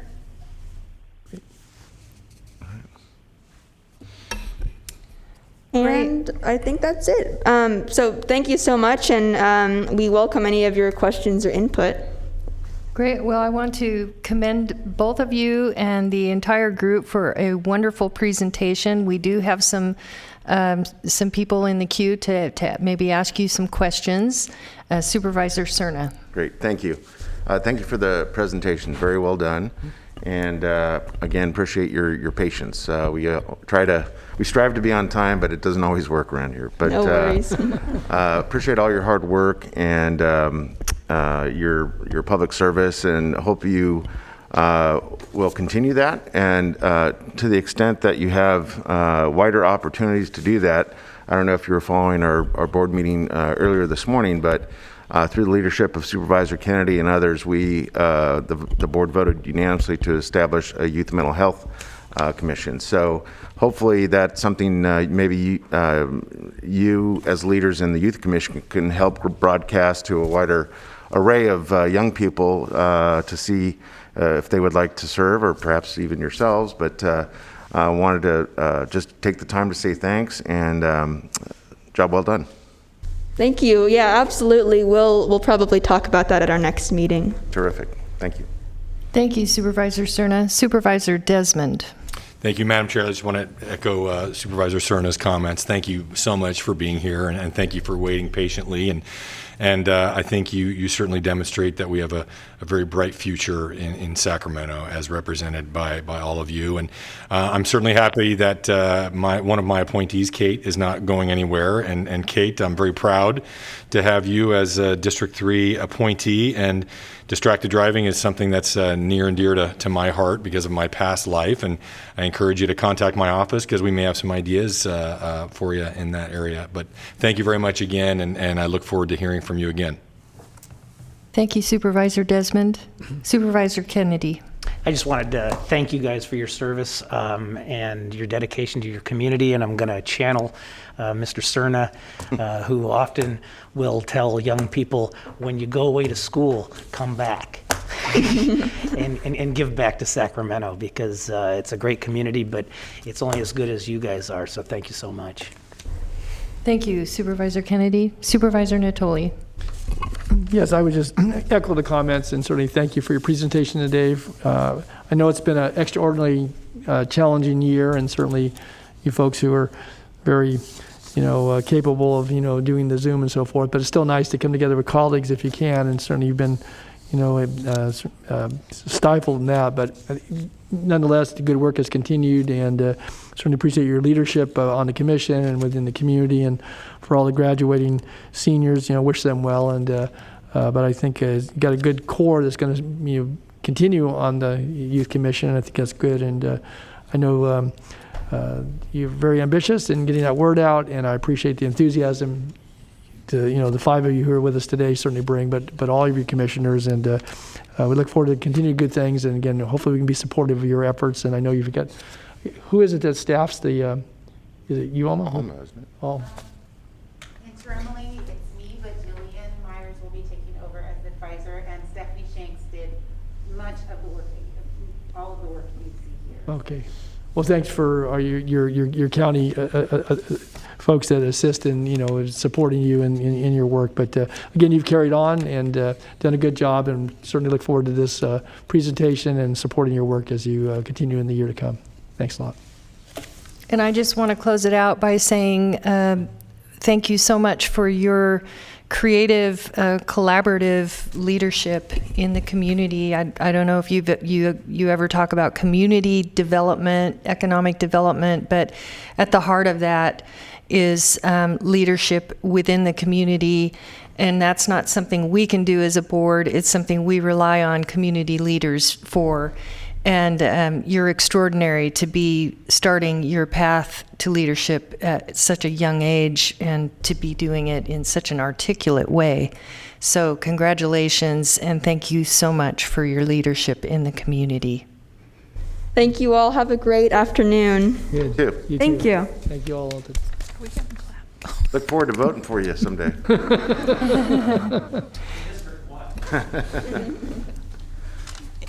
And some of the other youth leaders were also here, but they had to exit early because we were running a little late. But I wanted to just point out that they were all here and involved.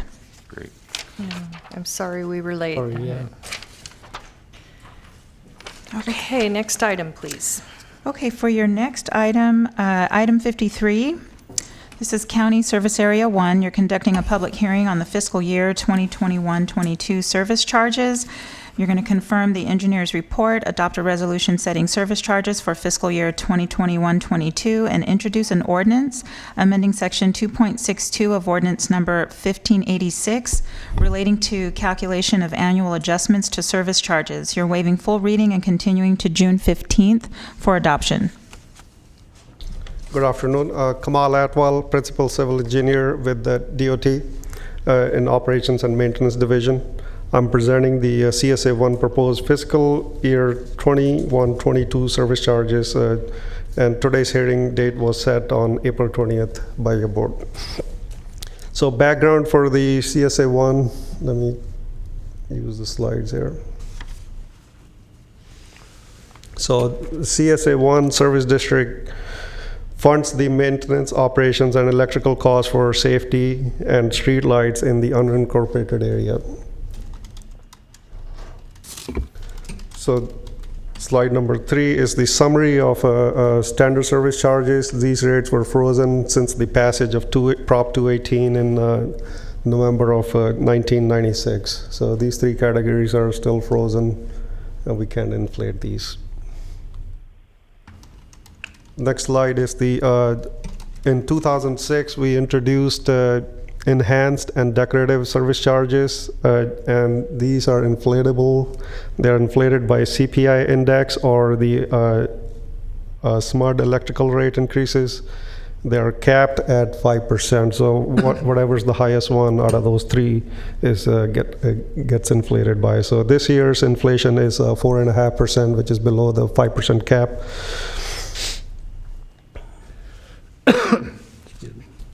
And the next slide shows the rate summary comparing the proposed fiscal year compared to the current fiscal year that's going out. So retrofit program, currently in terms of the inventory, county controls it actually maintains 26,152 street lights and safety and street lights, of which county owned are 24,092, and 89% of our inventory is converted to LED. There are a couple outstanding loans are summarized below in 2 bullet items. $2.5 million was borrowed from SMUD to do the retrofit program. That loan will be paid off in June of this year. And $3 million loan at a 1% rate was borrowed from California Energy Commission. This loan will be paid off in December of 2032. So currently in the retrofit program, we have about 2,702 street lights that are remaining to be converted into LED. So as the funds become available in the CSA1 district, we'll do those conversions, and that will lower our operating cost.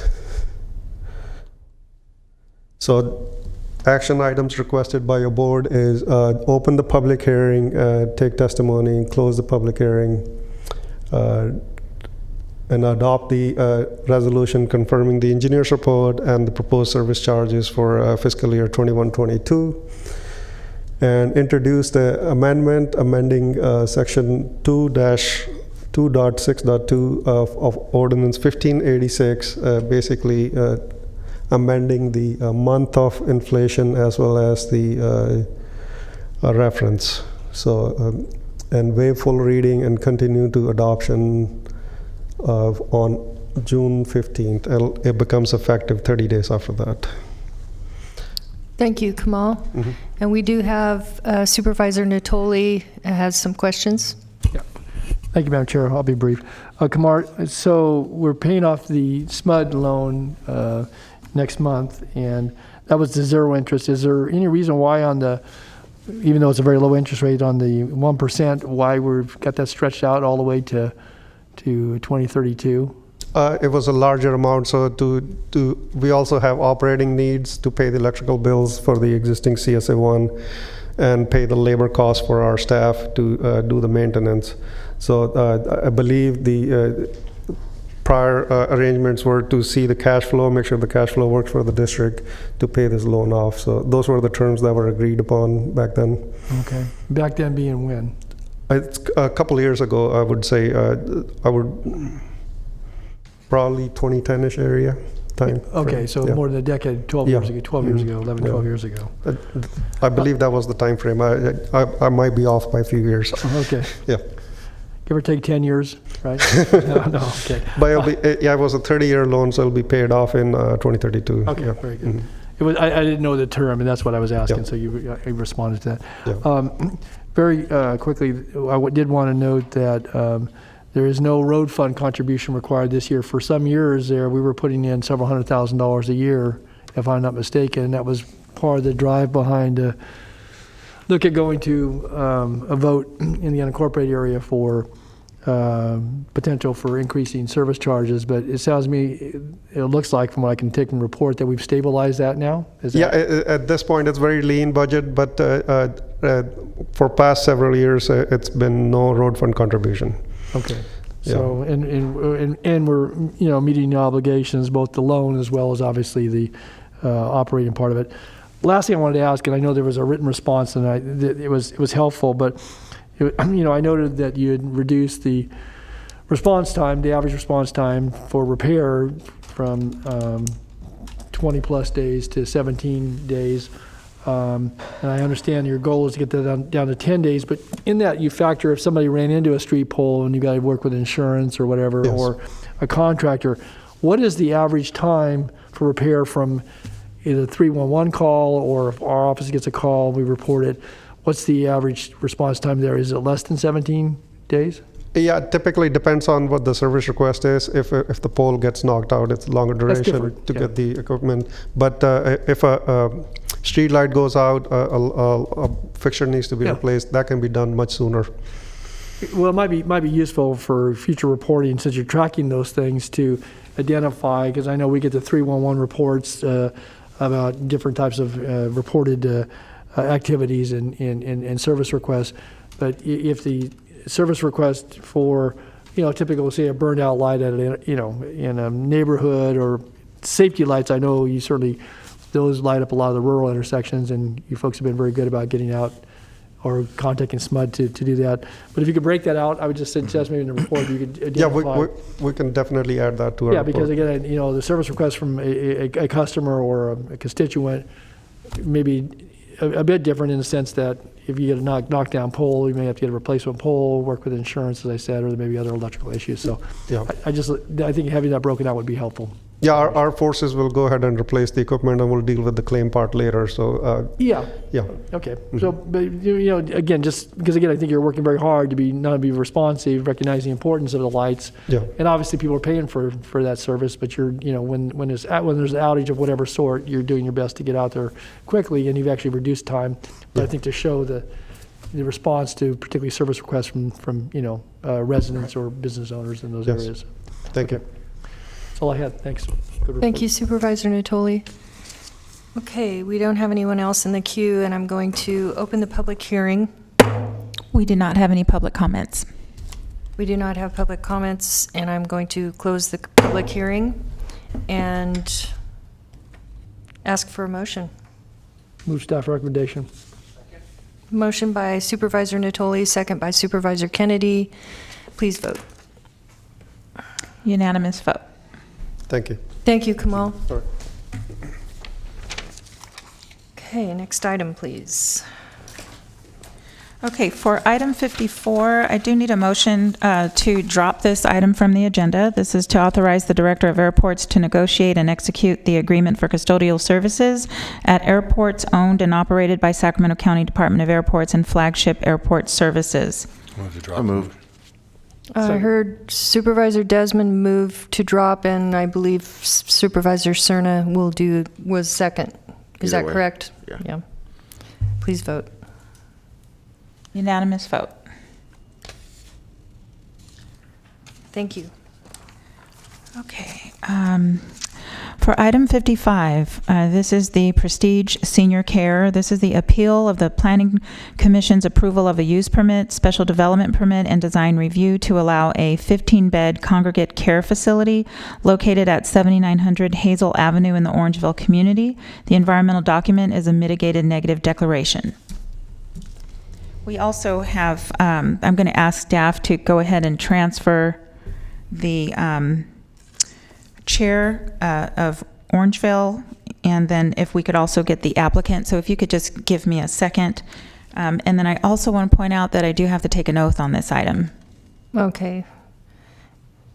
And we have Robert Crawford, who is the chair of the Orangeville CPAC, and Lily Lapidat, who is the applicant. Correct.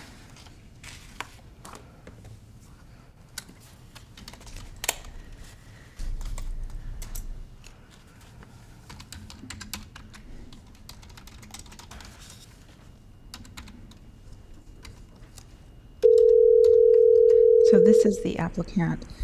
Hi, Ms. Lapidat. I'm going to ask you to just stay on the line.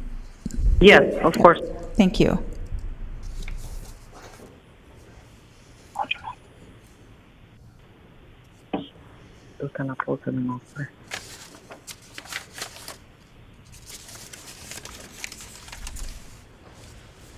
Okay.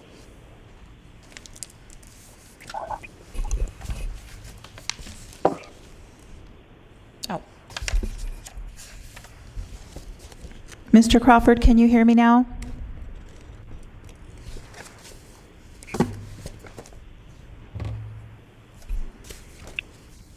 Mr. Crawford, can you hear me now? I think the line got ended. Could you please transfer the Skype, the DH Skype back into the designated line, please?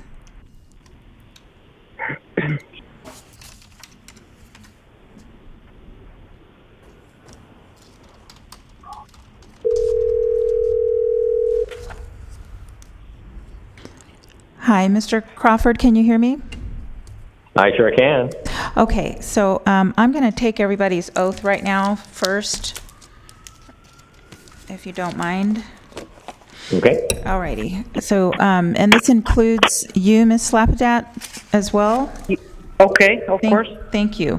Okay, so please raise your right hand and the appropriate response as I do. Do you swear that the testimony you're about to give this board is the truth, so help you God? If you do not swear, do you so affirm? Yes. I do. Okay, and then when you address the board, please state your name for the record and then the statement that you have been sworn. Okay. Okay, so staff is going to begin with the presentation now, so if you could just hang tight. Yes. All right. Good afternoon, members of the board. My name is Leanne Moffett. I'm the planning director here to give the staff presentation on the Prestige Senior Care item. Also in the audience with me today is Chris Pahuli, principal planner of current planning, and Kimber Gutierrez, who's been the project manager of this item, in case there are any detailed questions that I cannot respond to. So starting off with the location, the site at 7900 Hazel is located on the west side of Hazel Avenue, approximately 400 feet north of Golden Gate Avenue in the Orangevale community, and is currently undeveloped. It is designated for agricultural residential on the general plan, and both the community plan and zoning is AR2. The item before you today is an appeal by the Orangevale Community Planning Advisory Council of the Planning Commission's approval for a use permit for a congregate care facility. I did want to note that congregate care is an institutional use, not a commercial or residential use. There's also a special development permit and design review. So institutional uses are conditionally permitted in the AR2 zone subject to findings, which means that it can be considered and either approved or denied via the conditional use permit process. So the item is discretionary before the board today. My presentation is going to start by focusing on the description of the project, and then I'm going to focus on some of the zoning code use permit findings, particularly the findings related to institutional uses in rural areas. So starting off with a little bit of information about what the project is. This slide shows an aerial of the site on Hazel Avenue. As I indicated, it is currently undeveloped, and the aerial views don't ever show that it's ever been developed or used for agriculture. There are existing rural residences to the north, east, and west, and there is an existing church immediately to the south. There is some topography going on the site. So the site slopes down away from Hazel, down to a small natural drainage channel where some oak trees have grown over time, and then it slopes back up towards the back of the property. So the facility would be on the eastern portion, the front of the site, which is on the right-hand side of this aerial, to the right of that line of oak trees and that natural drainage way. The proposed facility is a 15 resident bedroom congregate care facility that would also accommodate 5 staff bedrooms. The site is 2.43 acres in size, around 105,000 square feet. The building proposed is approximately 16,000 square feet, so that's about 15% of the site, but then there's also areas for parking and landscaping. The access would be from the north side, where there's an existing driveway that serves both this property, and when it enters, it's really on this property, and then it heads slightly to the north, and it serves the neighbor's home to the north. And there would be a deviation from fencing and landscaping in the location of that driveway area. That's what the special development permit is for. The project, as noted on this slide, has received opposition from the Orangevale community, so I'm going to pause and talk about that a little bit and expand on what's on the slide here. So at the Community Planning Advisory Council meeting, members expressed concerns including about existing access for the adjacent neighbor to the north, and in general about the project's scale and compatibility and the precedents for such additional uses on Hazel. At the time of the CPAC meeting, we were only taking public comment by writing. We hadn't yet set up our system for taking oral comments. So at the time, there was a petition of support with 26 signatures, 2 comment letters in support, and 35 comment letters in opposition. At the Planning Commission hearing, there was one verbal comment in opposition with general concerns about neighborhood compatibility. And leading into today's hearing, I think the board members have received and loaded onto the system our additional comment letters. As I reviewed them, they appeared to all be in opposition. I noted additional 21 commenters in opposition and some petitions with a substantial number of additional signatures on the petition. So the concerns have to do with institutional uses being incompatible in the area, traffic, noise such as from sirens, impacting the rural atmosphere and agricultural way of life, and setting a precedence. So I next wanted to go through some of the advisory hearings, the final hearing, and then the appeal. So this was considered by the Design Review Advisory Committee, who determined that the project was in compliance with the countywide design guidelines. The Orangevale CPAC recommended denial on a 6-to-1 vote, and at that time they pre-authorized the appeal before you today. We also did take this to the Agricultural Advisory Committee, who determined that there was no impacts to agriculture and did not make an advisory recommendation. On February 22nd, 2021, the Planning Commission voted to approve this. This item initially would have stayed at the Planning Commission absent the appeal, so it was approved on a 4-to-1 vote. And then the Orangevale CPAC filed a timely appeal, which is why we're here today. This slide shows the site plan, and in your board packet, attachment 5 also has a variety of project exhibits if you want to look at those in more detail. We did look at the aerials. Again, I indicated that the aerials didn't show any history of agriculture on the site and that much of that tree growth along that natural drainage way started in around the 80s. I referenced the access point, which is on the north part of the slide on the access drive, exits Hazel and enters the site at the upper right-hand corner on this slide. And pursuant to zoning code standards, fencing is required to be a 6-foot solid wood fence, but there would be a deviation from the fencing standards at that driveway area and the landscape standards to accommodate the improvements to the existing driveway and not have to relocate that. I already noted the building is on the eastern portion of the property, facing Hazel Avenue. In addition to the 15 resident bedrooms and 5 staff bedrooms, there's also a kitchen, 2 dining rooms, a living room, a home office, a hair salon, gym, a small theater, library, bike storage, and a laundry room. The center of the site is an exterior courtyard in the middle of the building. And then there's a small outdoor patio in the shaded crosshatch at the back of the building. The area in the back portion of the lot would generally remain undeveloped, except for that large bulb you see would be the fire turnaround, and the trash enclosure is located there so that the trucks can get to the trash enclosure.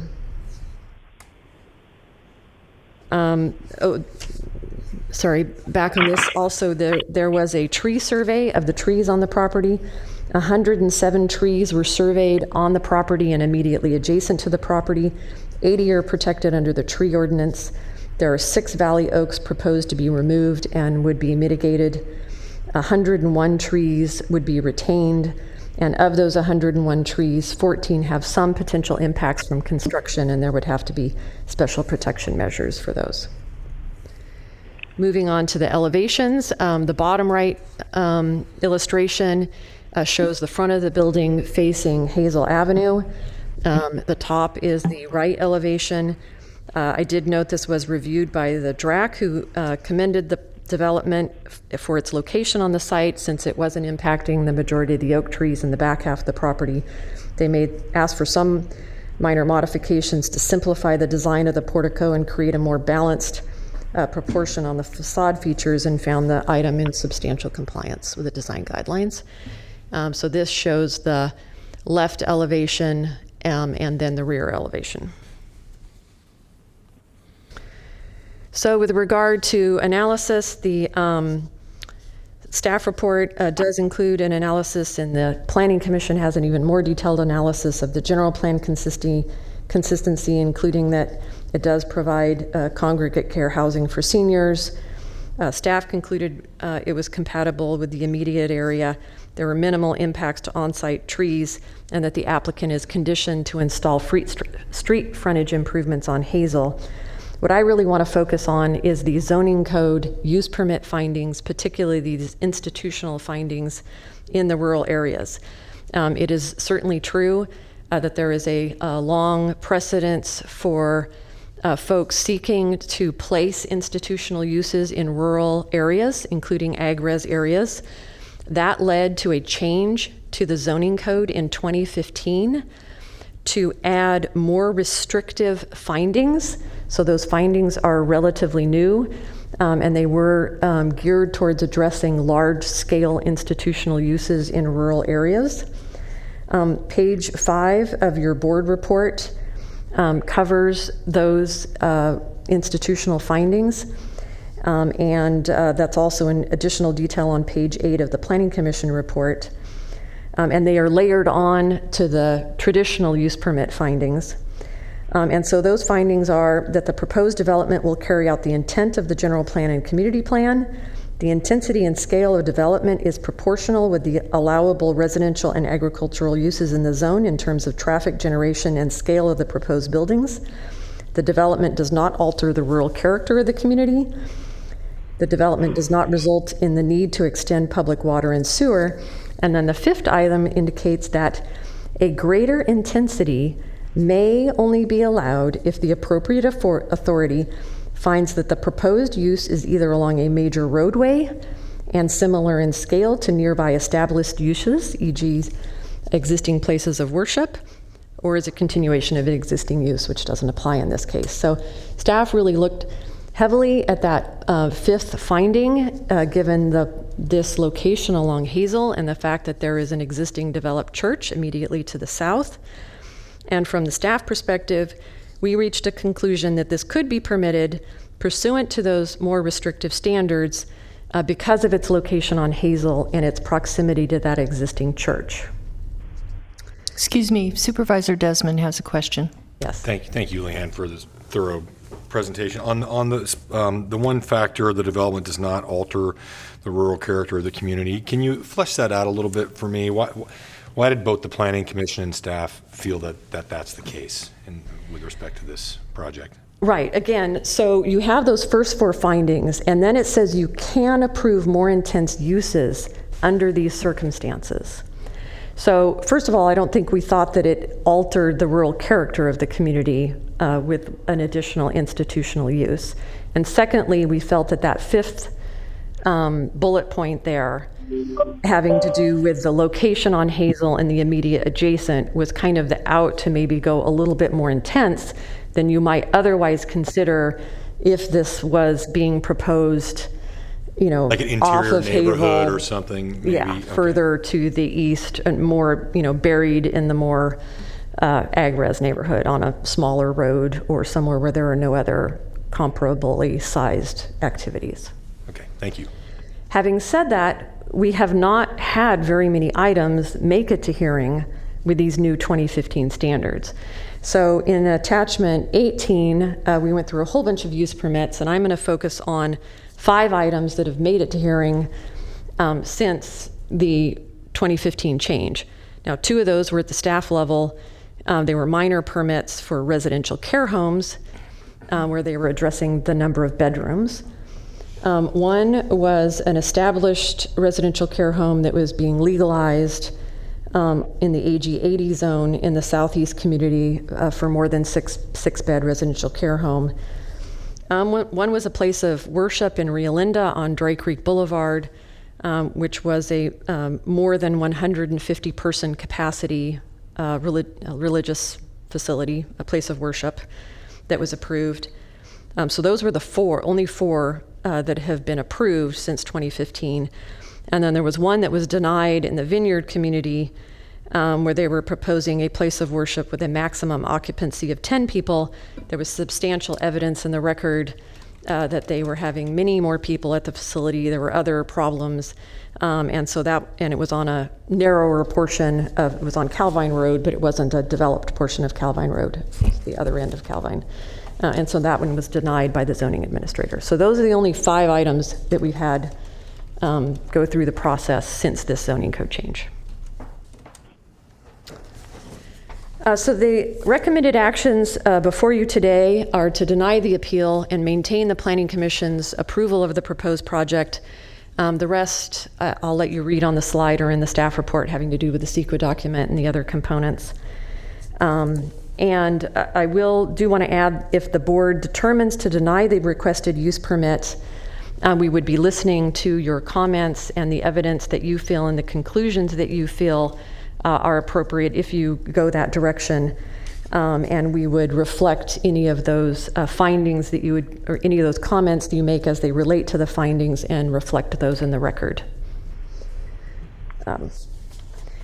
So that concludes the staff presentation, and as your clerk indicated, we have the appellant, Mr. Bob Crawford from the Orangevale Community Planning Advisory Council on the call, and then the applicant, Ms. Lily Lapadat, also available.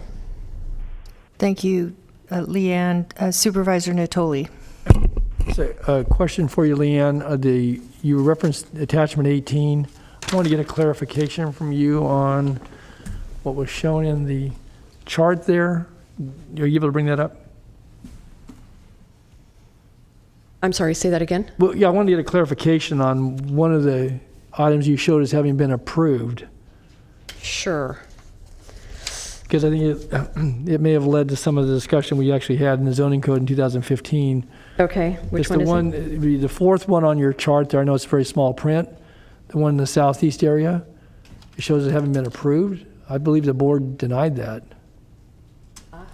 You're right, and that was also done before the 2015 change. It was, right. You're right, that was denied. But I think it led to some of the conversation that this board had during the time we've been to the zoning code. So I just wanted to be clear. You are correct. Okay. So. Yes. I think that came on appeal, so I bet the staff person who went to this You're right, probably went to appeal. the original approval and didn't see the Right, it did come on denial. appeal. You're right. That makes sense. Okay, thank you. Yes. Hawkeye Supervisor Natoli. We're so glad he's here.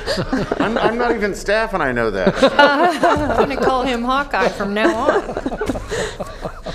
Okay. I believe the applicant and the CPAC are in a position now to make a comment. And I'll ask Robert Crawford if he would like to speak first. Yes, I would. I'll go ahead and go. And I have been sworn in. As mentioned, I'm Bob Crawford. I've been on the CPAC, Orangevale CPAC, off and on since about 1997. So I've seen a lot of changes in Orangevale as it goes on. Just a brief history of where we're going to get to, but a little bit of history on Hazel Avenue. And talking from Oak Avenue to the county line of Placer County, it's about 1 mile of ag land that's zoned. Currently, right now, it has 5 religious facilities on the street. All 5 came in via use permits, and 3 of those were appealed by the CPAC and were denied, and construction went forward with that. So the precedent was set with those use permits, and I know there's been, Leanne mentioned the change in the zoning requirements for use permits, but we still have those precedent that's in there, and part of that precedent is also comes into play on this property as we look at one of the situations in the general plan or in the plan of Orangevale is that the footprint is very large for the facility. And the justification for that is it's not that large because it sits right next to a church. Okay, but still that's the precedent that's been set. And we have to look at this and say, how many more of these things can we do? What the CPAC has been fighting for a number of years has been the perception that on almost every major project that comes in front of Orangeville, the local community opposes it, and for various reasons. But the basic underlying cause every time is that they can't trust the county to do what they say they're going to do. And we fight this all the time. And it's the perception that is the problem.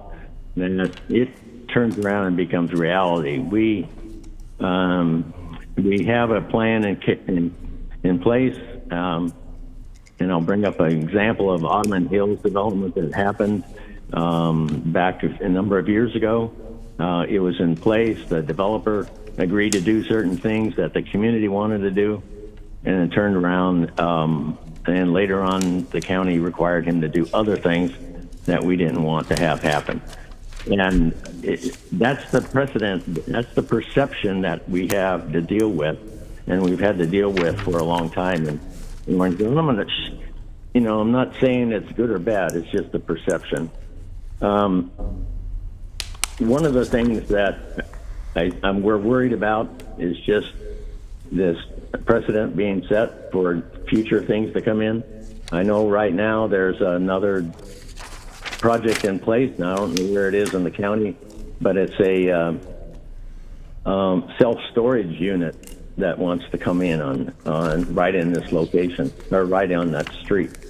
And to be honest, we really need some other things. We need to come up with another plan here to not zone by the use permit process, but actually go in and look at the zoning of that whole street and, maybe rezone it to allow some housing to go in. We need housing out here.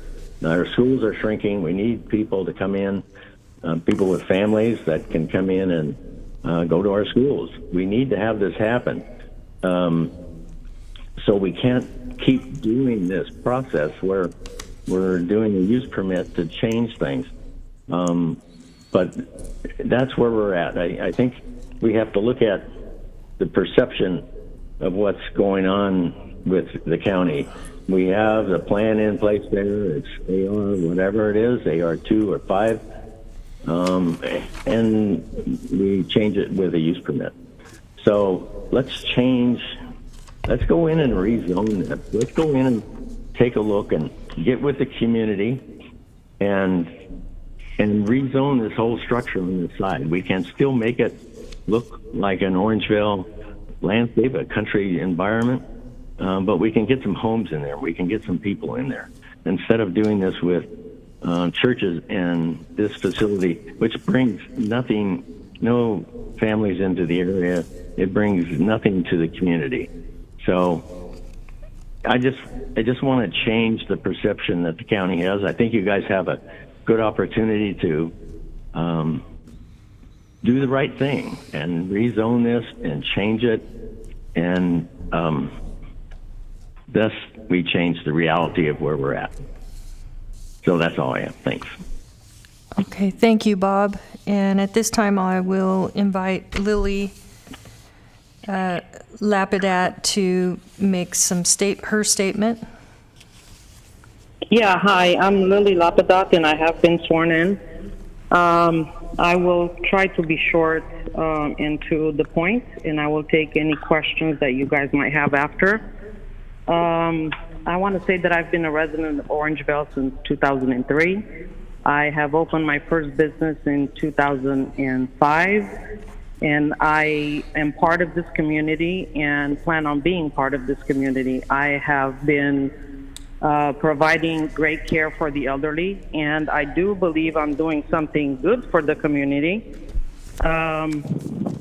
Just from what Bob Crawford mentioned earlier, that I am not bringing anything to this community. I would like to kind of correct that if I can, that I am doing something, to benefit the community and something good for the elderly. And I have a good reputation on that, and I would like to move forward and do even better if I could, if you guys approve me. Let me see, I put down a few points here. I know one of the concerns of the Orangeville community was the access, which I think being on Hazel, we have access directly from Hazel. We're right next to a church. I don't think there's any questions on the access for this facility. Another point was that the scale, they were concerned about the scale. I do have other homes that are on a smaller scale, and I have one that's kind of a medium scale, if you want to call it that. And I am trying to do and to provide for the elderly what they need. Is once they move into our facility, they need a lot of care, and that's where they live. They can go out to enjoy the outdoors. They can drive around. So I try to provide a little bit of a quiet room, like a library, exercise room, plenty of space to move around and walk around inside the facility. Another point was that I am in the middle of a neighborhood and they don't want us there. I am actually off of Hazel, and Hazel, I think it's almost like a freeway. I would not bother anybody. We do not have truck deliveries. It's like a family-owned business. I do all the shopping even right now for all the facilities, and it doesn't impact anything. As far as the sirens and the 911 emergency calls, I can tell you maybe I've had 5 throughout the year or even less than that. A lot of the elderly are on home health, which covers them completely on that side of their health and nurses coming in. And a lot of them go on hospice towards the end of life. And once that happens, you don't ever call 911. So I would say it would be very minimal impact when talking about the, sirens and all that. Again, as far as impacting the neighborhood, I believe I am not, since I am on Hazel. Again, I try to stay away from the middle of the neighborhood. Like, I'm giving you an example where the chateau is off of Main, and they have 34 beds, and it's right there on a two-way street, very compacted. I am not like that. I would be on a major street, and you can't really compare. You got the Carlton, you got Almond Heights. Those are all big facilities. We are under residential care facility. That's where we qualify. We are 15 beds. So for up to 15 beds, we are still considered residential care facility. We are not an assisted living. That would be 16 beds and up. We are staying under that. So my license would be under residential care facility. And our building looks like a villa. It's beautiful, the plans that we have. And I think it's beautiful. So, I believe I'm improving Hazel. I'm still complying with everything. We've made all the corrections that were given to us just to comply, just to make it work. We've been waiting for over 3 years now, spend a lot of money. And again, I don't believe I'm doing something bad. I believe I'm doing something good for the community. And, I did invite everyone for visits at the Renaissance that I have now. A few members of Orangeville showed up, and we had a good conversation, and they understood what I was doing. I think their main concern was that if I was approved, other buildings would follow me, but, like the big assisted, care facilities. But I am not a big assistant. Like I said, again, I want to mention, I am still a residential care facility under the licensing law, which it is just like a normal home, So I think that's about it. I will take any questions. I do have petitions and signatures. I heard it was mentioned 26. I believe I have close to 60.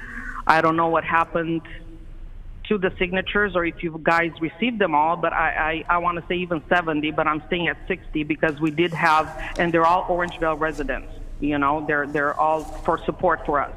So I think that's it. I'm going to stop right here. I will take any questions if you guys have any questions, and I would love to hear a positive note on this. Thank you so much. Thank you, Lily. If you can just stand by. Of course. At this time, I do have a question for Leanne.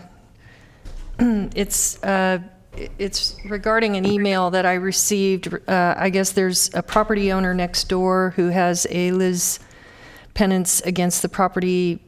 I guess there's an easement that has not been negotiated yet, which could impact this project. Is that correct? Yeah, so I have a general understanding that there is a civil matter between the two.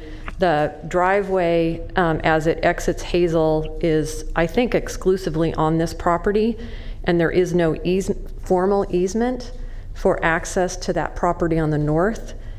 But it's exclusively on the other property? No, it's on this property. Okay.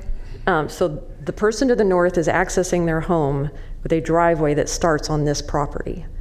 And there's no recorded easement, but they have been using it for many years. So they're engaged in a civil action to try to demonstrate that they have the right to use this. If this project were approved, one of the conditions is to make sure that there would be an easement to provide guaranteed access to that property. If this project is denied, they'll have to continue with the civil action to resolve that. Okay. Okay, thank you. That's my understanding. Leanne. Again, I'm not involved. I don't know that the county hasn't done research on the civil action itself. We're not a party to that. Okay. So if I can clarify a little bit on that.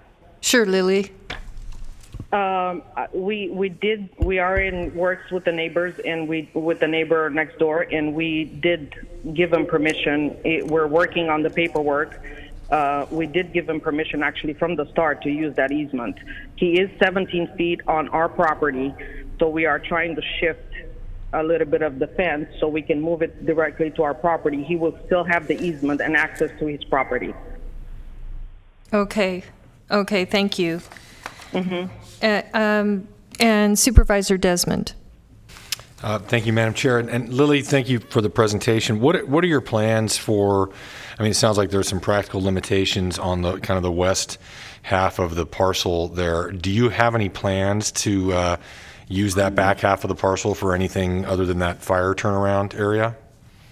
Yeah, so we're going to use it for like a recreation area, if you want to call it, for the elderly. I'm planning on doing like a little bit of a garden.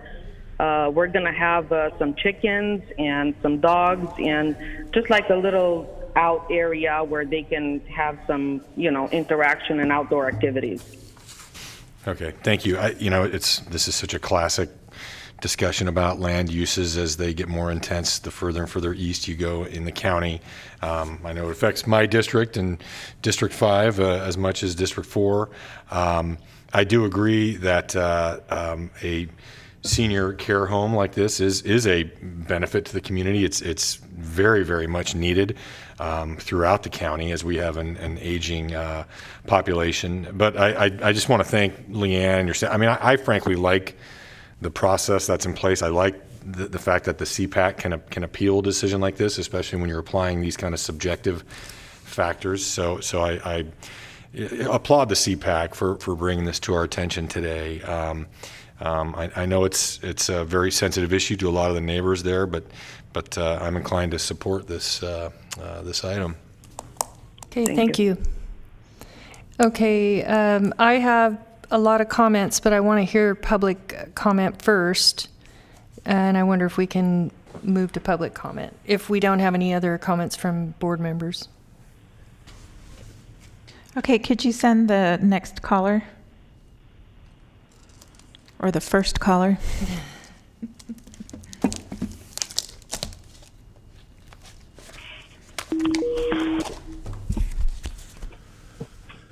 Hi, caller. I'm going to take your oath first.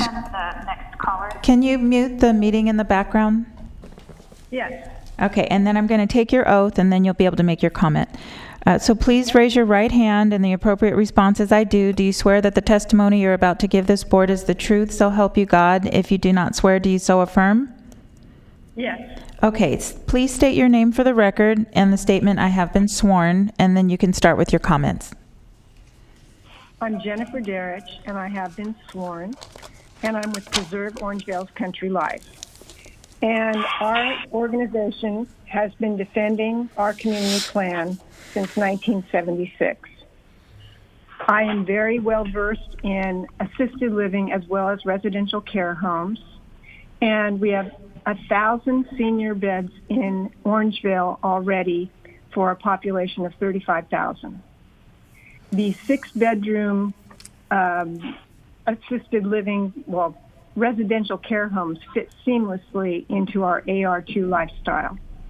They're just a great addition and providing a lot of quality of life for seniors. At the Placer County line, there are currently 500 new senior residences coming on to be fulfilled. And this area of AR2 in Sacramento County is an extreme rare bit of parcel. And we are actually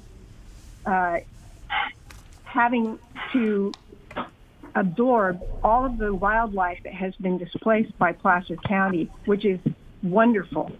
But that's what goes on when you cover over and pave over large areas of agricultural residential properties. I have been looking into ARFs, and they are residential facilities, which this one would be. And I did tour Lily's place on Mountain. And she is proposing to do double-sized rooms with large bathrooms. And I've never seen a place like that with 5 permanent residents. You have 10 seconds. In conjunction with 15 bedrooms. It's a $90,000 a month proposal, and that's being conservative. Can you wrap up your comments, Jenny? Yes. The possibility of doubling up people in double rooms is a real thing that can be done, and that would be $180,000 a month. And if you don't think people will follow and gobble up all that property, can you please wrap up your comments? Yes, please. Oh my gosh! Please approve the desires of the community. Thank you. Okay, next caller, please.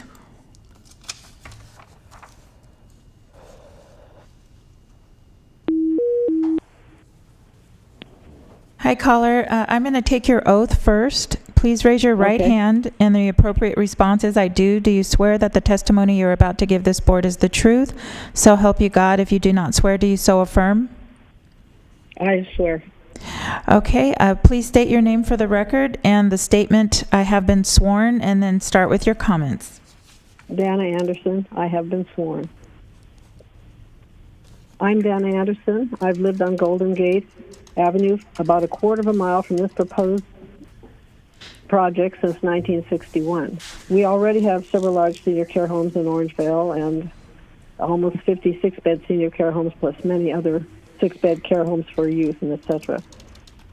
Even though we need to accommodate some of these types of facilities, they are businesses and are not compatible with our country life. In spite of what the planning department came up, I would challenge at least several of their comments they made there. And although technically the proposed prestige senior care home only needs a use permit, it is a large, lucrative business and not compatible with our country life. There are less than 1,400 acres left on which to enjoy the AR2 country lifestyle and engage in general activities. Small care homes are acceptable, but if this large building, which is not in scale with what's around it, it's almost 16,000 square feet and a large parking lot, and to me that is not keeping with our rural character. And again, there's a church next to it, but there are 2 properties adjacent to the north and west that have normal-sized family homes and acreage. And the properties across the street are, again, normal-sized homes on acreage. And this building could never be a family home again. It's a small hotel. Our supervisor, Sue Frost, told us at a meeting in Orangevale Park in March that there is a lot of pressure to make Hazel Avenue from Oak north to the county line a commercial corridor. We believe that if the Prestige Senior Care is allowed, that it will be used as a foot in the door to rezone several large properties on Hazel north of Oak for commercial use. And it would erode our AR2 country lifestyle, especially for the 40 single-family homes that abut this area of Hazel, 31 of which have driveways out to Hazel. The others go out on the side streets. Our Orangevale community Can is you unique please in wrap up your Sacramento. comments? Yes. We have a lot of new families moving in with young children. I was pleasantly surprised to see that when I was petitioning. We believe that it's evidence that our tiny, unique area should remain for future generations, although not a lot of people want this lifestyle. We are in the minority. You have our future in your hands as to whether we can stay or are pushed out. Please uphold our Orangevale CPAC's vote and deny the Prestige Senior Care Project. Thank you. Thank you. Okay. Please send the final caller.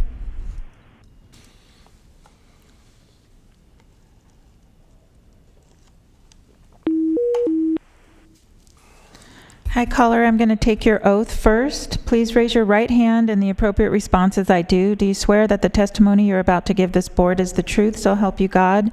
If you do not swear, do you so affirm? Yes. Okay, please state your name for the record and the statement "I have been sworn," and then start with your comments.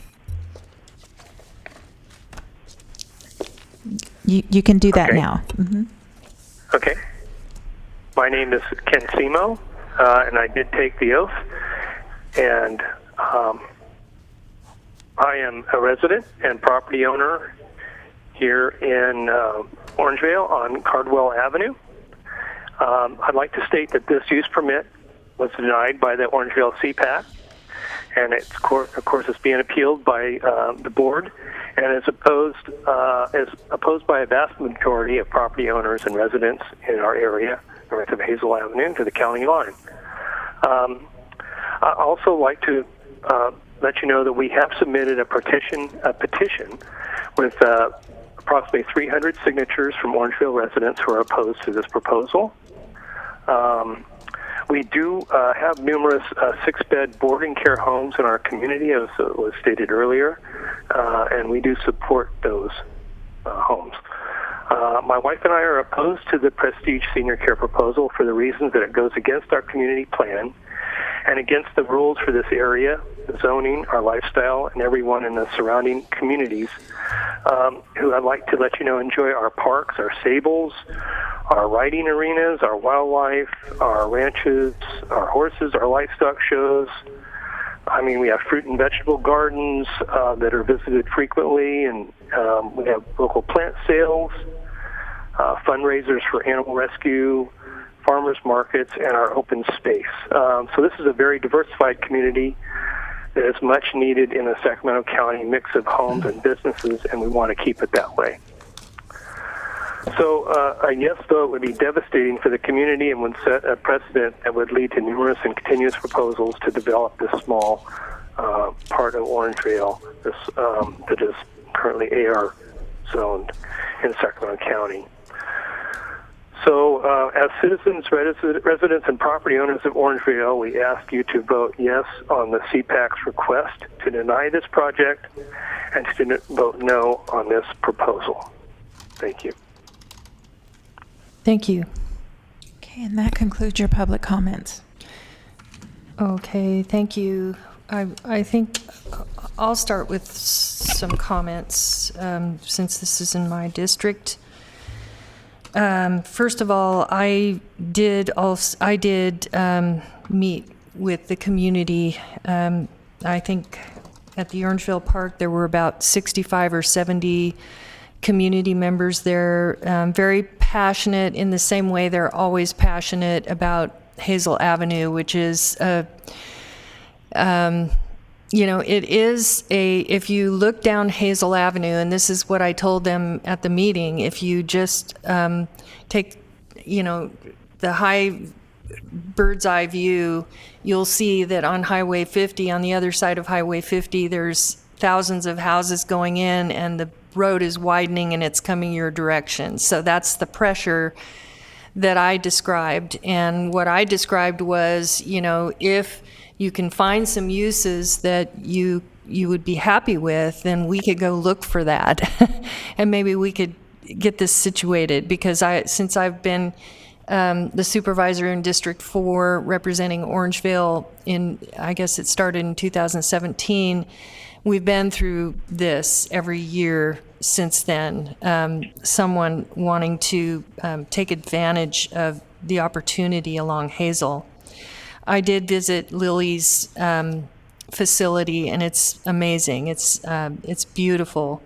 And I hope when I'm in my 80s, if I have to go to a home like that, if I can't make it on my own, which I hope I can, that I will be in a place like that.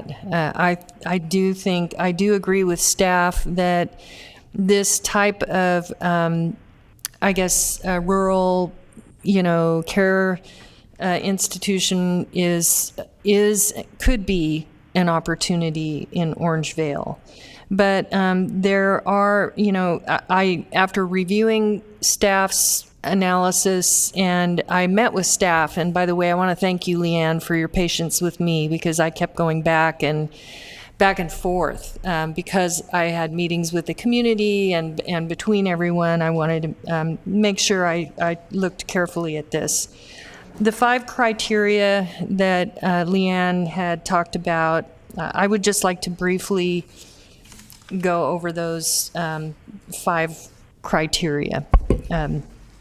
First of all, one or two of the callers and many of the Orangevale community, and before I go into that, I just want to say the CPAC voted no.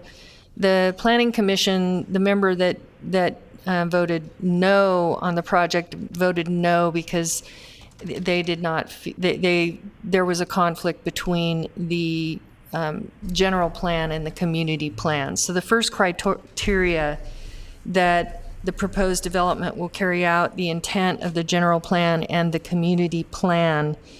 There is an overlap of a general plan that is not consistent with the community plan that took place, I think, Leanne, correct me if I'm wrong, back in the 70s or 80s. And that community plan has not been updated, but I can tell you the community is very happy with their community plan. And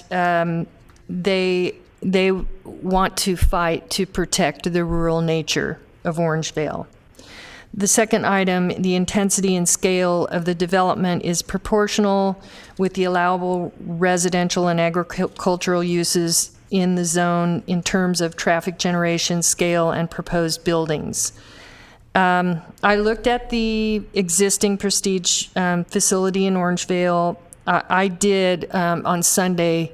This past Sunday, I drove out to the property because I wanted to I wanted to see it again. I actually had to drive by it 4 times because I kept trying to see what was there, because all I could see was trees. But if you look really closely, you see, like, I saw 2 or 3 churches that were huge, large. They had large parking lots. But then there were properties, and they were residential, and they were rural in nature. Some of them were farms, or, they had fencing where they had horses. Many of the homes you couldn't even hardly see from the road because they were set back. So it is rural in nature. And when my community says they want to protect that, that's important to me. I don't believe the 16,000 square foot congregate facility with the 15-car parking lot is necessarily aligned with the character of what's there now. And so, I believe I'm going to say 80 or 90% of that area is rural, and it looks like trees. The development does not alter the rural character of the community. I'm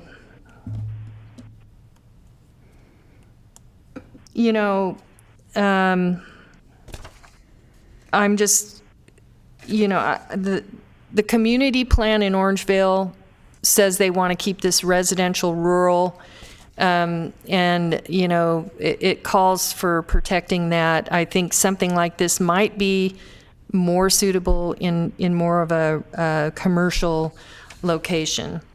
The development does not result in the need to extend public water and sewer. I agree with that.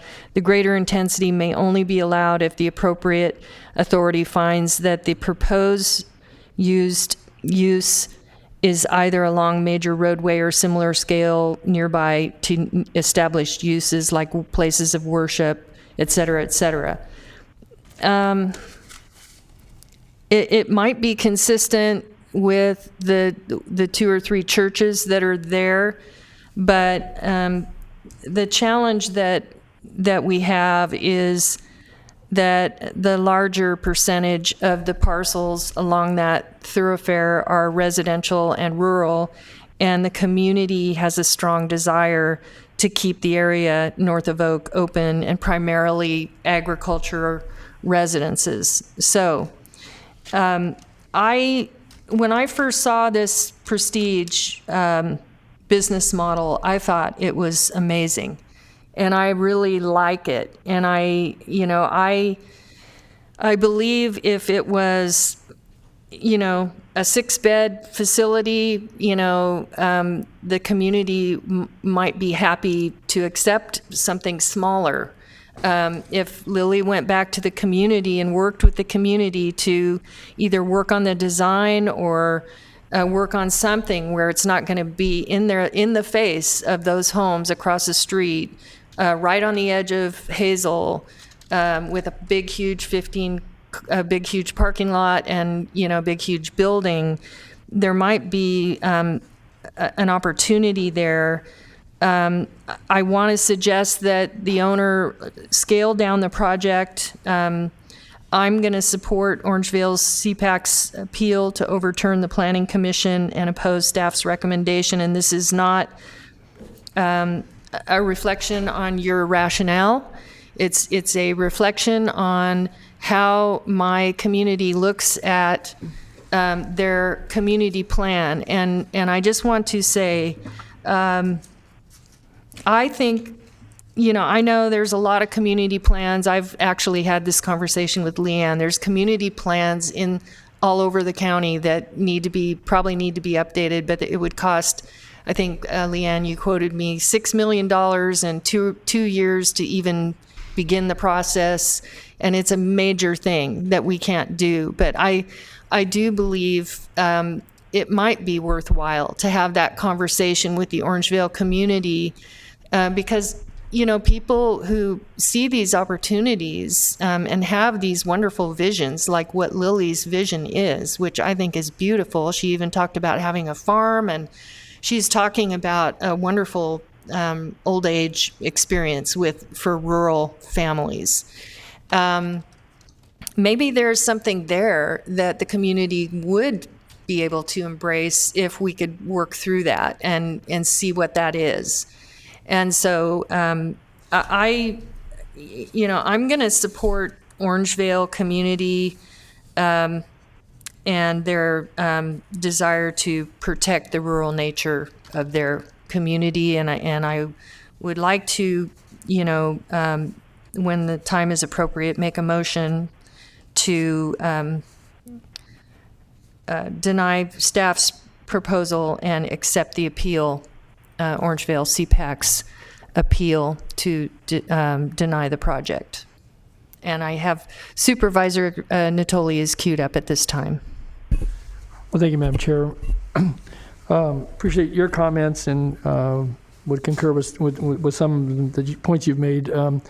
I'll just say that I too had the opportunity. I met with Lily and visited the facility that she currently operates, and certainly was very favorably impressed by the the setting, and I think the level of attention to the folks that are entrusted to the care of her and the folks that she employs to provide that residential setting for those folks.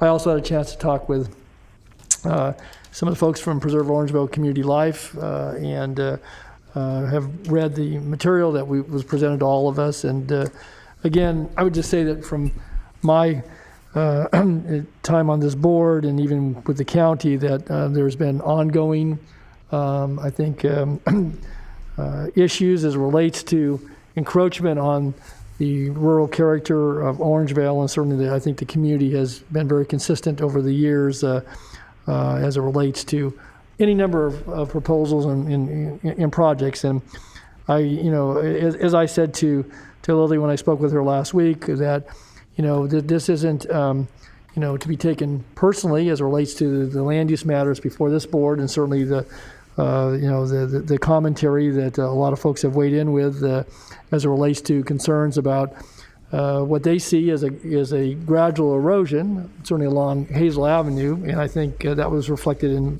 the staff report as relates to institutional uses.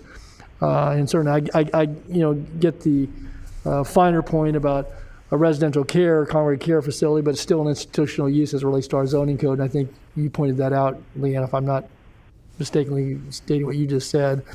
And again, I had a chance to, I don't get out there that frequently, but I drove a number of the streets and just got a sense of obviously the interspersing of some of the residential care facilities that are out there. There's 6-bed facilities, and the one that was alluded to earlier over on Main. I actually drove into Placer County to see again, I wasn't quite sure if that's assisted living or senior apartments, but a fairly large facility that's looks like it's just about ready to be occupied near completion. And I think the point you made, Madam Chair, relative to what's happening on Hazel Avenue to the south, obviously a major county improvement project coming through the Fair Oaks community, coming north of the river, and obviously what's planned south of the river with the Aerojet Easton complex there. But nonetheless, all I take into account, I think that the CPAC is again reflective of community voices. Certainly they are all speaking in unison. There were petitions submitted and certainly letters of support and opposition on both sides of the matters before us. But as I've thought about this, and certainly have been part of discussions about rezonings over the years from AR2 to AR1, which then triggered bringing water and sewer, and began to potentially bring in additional divisions of property.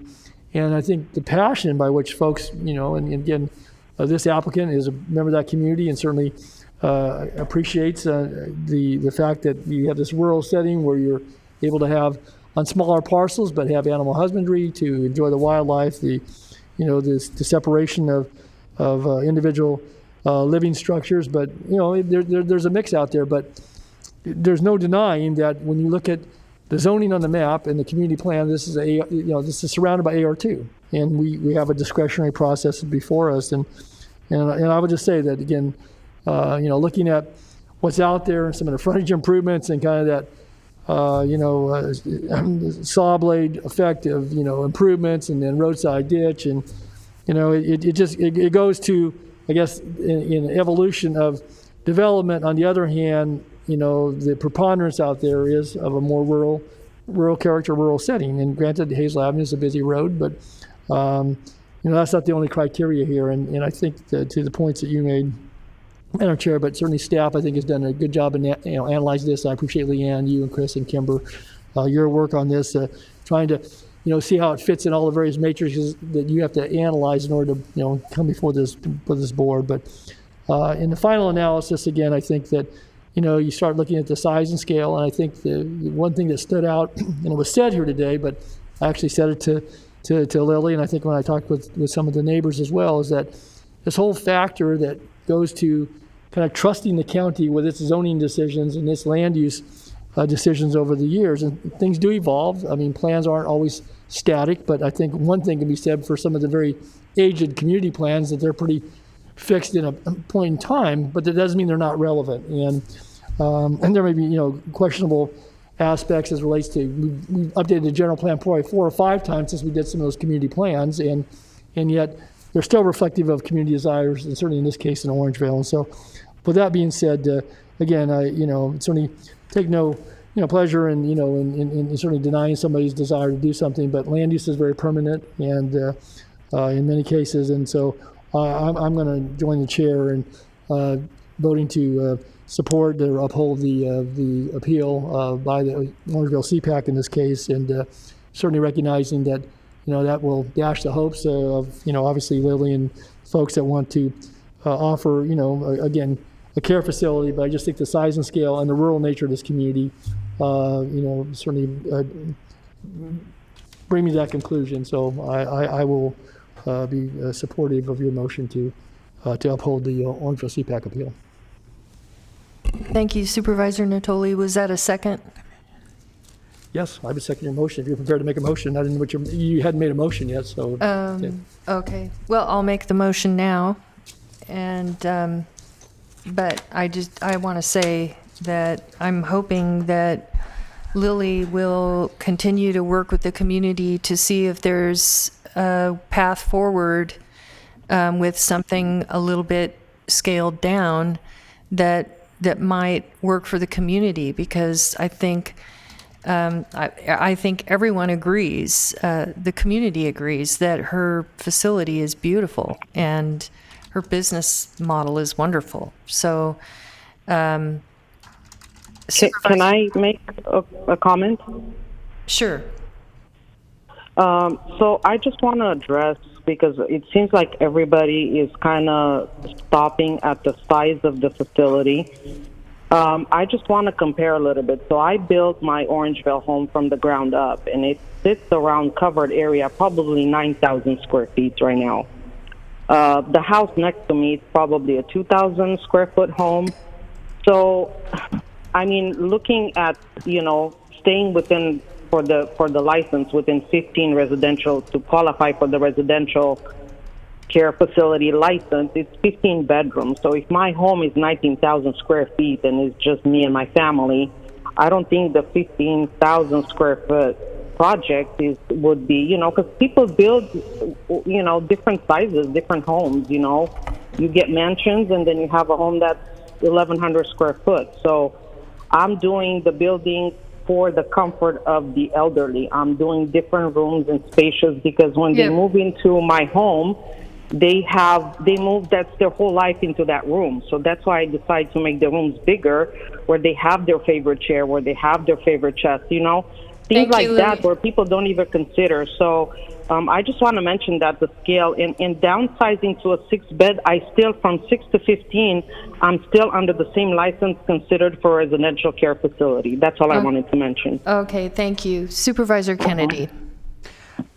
Thank you, Chair. I just wanted to make the statement that it's very unusual for me not to be swayed by the member who represents the district, and I want to let you know, Chair, that I do take your words seriously and think that weighs on my decision making.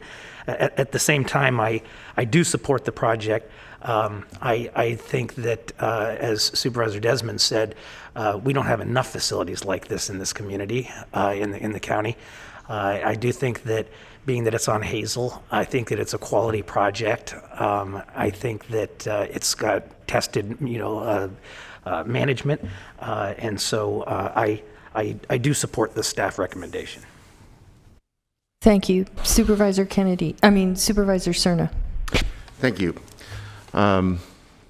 This is going to be an odd one. I can't reconcile, meaning I can't really ignore the fact that I agree with Supervisors Desmond and Kennedy that we need more of these types of responsible facilities, not fewer. And if there was a zoning issue, I probably would think differently about it.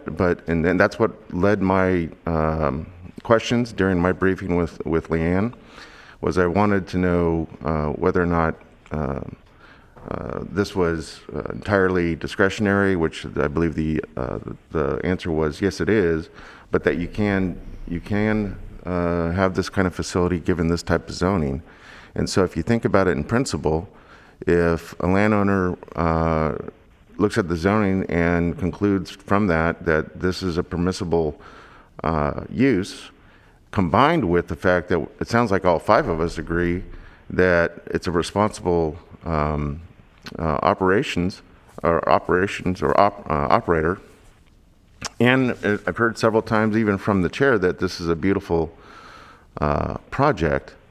I can't get past that. So, I didn't want to issue my vote without explaining myself, and so I too will be supporting staff's recommendation. Okay. Well, we have a motion to support the CPAC's appeal and deny the staff's recommendation on the floor with a second by Supervisor Natoli. Please vote.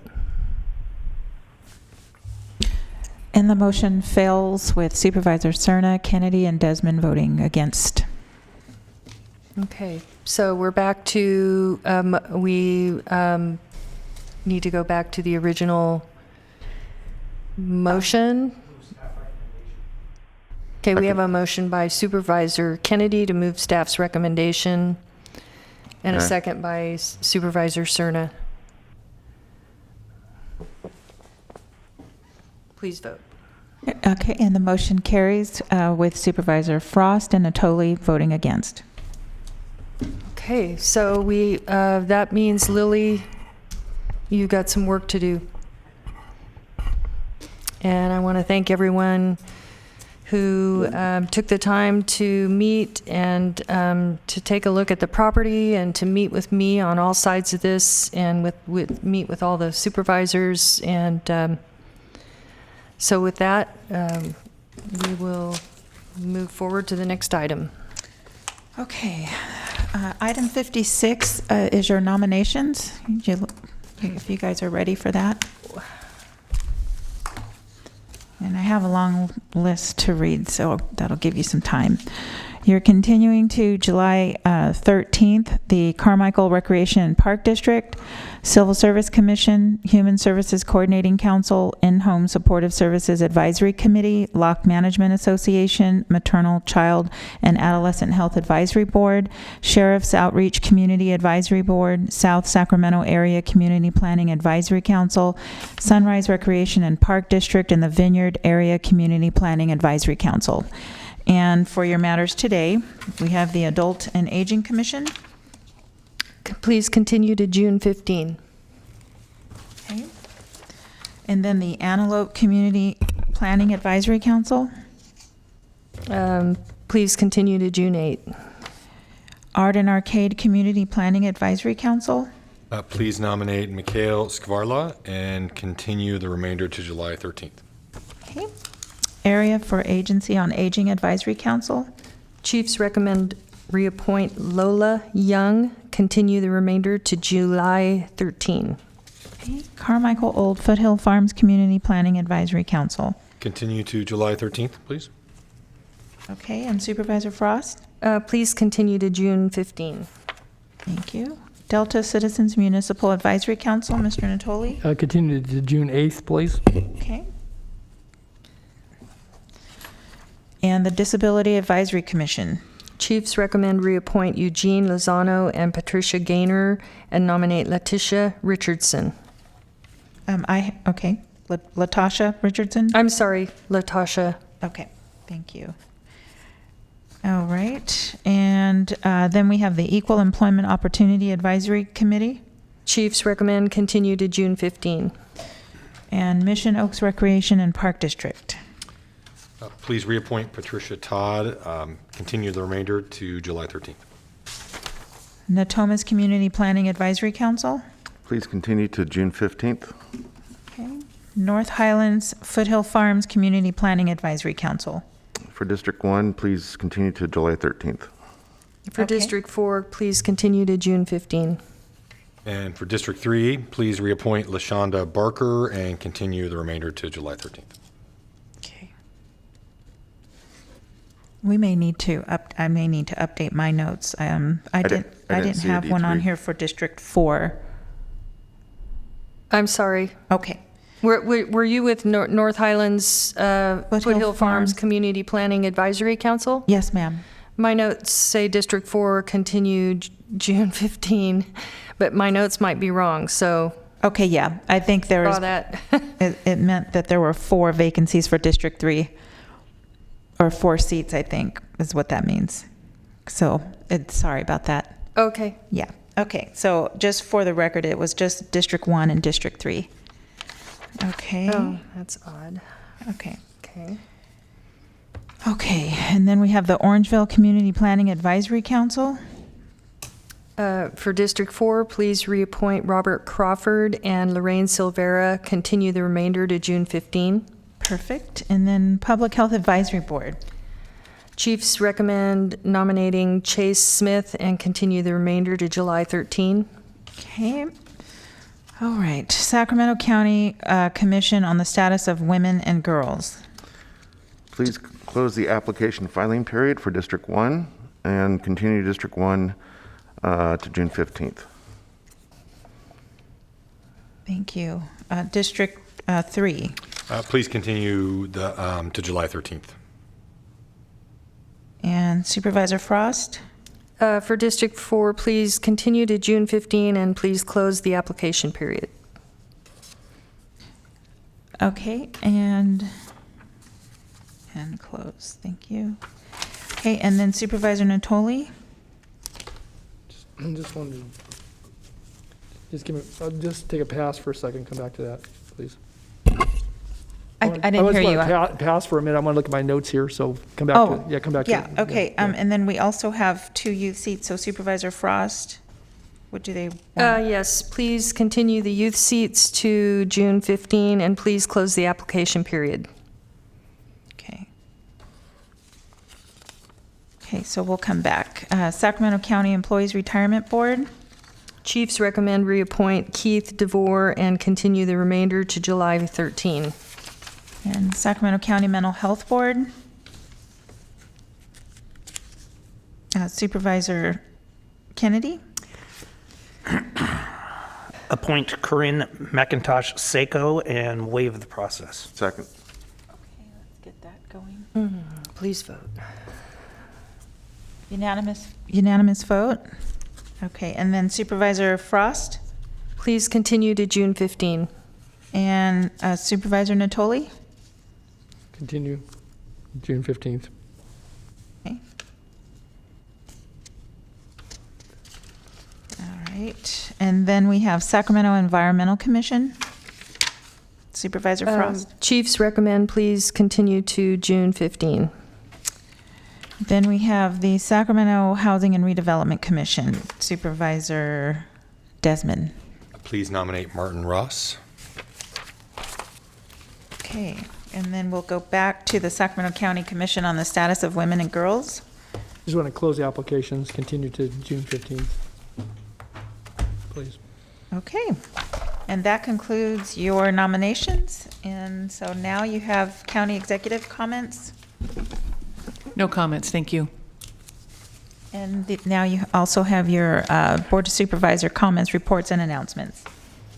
I do not have any, Supervisor Natoli, please. I do have an adjournment, Madam Chair, but I'd like to make some comments before that, if I could, please. I wanted to call out items 65 and 68 on our agenda, which are just communications to be received and filed. And I alluded to this a little earlier. I don't know if you need to read those into the record. Yeah, okay. Yes, of course. Item 6, I'm sorry, you said 65 and 66? 65 and 68. 65 and 68. Sacramento County Department of Health Services 2020 Report of Performance of the Sacramento County Mental Health System. And then item 68 is the Sacramento Housing and Redevelopment Agency Annual Reports of the Housing Trust Fund, Affordable Housing Ordinance, and Home Investment Partnerships Program. And I'm not going to dive into the substance of either one of these today, but the reason I called them out, and I mentioned this in my briefing to Ms. Edwards yesterday, that I think we need to have some discussion here at the board dais, and or maybe Ann can bring us a recommendation separate from that as to how some of these just get kind of shuffled to the information pile. And when I look at item 65, for example, there are recommendations to the Board of Supervisors regarding mental health services in the county. There's some evaluation, self-evaluation by behavioral services and some metrics. I think it warrants, again, in light of some conversation we had earlier today, that we take a more serious look at that. And then on item 68, there are items there that this board, I know for one, my colleague Supervisor Cerna certainly has asked for a review of the Housing Trust Fund. We've talked about the need to help with housing production in ways that we can relative to the involvement of redevelopment agency. And so relegating these just to an information item with no set report back, no understanding about us having some conversation. I don't know how those decisions are all made, but I think we need to visit some of these. And these two I'd like to have come back at some future date as appropriate for melding into board discussion at a minimum. So whether any action would be reflected in that. And I mentioned this to Ann, so I don't know, you may want to comment, Ms. Edwards. If it's the will of the board, we'd be happy to bring those items back to you. Absolutely. Okay. And the Housing Trust Fund, for example, we're waiting for a report. We've been talking about this for a couple of years now. Yeah, and I think the standard is that if no offense to our interim county CEO, but I think if any member of the board wants something brought back before this board, it's for me it's incumbent that it be done. It's not necessarily all five of us have to agree, but I don't think they're going to get any argument from anyone either. So. No, and because I think there are items here that are relevant, they're current, and and they warrant our review and more further discussion. So that's why it's not to load up our agendas with more action items, and maybe some of them don't warrant action at this point in time. So I want to make that point. So and you can certainly I'm okay working with the chair, and again, there's no immediacy just to either one of these, but I think they're both important, and there may be other items that get.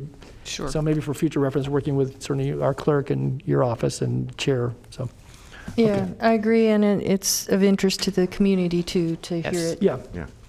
And so just one other comment before I would adjourn it, and I know there's been some good news. I don't know if you intended to bring it back on the agenda, but as it relates to illegal fireworks and some of the work that's been going on with our fire agencies and I believe with law enforcement, I don't know if you intend to have a report, say our June 8th meeting, but we continue to get correspondence. I know each of us has weighed in, and I know, Ann, you've been following it very closely. So I just didn't know, again, without taking up time today, but how you intended to get information so, again, the community can hear kind of what it is we're planning to do and efforts that are being made in light of the problem that has continued to grow. Yes, we were actually working on preparing a fact sheet for all of you. We had not intended on coming and making a board presentation. We can look at I know that June 15th is the last meeting before the 4th of July, I believe. And I know we have, it's a very, very long agenda, but if you would like us to bring something back, we can certainly work towards doing that. I would. I agree. I think so. It'll be an espresso day. We can figure it out. Okay. Thank you. And I believe at this time Supervisor Cerna has an adjournment. Did you also have an adjournment, Supervisor Natoli? I do too, but. Okay. Go ahead. No, different one. You do yours first, I'll do mine. All right, okay. Thank you, Madam Chair. So today I'd like us to adjourn in memory of Mrs. Merle Wright. Mrs. Merle Marie Wright, a retired 29-year employee of Sacramento County, passed away on Mother's Day, May 9th, 2021, at the age of 93. Mrs. Wright's county career included serving as former Sacramento County Supervisor Grantland Johnson's executive secretary for most of his 2 terms from 1987 to 1993, before he joined the Clinton administration as director for Region 9. Born in Houston, Texas on March 31st, 1928, Mrs. Wright was the oldest daughter of Pastor Andrew A. Lott Sr. and Juanita Guilford Lott. After graduating from high school in 1945, she attended and graduated from Johnson Business College and later attended Bishop College. In 1963, Mrs. Wright and her second husband, Stanley Wright Jr., a U.S. Air Force service member, and their 7 children settled in Sacramento's Del Paso Heights neighborhood, where they lived for 11 years. Mrs. Wright remained closely connected to the Del Paso Heights community for the rest of her life. Mrs. Wright joined the Del Paso Union Baptist Church in 1968 and became the church pianist. She served as past president of the women's ministry, worked with various church committees, taught Christian education classes, and was a member of Operation Lost Sheep. She was actively engaged in the music ministry as a member of the Voices of Union Choir and worked with several churches in Sacramento. Mrs. Wright is a legacy life member of the National Council of Negro Women. Mrs. Wright would often say, quote, "What you do speak so loud, I cannot hear what you're saying," as a subtle reminder of the importance of consistency between our words and actions. After 49 years of marriage, her beloved husband Stanley passed away in 2005. She was also preceded in death by her son Stanley Jr. in 2017. She is survived by 6 children, grandchildren, and her brother William Royer Lott Sr., pastor of the Mount Sinai Baptist Church in Chicago, Illinois. Services for Mrs. Wright are planned for 9:30 a.m. on Tuesday, May 25th at St. Paul Missionary Baptist Church, located at 3996 14th Avenue in Sacramento.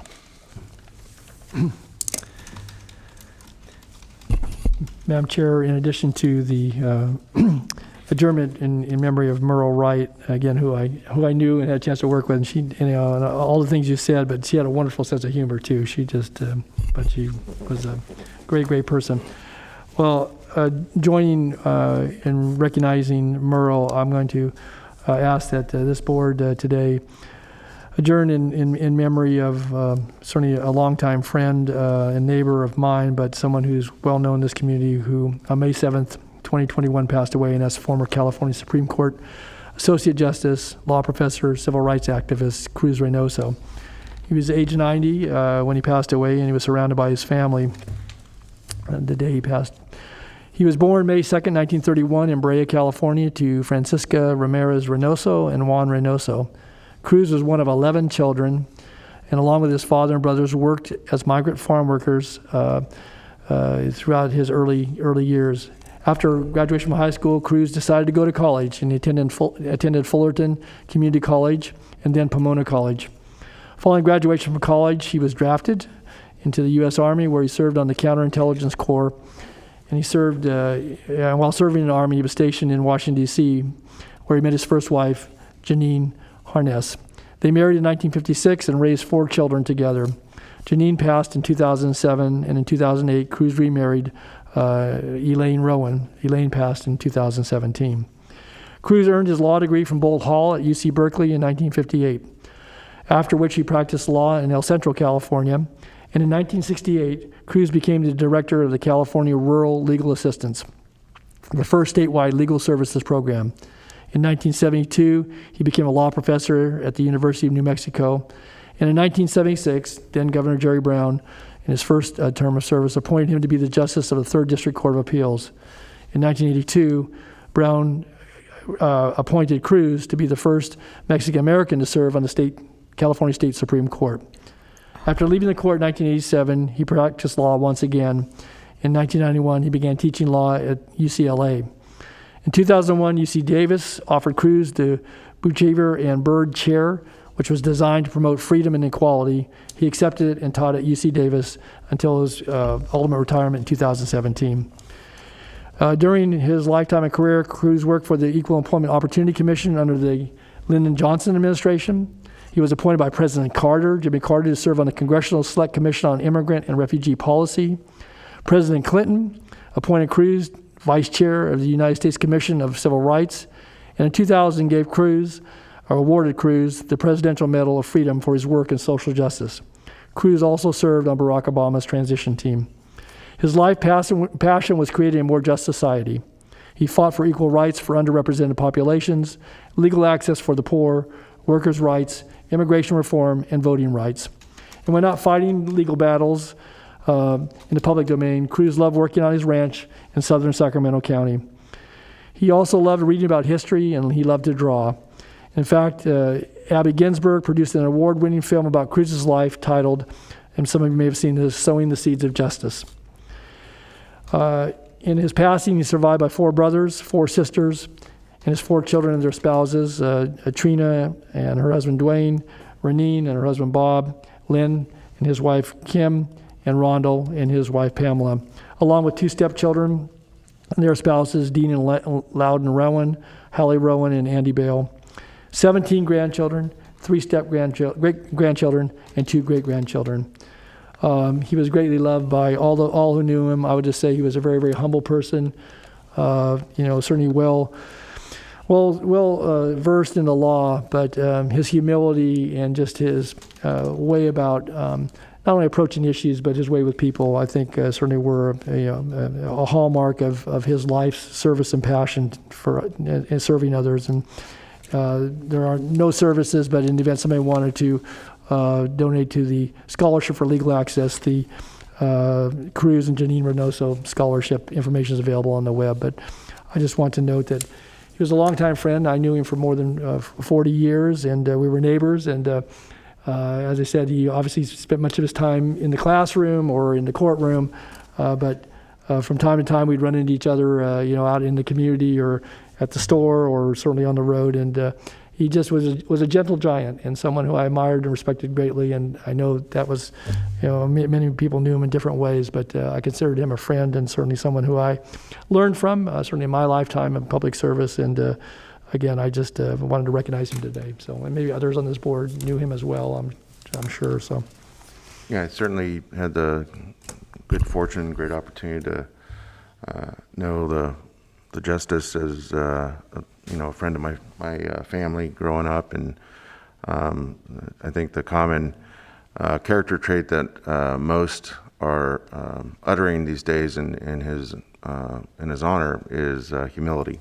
Yeah. And I think that particular trait is one that those of us serving an elective office really need to reflect on more frequently, myself included. So, to see it in action with someone as